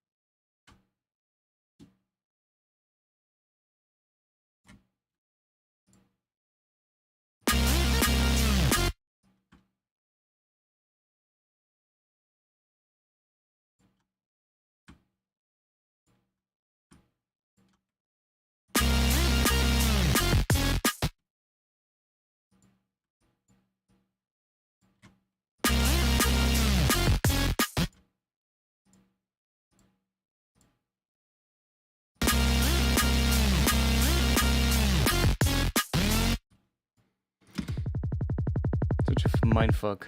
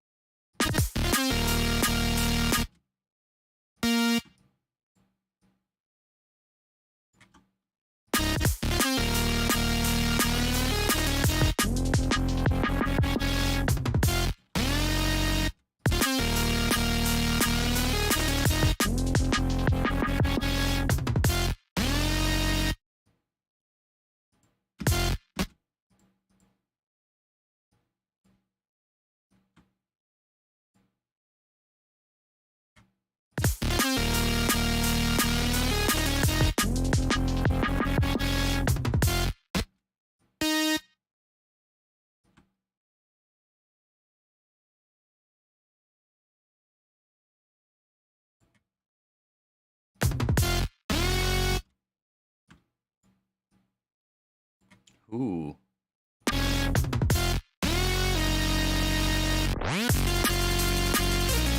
Oh yeah, that could be really fun. Do it.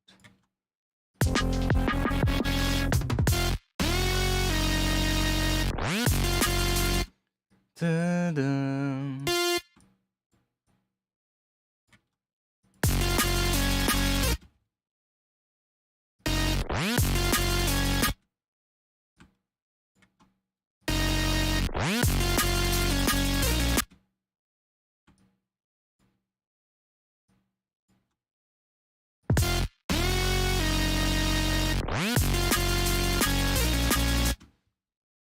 Yeah, we can do that.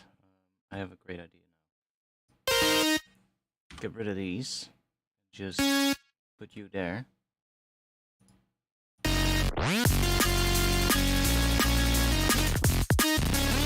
And we get that. That's really good. So we don't even need to do this pitch bend. What we're going to do is we're literally just going to do that. And then we're going to start you.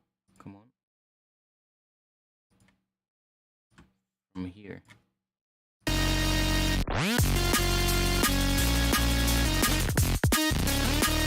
And then we can try doing that.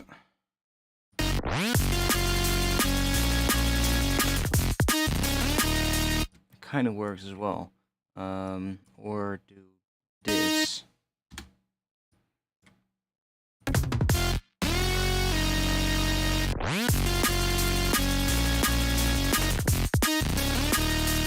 But it kind of sounds nice if we just leave it on C sharp, because we get that note right there anyway, so.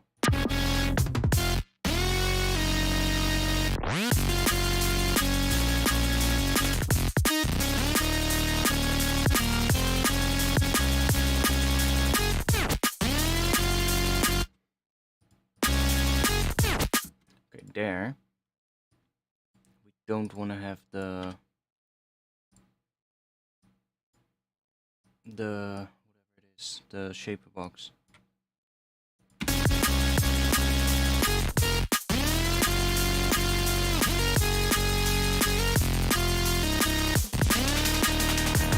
Because we want to hear that high note come in. And we could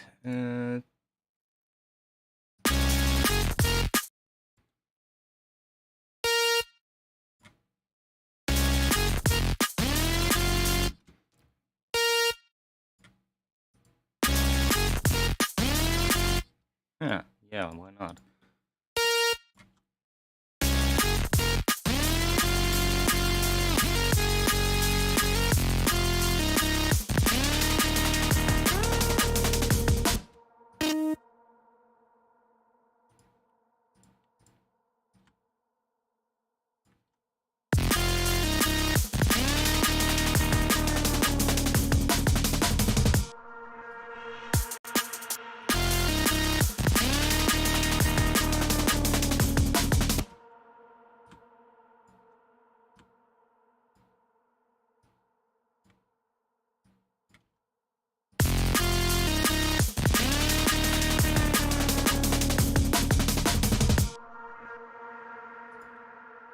Yeah, that might be nice.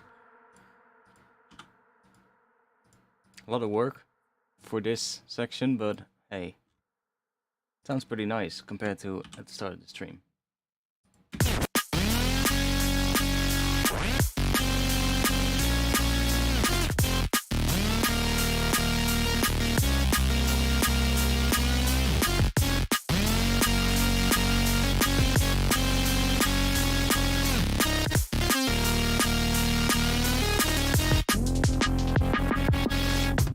Oh yeah, we need the sub as well, so we can now get rid of these top notes. And now we have the sub back as well. Which, I mean, there is already a lot of sub, but this just emphasizes the sub, basically. It's just a little quiet sub layer, which stacks perfectly on top of the other one, in terms of the phase. So there's no phase cancelling between the two.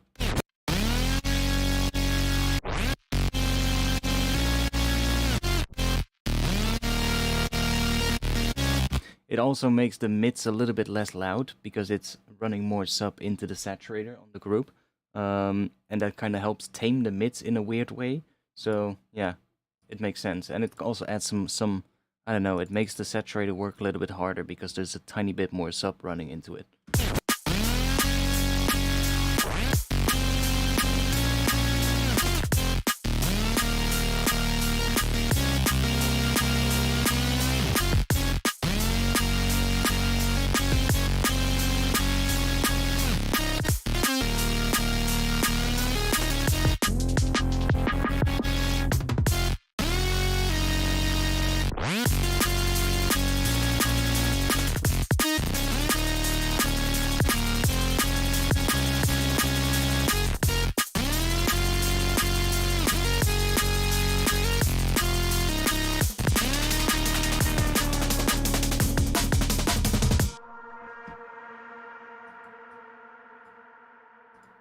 Now I want to have some extra bass things come in every now and then as well, like weird little edits. Let's see if I have something. Maybe my old folders, bass.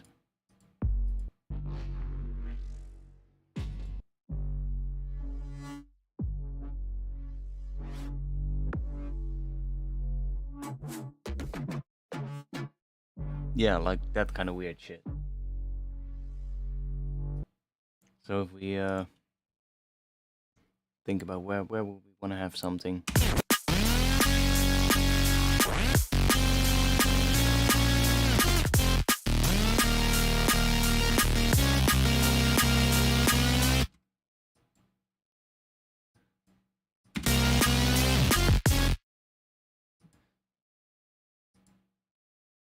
So I'm thinking what happens if we do it right here.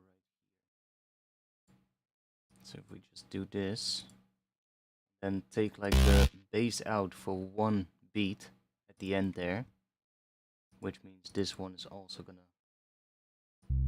go there. That is hitting C,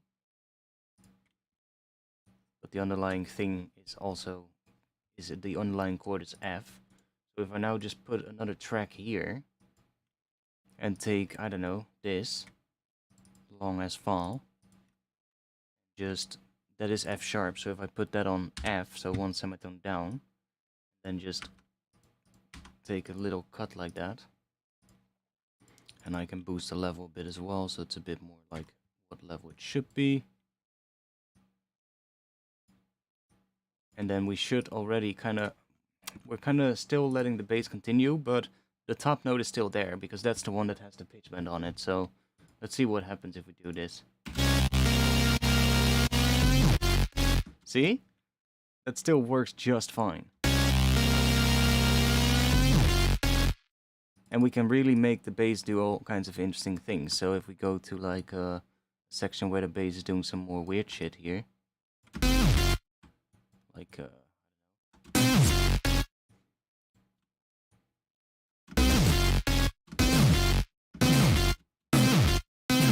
it's all about finding a good sounding bit now. These are mostly sub.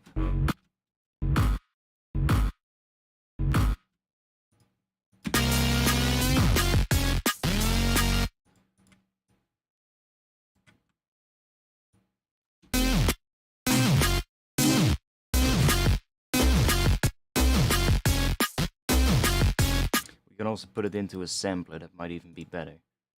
If we just put it into here, like a MIDI clip here. So I'm just gonna do this now. Turn this into a sampler, and we're just gonna set the endpoint to be all the way at the end here. And I'm gonna set the root note of this to F sharp. Yeah, to F sharp. F sharp 3 in this case, so then whatever we put in here is gonna have the right note.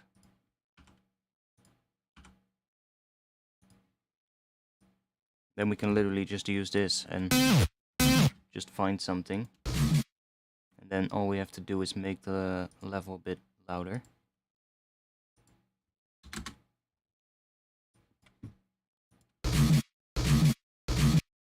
Then we can mess with it in here.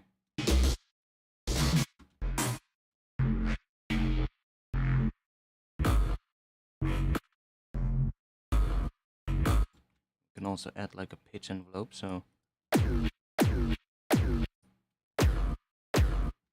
that we get like a weird thing like that. And then we can start finding we need to have a bit with good amount of sub though.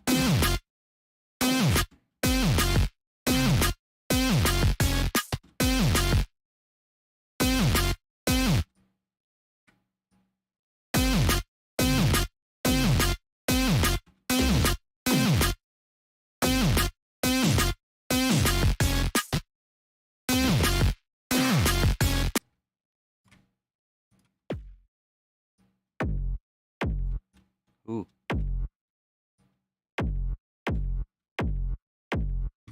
Let's also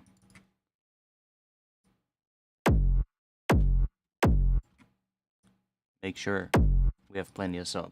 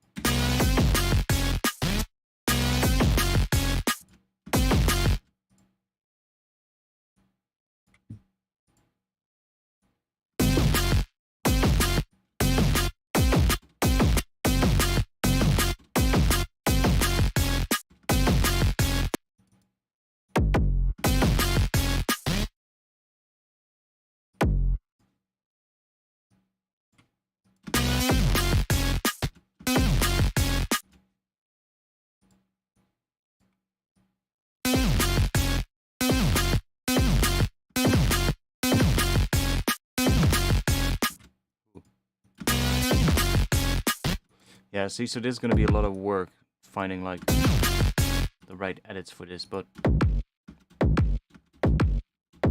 that's kind of nice.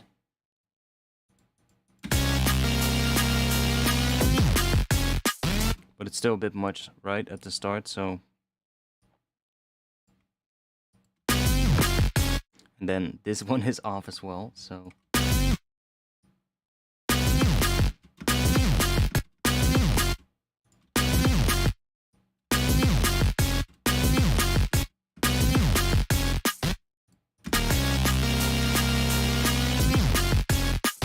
Yeah, it's gonna be a lot of work to find the right edits, but...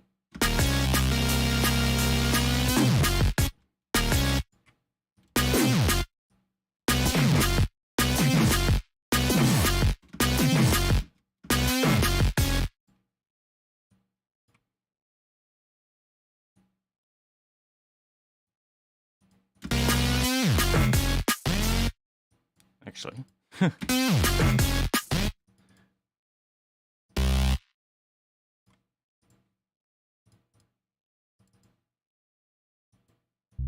can also layer something on top of it, of course.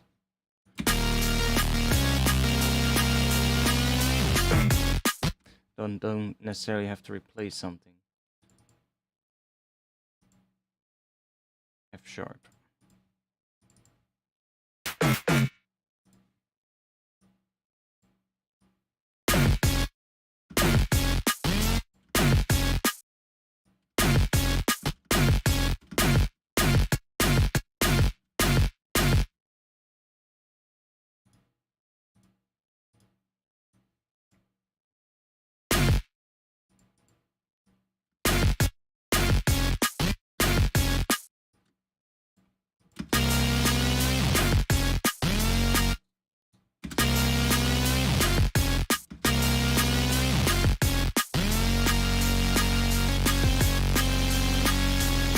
Yeah, anyways, I'm gonna stop streaming because it's 1:27 a.m. and it's Sunday. Well, it's Monday already. Thanks for being here. I did do quite a bit of stuff though, even though we didn't extend it that much. I did a lot of stuff on this section, and it sounds a lot more interesting now than it did at the start of the stream. So, I think this could be an interesting tune. I just need to figure out a good intro for it. That's the main thing. And figure out how we're going to build into this, and then I'll figure this out later.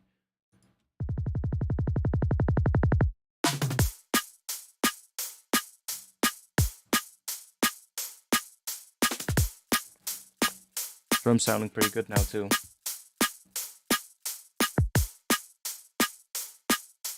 Still maybe could have some extra thing coming in the second half.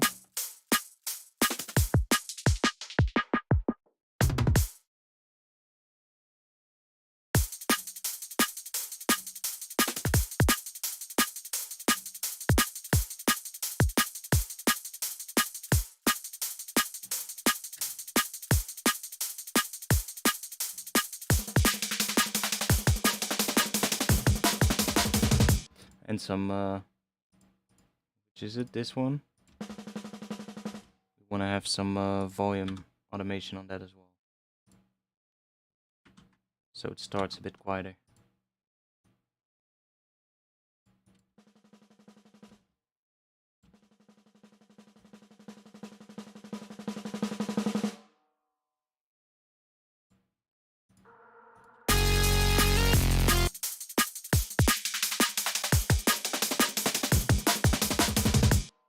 And the break is a bit much with the high pass, so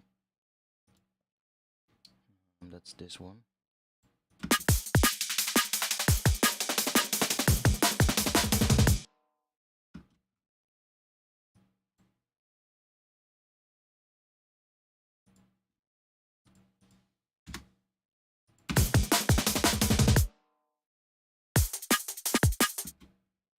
Yeah, cool. So, thanks for being here. This was a little bit of an extra stream anyway, but I'll be back on Friday. So Friday, 8:30 p.m. Amsterdam time, that's when I will be back. Check out what it is for your time zone. At that point, I might actually have a lot more to this tune, so if I feel like it, I might work on this one. And if not, we will do something else. We'll make something new or something different.